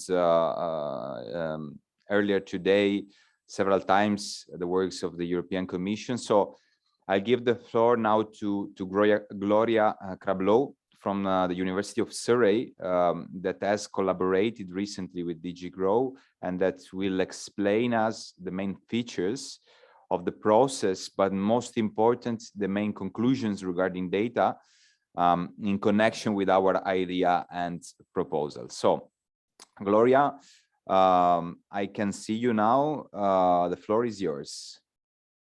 Hello, everyone, and thank you, Davide, so much for inviting me here today. So I'm Gloria Crabolo, and I work at the University of Surrey, but I've been also working for the European Commission to run the consultation process to develop the tourism transition pathway. And actually, yesterday, we presented the final results. I know that some of you who are here today came yesterday as well. So maybe it's a bit of a repetition for those people, but I know that there are also additional people today. Okay, the thing is that I'll focus predominantly of what I think is going to be of use for the BESTMED Sustainable Tourism Observatories. So just to give you a little overview of the consultation process, it consisted of 5 stages. It started in June with a survey that ended around September. And then some of you who are here today came to some of the workshops. There was a workshop specifically on sustainability knowledge that focused really on the development of data and on the use of data in policy making. And then it finished with 2 rounds of consultations with member states and the Council Working Party on Tourism. So just that you know, there will be 2 reports being published from this. One is from the outcome of the workshops, since by then the outcomes were a bit different to what is the final consultation report today, since there were a lot of revisions, refinements according to the current regulations, the current strategies that exist at European level. So at the moment, we have 17 action areas included in 5 key topics. So one topic focuses on enabling policy framework and governance. The second topic on the green transition, then on the digital transition, a topic on equality and accessibility in tourism, and finally, a topic area on education and training for people and organizations. So what I'm gonna focus in this presentation is just on the first one. The first topic area includes 4 action areas, but specifically there is one about the production of data and the use of data. And I know that the work of the European Commission with the tourism dashboard has been already mentioned so far, but just to go more clearer on that. So there is an action area that focuses on enabling on sustainability data collection framework. So this comes from the current situation that actually even today was mentioned a lot of times, that there needs to be a coherent framework when it comes to data collection and data use, as well as from a report from the UNWTO that emphasized, when they analyzed a series of tourism strategies, they came up with the conclusion that 56% of them included some wording about monitoring and about mechanisms to monitor sustainable tourism, but only 4% of them actually mentioned about the reports or about the progress that they made in terms of sustainable tourism. So here we need to divide 2 things. One thing is the availability of data, and then the other thing is about the use of data. So as we know as well from this report, having data available is not enough in order to create change, and in order for this data to then be used in strategies. So that's why we've produced these indicative targets for 2030. We have by 2023 a milestone that the European Commission will start working to establish a common framework for collecting sustainable tourism indicators. Then by 2025, there will be a coherent system in place with core sustainable tourism indicators at all different levels. So European, national, regional, and local level. And then finally, hopefully, we'll have all national tourism strategies that refer to this data to inform progress and to inform their policies. So as it was already mentioned, this relates to the revision of the tourism statistics regulation that dates back to 2011. And therefore, this will impact the tourism satellite accounts and the work of the tourism dashboard that was, again, already mentioned. So we also developed some kind of indicative actions. And, oh, sorry, I just changed the slide. So that regarded 4 different stakeholder groups, which we acknowledge that there are more, especially when it comes to member states that are also regions and local authorities, which need to be differentiated by destination management organizations. But basically what it means here is that the European Commission and DG GROW is working towards developing a new coherent framework when it comes to sustainability. Sustainability indicators will be integrated into Eurostat, and therefore they will start working together with Eurostat as well as the national statistical institutes to integrate these indicators in their systems, as well as current observatories that are already existing there. So maybe the work of the network of sustainable tourism observatories will be key during this consultation process that will be starting soon. Another component, and this relates to what I mentioned earlier on, is that support in the peer learning. Because one thing, as I said, is the development of indicators and making them available. Another thing is helping all the different stakeholders learn from these indicators and use them in the policy process. So that's why there needs to be some kind of peer learning at all the different system levels. We already have some case studies at national level that use peer learning systems, such as, for example, the Slovenia Green Scheme, where these platforms exist not only online, where people are stakeholders interact to make sense of data and to explain what kind of to explain examples of how they use data in their policies, so into improving certain sustainability aspects, but also offline by, for example, organizing events where people meet and exchange all their views. So personally, without speaking, of course, about this work of the European Commission, I believe that systems that are standardized and they develop only, that they are based only on benchmarking are not that effective when it comes to policy change. They are very useful, but they are not enough to create change. There needs to be something more, and that's why we've spoken about today participatory approaches, where together with the different stakeholders, we make sense of data, because a certain result from an indicator may make sense only together with the stakeholders involved in that destination or in that region. Whereas by comparing completely different contexts, may be very difficult in really making sense of specific data.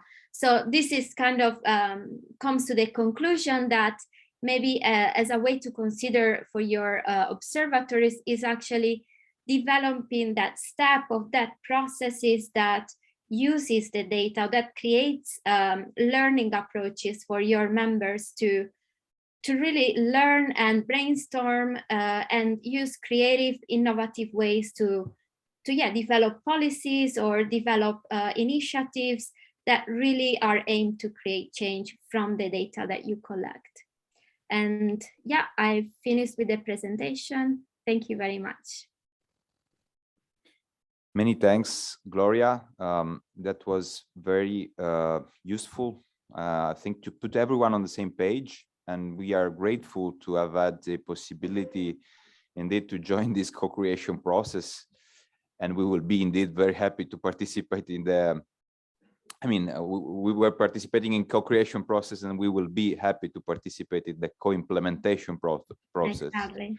now. So hopefully we can all work together towards this coherent system for core sustainable tourism indicators that you mentioned, and boost peer learning, of course, among the key players, and also participatory approaches. Thank you so much. Now we are really late with our schedule, but we are arrived, I think, at the end of our very interesting panel, and we will conclude this session, Dulcis in Fundo, with a representative of PanoraMed, the InterregMed governance project that will add, I think, views on governance issues in data management for tourism.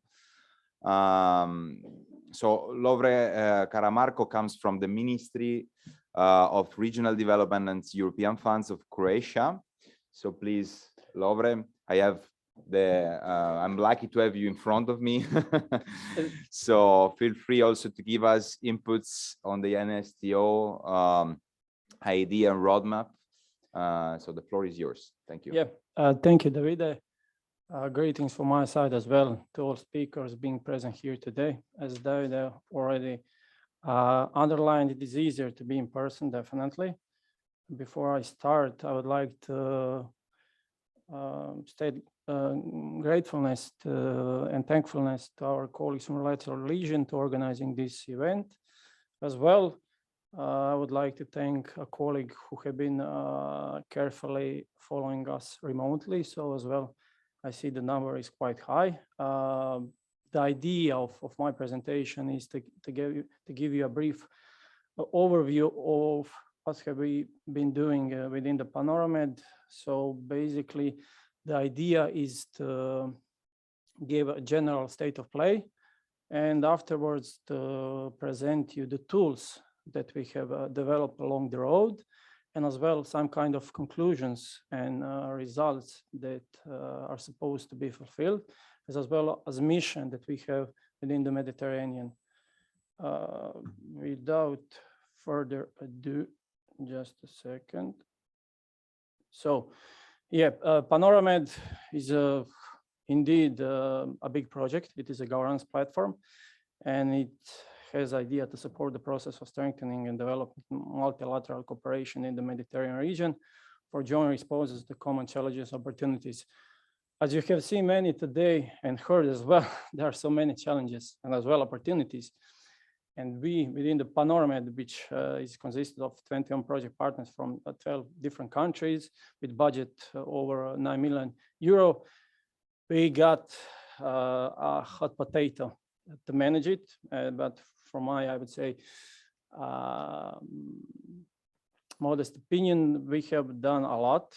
There might be a lot to be done better, but that's the reason why here where we representing the results, the deliverables that are going to be capitalized. Because to start and to in a way underline that we have been mentioning that there are three terms most frequently said and highlighted, and that is collaboration, mainstreaming, and capitalization. So basically, without defining the tools to implement them and define the goals and ideas to fulfill them in the long run is going to be tough. And that's the reason why we as a leader of Work Package 5 dealing with coastal and maritime tourism, of course, our ministry as a leader and we as a country coordinator, and as well, I would like to use the opportunity and to mention the colleagues from the Tuscany region. Our dear colleague Manuela and her team has been as well diligently working with us during this project, and I use this opportunity to thank them genuinely. Along the coastal maritime tourism, there are two other strategic teams, maritime surveillance and innovation, but for the time being, I'm going to put them aside. As it is mentioned, Panoramed dealing with coastal maritime tourism has its own objectives. They are indeed ambitious, and we did indeed define main challenges, and there are growing tourism flows, seasonality, and we especially underline insufficient cooperation among main tourism actors and hence inadequate data management. Those are the issues dealing with the management. Now I'm speaking empirically and from project perspective, because we are dealing everybody with projects, and it can be quite tricky. And from my point of view as well, this is kind of great timing and brilliant turning point, because we are in a way entering in the next perspective. And as I mentioned, in collaboration, mainstreaming, and capitalization is going to bring us to something that we have been pursuing throughout our projects. And that's the reason why, in a way, at some point, of course, in the early phases, we had calls, and we got that opportunity to define and make concept of terms of reference for these two very calls, and these two very calls are SMART-MED and BESTMED. So basically, we are trying to improve tourism governance and reinforcement of sustainable development and enhancing transferability. And to do that, we are closely cooperating with the SMART-MED and the BESTMED. Their goal have been earlier mentioned, so I won't gonna go in details. And then we come to the tools that have been created to make synergies. One of our outputs was scheme for coordination modalities between Panoramed, our work package, and relevant strategic projects, naming SMART-MED and BESTMED. And basically that was deliverable, that was as well earlier on drafted. And in a way, it listed a set of proposals of coordination modalities with strategic projects. An idea was to sharing best practice, liaising process and mainstreaming perspective, and fostering joint communication and capitalization action. Mind you that within our Panorama project, we do have other work packages, out of which one is dealing solely with liaising and another one with mainstreaming.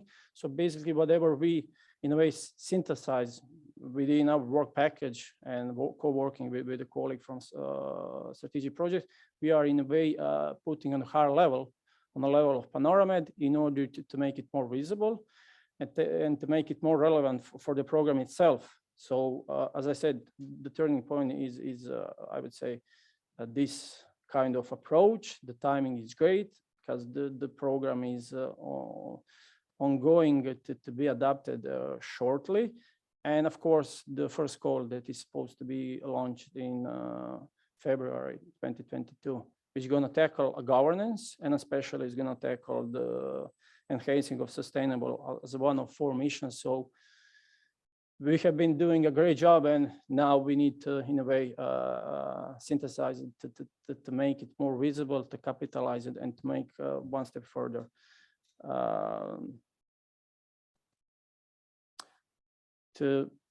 As another, I would say, deliverable that has been conducted are the focus groups. Focus group, in a way, were generated throughout that very document, which was only the concept. In a way, it systemized the activities, the goals, ideas, and the missions that need to be implemented. And mind you, it hasn't been used just within our work package. It has been used in other packages, and especially the ones dealing with other 2 strategic teams, namely maritime surveillance and innovation. Basically, there is a complementarity for sure, but due to its complexity, it is decided to go solely.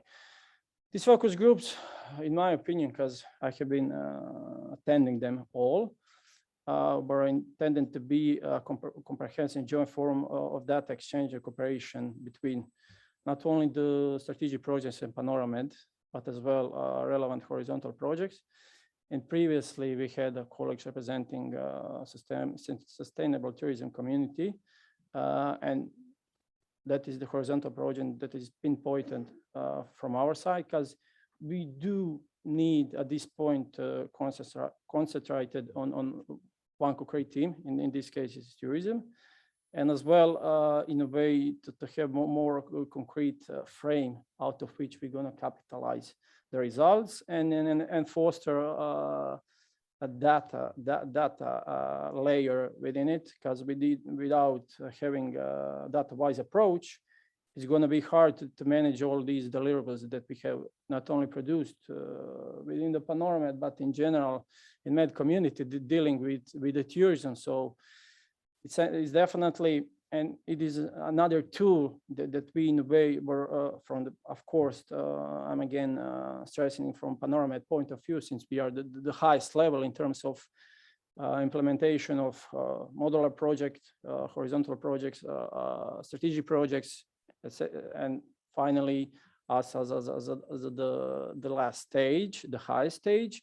And that's the even reason why we commented the document that you're going to be using for your steering group, because we need a practical solution. And one of the and the results and the way how to get them is to have concrete approach. So we did define that focus group as a tool, along with task forces that we had for the preparing of some other documents that I'm going to refer on later, are definitely facilitating the project's overall collaboration results in terms of mainstreaming process. It is useful for sharing tools on how to influence the policy measures on tourism. It identifies cooperation mechanism and exchange of the results and the deliverables data, in particular important to stress. And as I said, there have been 3 meetings that were held so far. We are having them on the 4-month basis. And technically, we are the ones that are managing. The colleagues from SmartMed and BESTMED, not only the lead partners, because we wanted to broaden the approach to have the holistic layer, are as well. At last meeting, we had the colleagues dealing with their work packages in order to make it more rewarding, that cooperation, and to, in a way, identify the best ones that are going to be capitalized afterwards. And last but not least, in terms of focus group, it is important and relevant tool in the context of Gap and Growth Opportunities Report. And that is one of the, I would say, most important deliverables that we have previously prepared. And they are dealing with, in a way, showcase and synthesize of the projects dealing with tourism on the Mediterranean from the 27 to 2030 towards 2040 to 2020, and afterwards, in a way, is a baseline to use for the next programming period. So definitely something that's gonna be used, and we are foreseeing that whole sustainable tourism community takes advantage of it, and to make further steps and improvement on promotion of the common integrated approach. Of course, the legacy for the next programming period is something that's most interested from this point of view, because we have done a lot, and I have been carefully listening to colleagues, and not only from the SmartMed and BESTMED, but from the sustainable tourism community, and as well, that they're all relevant and engaged stakeholders had done a lot in terms of tourism. So that now is the point to make it useful for the long run, and for the goal and the perspective that stands before us, of course, in terms of tourism and in terms of governance, which is supposed to be which is supposed to go hand in hand. And having said that, the Panorama intention is enhancing Mediterranean governance, and general goal is increasing the competitiveness of the Med destination in the global tourism market. So from that, we came to 2 broad areas: integrated multi-level planning for sustainable tourism, and capacity building for the empowerment of the relevant actors. From my perspective, data analysis, management, and everything that deals with it in these 2 broad areas plays an important role. And it needs to be cultivated, and needs to be upgraded. And as I have heard, that there is a lot ongoing and is yet to be fulfilled. So based on goals and development challenges, the respective mission, we came up to the mission. I'm going to read the whole statement, even though I underline the monitoring of the strategy and policy. So in a way, without having data and information, it's basically undoable to make a differences that we are all aiming to. So the mission and the challenges that are identified were in a way found within another deliverable, which is called key policy paper regarding the same sustainable tourism. And I would warmly recommend you, everybody dealing with the tourism within the Mediterranean, of course, for those who haven't been reading it, to take it into account, because preparing it, it took us a while. We used focus groups, we used task forces. We had different countries along the Mediterranean to get, I would say, concrete example, and then data and information. And basically, we had different sessions, not only within Panoramed, but with our deal associated partners, which I haven't mentioned that we do have in Panoramed as well. And that is Union for the Mediterranean, that is CPMR being here today with us, colleagues from Adriatic Ionian region, Interact, and they were as well the ones giving their inputs in order to make it more sustainable and more reasonable, and of course practical.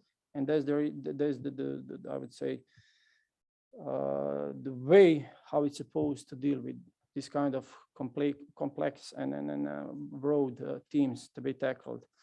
And as you can see, the first challenge that we in a way identified is data planning, collecting, and sharing. So within that findings and document, we concluded that without this, there is no way to fulfill and to make to put, I would say, a level higher and bar higher, and make the sustainable tourism in practice indeed sustainable without dealing with it. So the status is current status, lack of ability of comparable data and lack of tourism multi-level planning, as we have heard all. And within that very document, we identified the objectives. So it's proof data collection and data sharing, enhanced knowledge transfer networks, and enhanced participatory and integrated multi-level planning. Many of this has been said previously, so I'm going to go in details.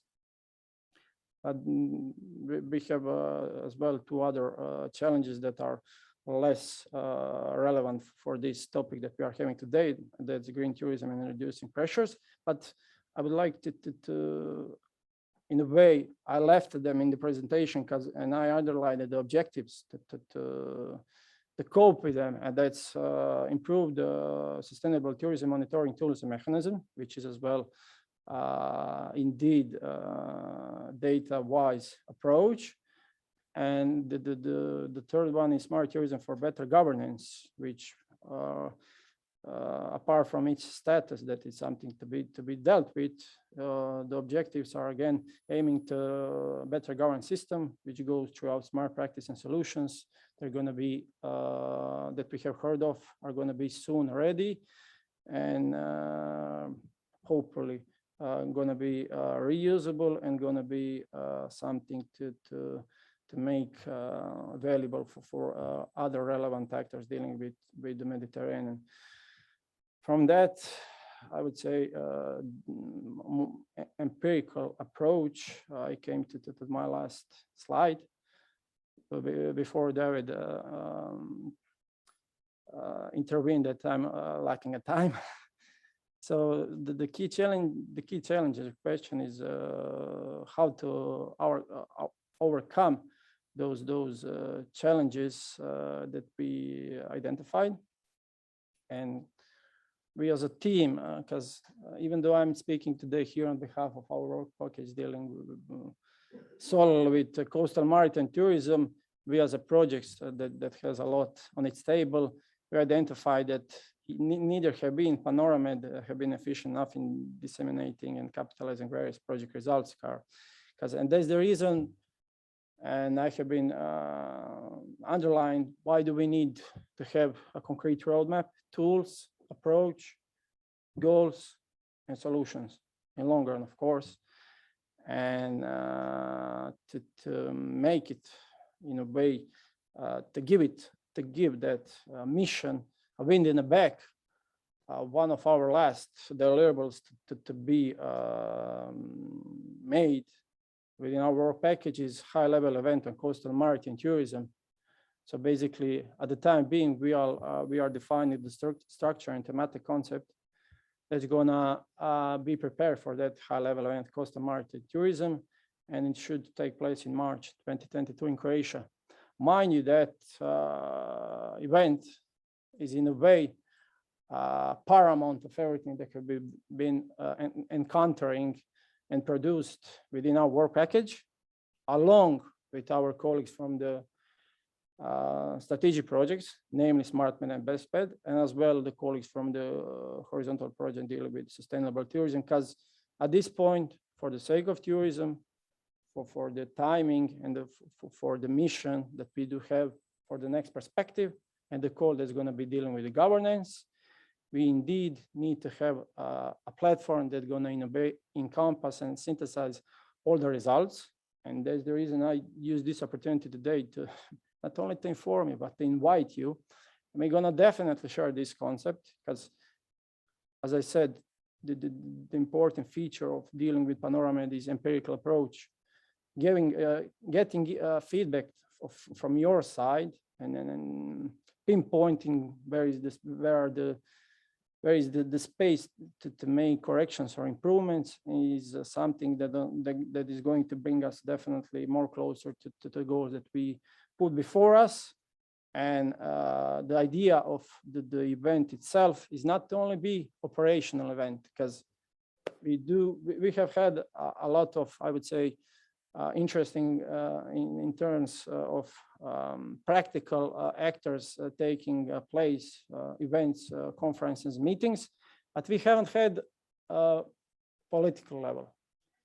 And we all know, not only from the point of view of Panorama, which is governance, and having governance without political layer is like having a house without baseline and fundaments.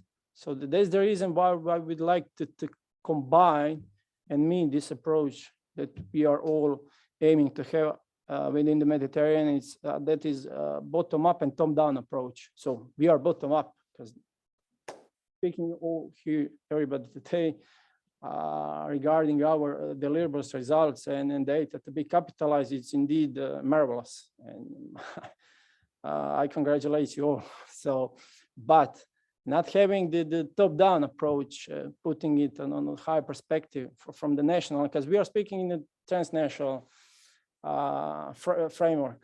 So transnational framework goes hand in hand with national, regional, and local, because we have been doing it empirically, and we have been preparing documents dealing with colleagues from the local, regional, afterwards national region, and putting in transnational. So it was bumpy road, to be honest. And that's the reason why we're planning to have this high-level event at one layer is going to be political. So it's supposed to, one day is going to be representative of political levels in order to sensibilize the countries, the needs and the importance of sustainable tourism in the Mediterranean. And the next day, we are planning to have the panels and the operational meetings with concisely and precisely defined teams that won't going to be just discussed. It's supposed to give some deliverables, concrete results, and have ideas. And not to put aside the reason why we have put it in the March, because in between we're going to have a call for the governance projects. Strategic projects, Panorama as well, are supposed to continue their stories in whatever form within that call, dealing with governance, with the tourism, with the mission is dealing with sustainable tourism. We do have a lot of knowledge, a lot of tools, will, and that's the reason why we would like to make this event something to make change. And that's the reason why we already had several meetings with not only with our lead partner, but with the representative of managing authority and general secretary from the program, Euromed.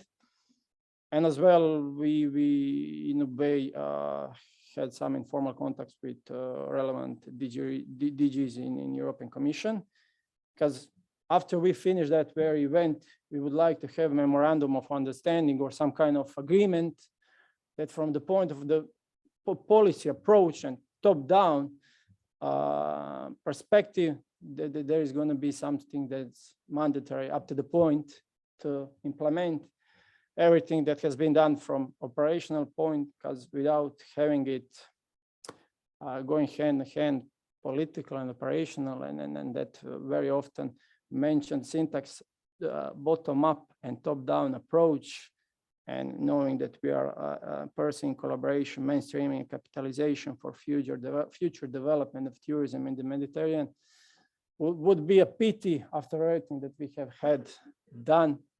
So that's indeed, as I finish my presentation with new ways for collaboration between MED regions, countries are needed in order to implement MED tourism. Not only the mission that I underline, because we do have it in our document, but for everything that we have done and the results that indeed might be capitalized.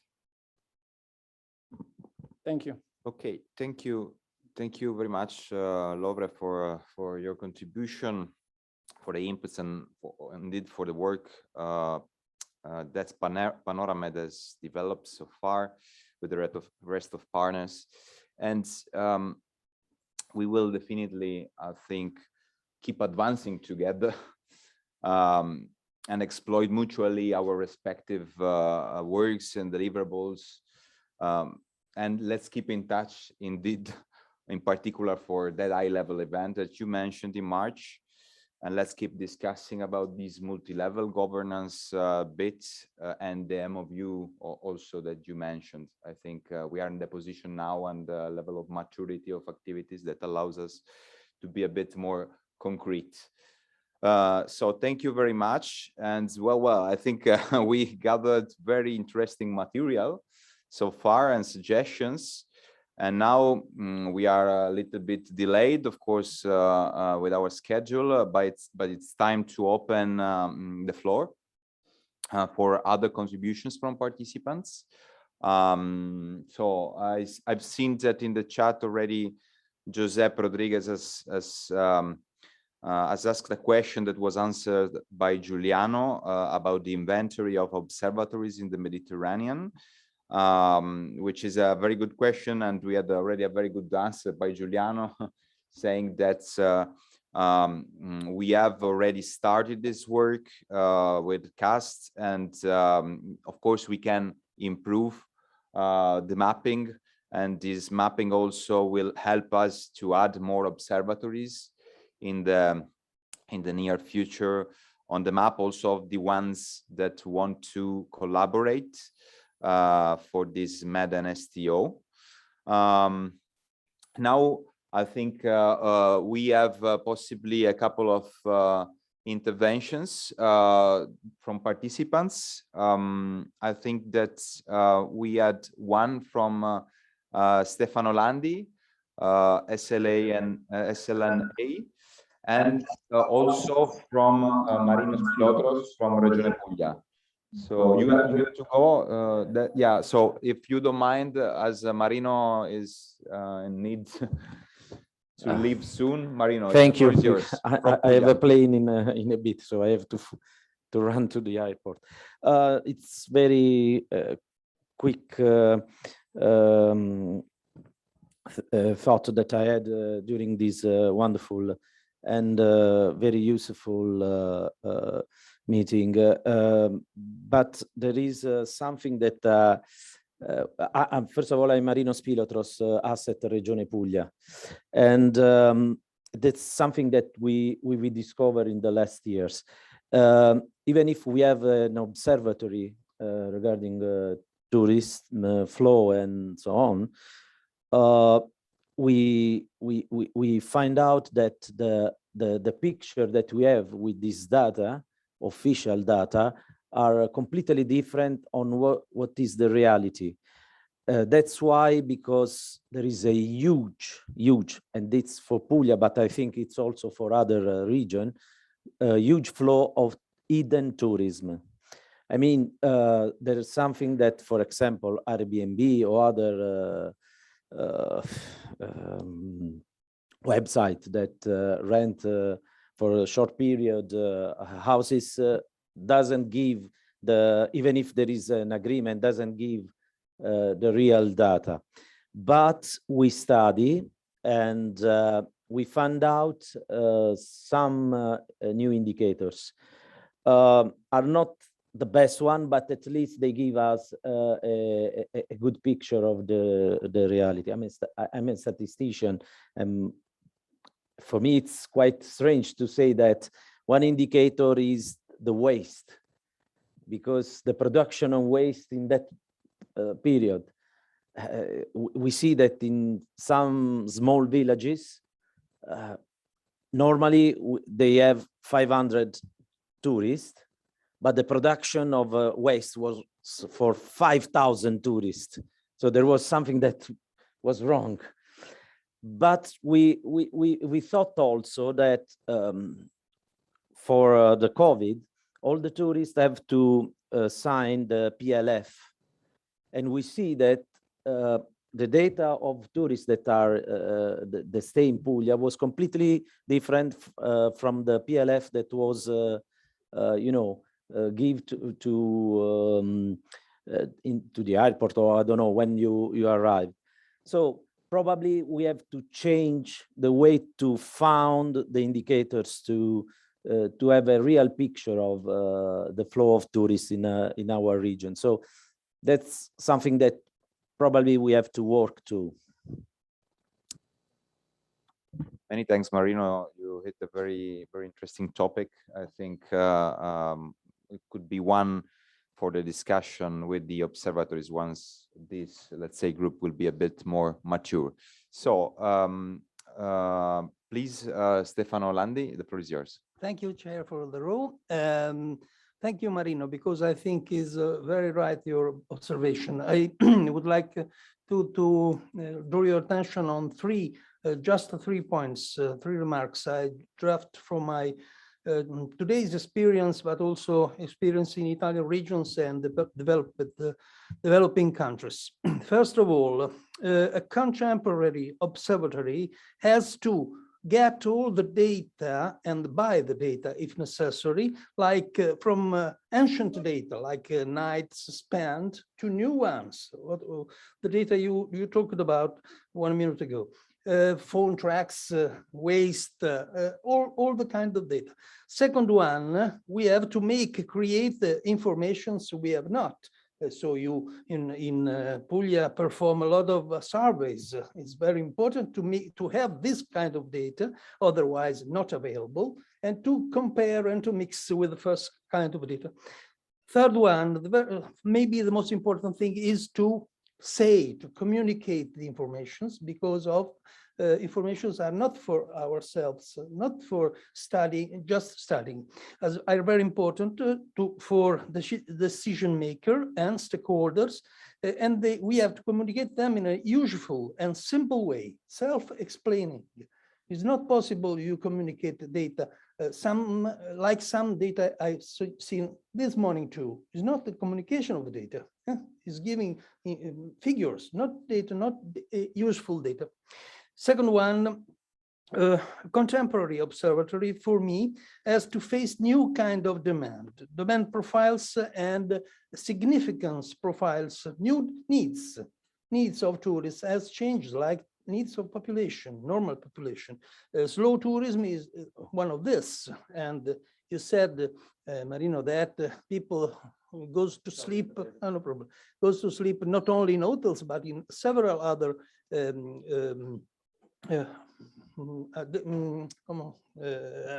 locations like bed and breakfast and so on.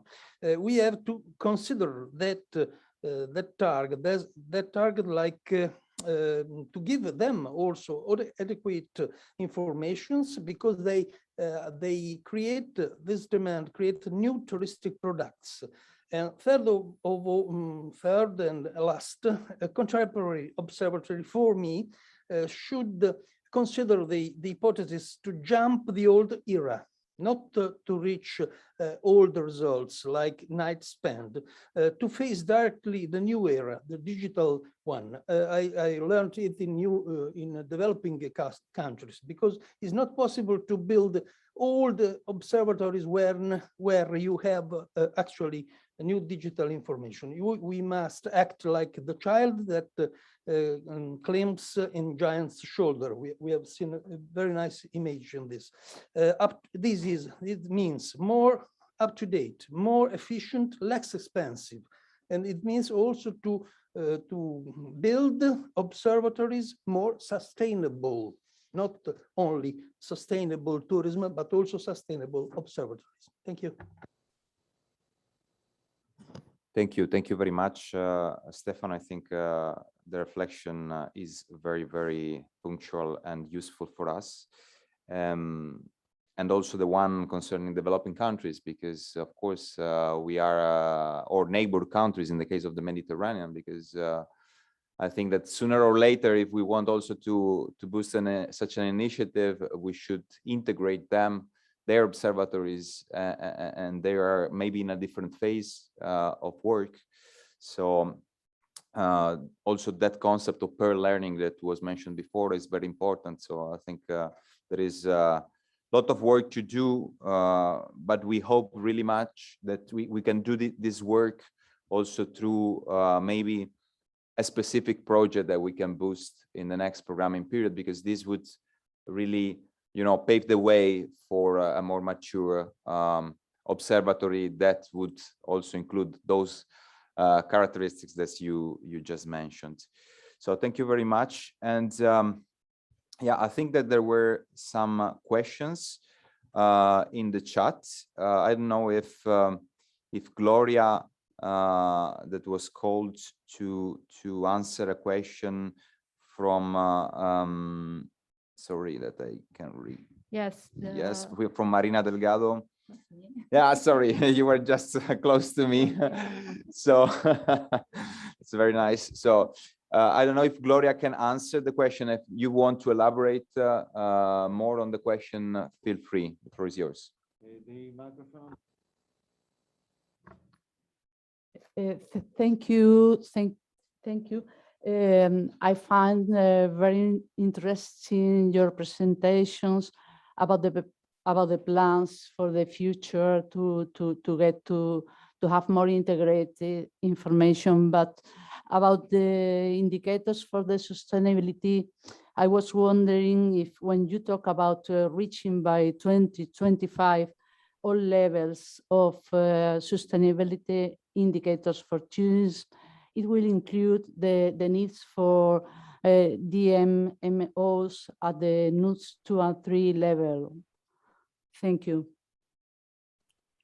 Thank you for your question, Marina. Yes, there was the need to integrate and to develop like a coherent system at all levels. And this would include also the destination level, like the local level as well.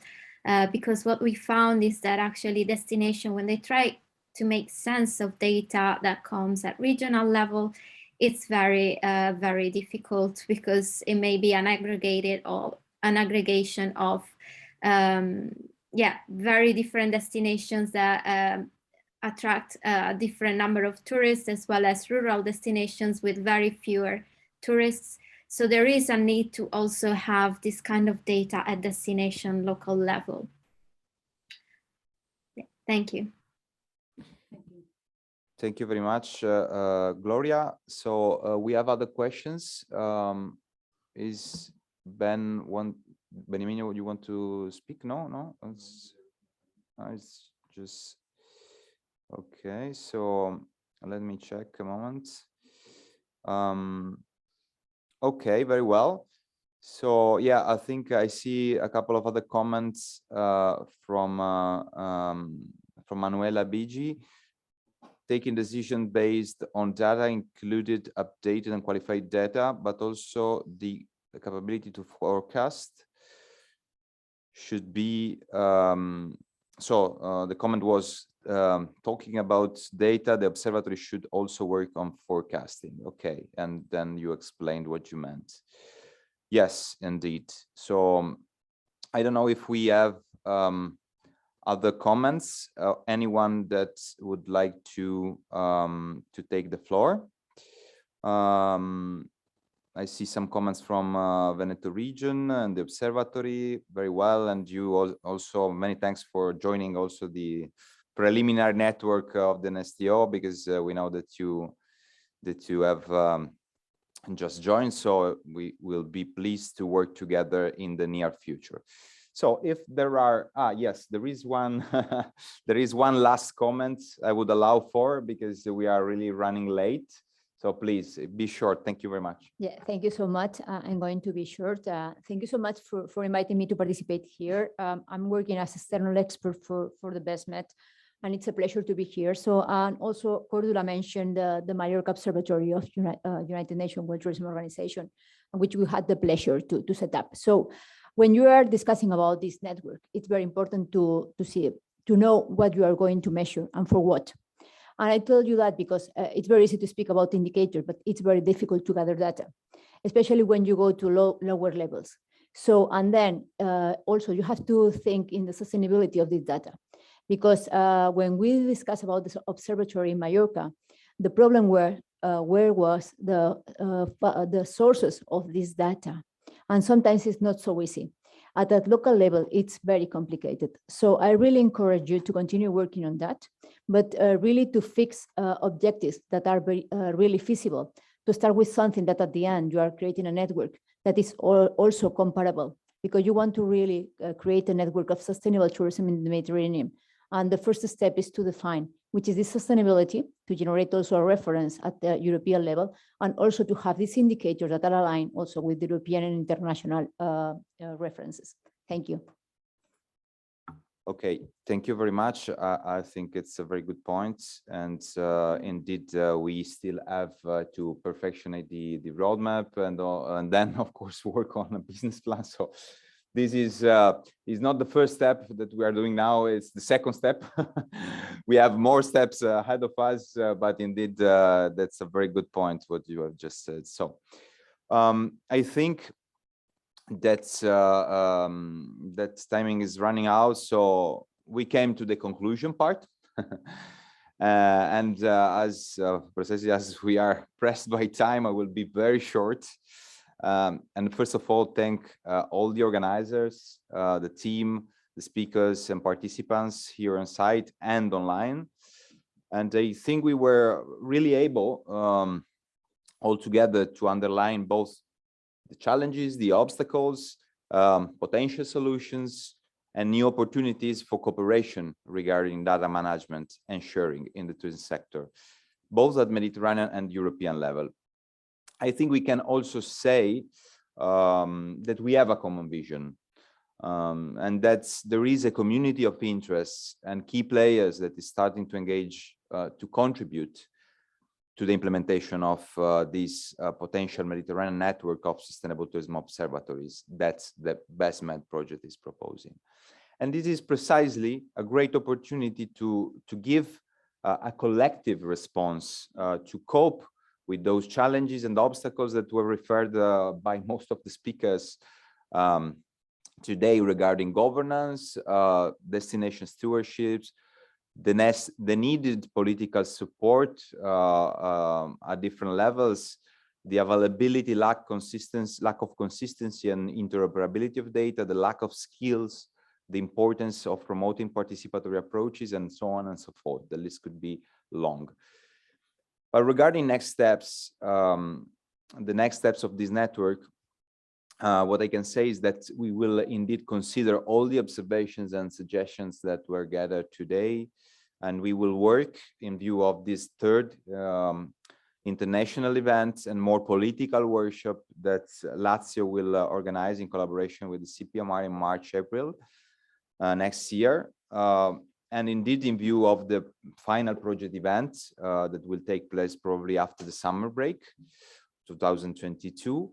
And indeed, in connection with the other event of Panoramed that will be also happening in March. And meanwhile, I mean, the road to come to that is short but long at the same time. So we will consolidate the roadmap of the MED and STO and contribute to the development of the Granada Charter. We will work on the upgrade of the current info hub in the terms we discussed this morning. We will indeed try to get more observatories in, and about this we have already started. We have already established contacts with few new interested entities. Like, for instance, we were discussing with Puglia this morning, and we animate project partners to do the same, because if we can reach a critical mass, of course, we will have also more power to go ahead with this project. And finally, we will indeed explore more precise synergies with UNWTO and other actions. And most important, we will be, let's say, pragmatically and carefully reflecting on these future projects, and especially in view of the next calls of the BESTMED program. Just one last reflection on this. We have, in my view, we have kind of 2 or 3 scenarios with the projects for the new programming period.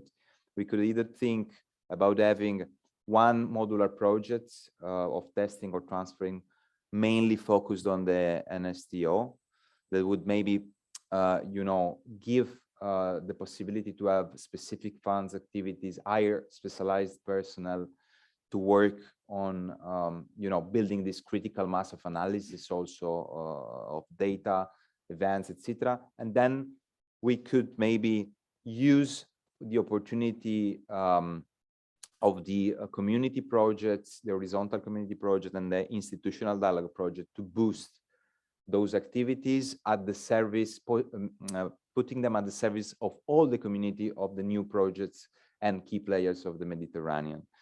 This would be an option, maybe the best option. We should check also with the program, with you, with the steering committee, and let's see how we can shape it. The other option that would be a plan B, let's say, could be to have one of the 2 new typologies of projects, the institutional dialogue, either the thematic, the community, to have as, you know, a key action, the boosting of the BESTMED NSTO. We can reflect on both these scenarios and maybe pick the best. I think we can also intelligently and smartly distribute ourselves as partners in these initiatives, so to ensure that we can cope with all the activities and take really the opportunity. And also it's a very important thing I would like to remember, that I remember from Curzio Cervelli from the BESTMED program that said the last event, we should aim really also to mainstreaming into public policies and regional policies is a priority for the program. It's a priority for us. It's a priority also for our organization, in particular for the CPMR. And through the institutional projects now, I think we have a really a good way, and we will have resources to boost this kind of work. I will leave it there for today. And I thank you all very, very much for your incredible efforts. All relevant information about these events will be also about the NSTO will be soon available by email and on the web platform. I think I will now give the floor to Giuliano for some very last concluding remarks. Thank you very much. Yes, very shortly. Thank you, David, and thank you very much. Just to give some thanks to many different people that cooperated for this event. I think that today we actually made networking and governance, so we have much more work to do in the next months, but we did something today. And I thanks CRPM and the Inter-Mediterranean Commission, and especially Davide to be here today, and Giulia Sez-Pardo and the lead partner Legado Andalusi, because it's supporting all the time all the efforts of partners. And the many participants, we reached 100 people in some moment for long moments during this long morning. And so the people that worked for preparing this seminar, the cast that made a very strong work in the first phase of studies that made possible to discuss all the things we discussed today. And SL&A, Stefano Landi, especially Maria Vittoria Sbaraglia, that was under the line all the morning, making all the things working, and Marica Massotti and Roberto Mazzà. And then my regional ministry, Valentina Corrado, because now she will have a very important role, as Lovre underlined, because we need to develop now the next moment that will be political. We did a lot of technical work, but now we need political momentum, political work to develop really the network. my director Roberto Ottaviani, and Pasquale Casmiro and Carmela Di Giorgio that worked to prepare also the seminar, and especially the colleagues Raffaella Maracino, Simona Magni, Loredana Mizzoni, and Angela Rastelli, and the group that work on data in our agency that are all under the screens, but they can made quite a lot of work to develop what we are discussing today. And especially, but last but not least, the real soul of this event and many other things around the BESTMED, that is Erika Peroni, because she did a very, very big work.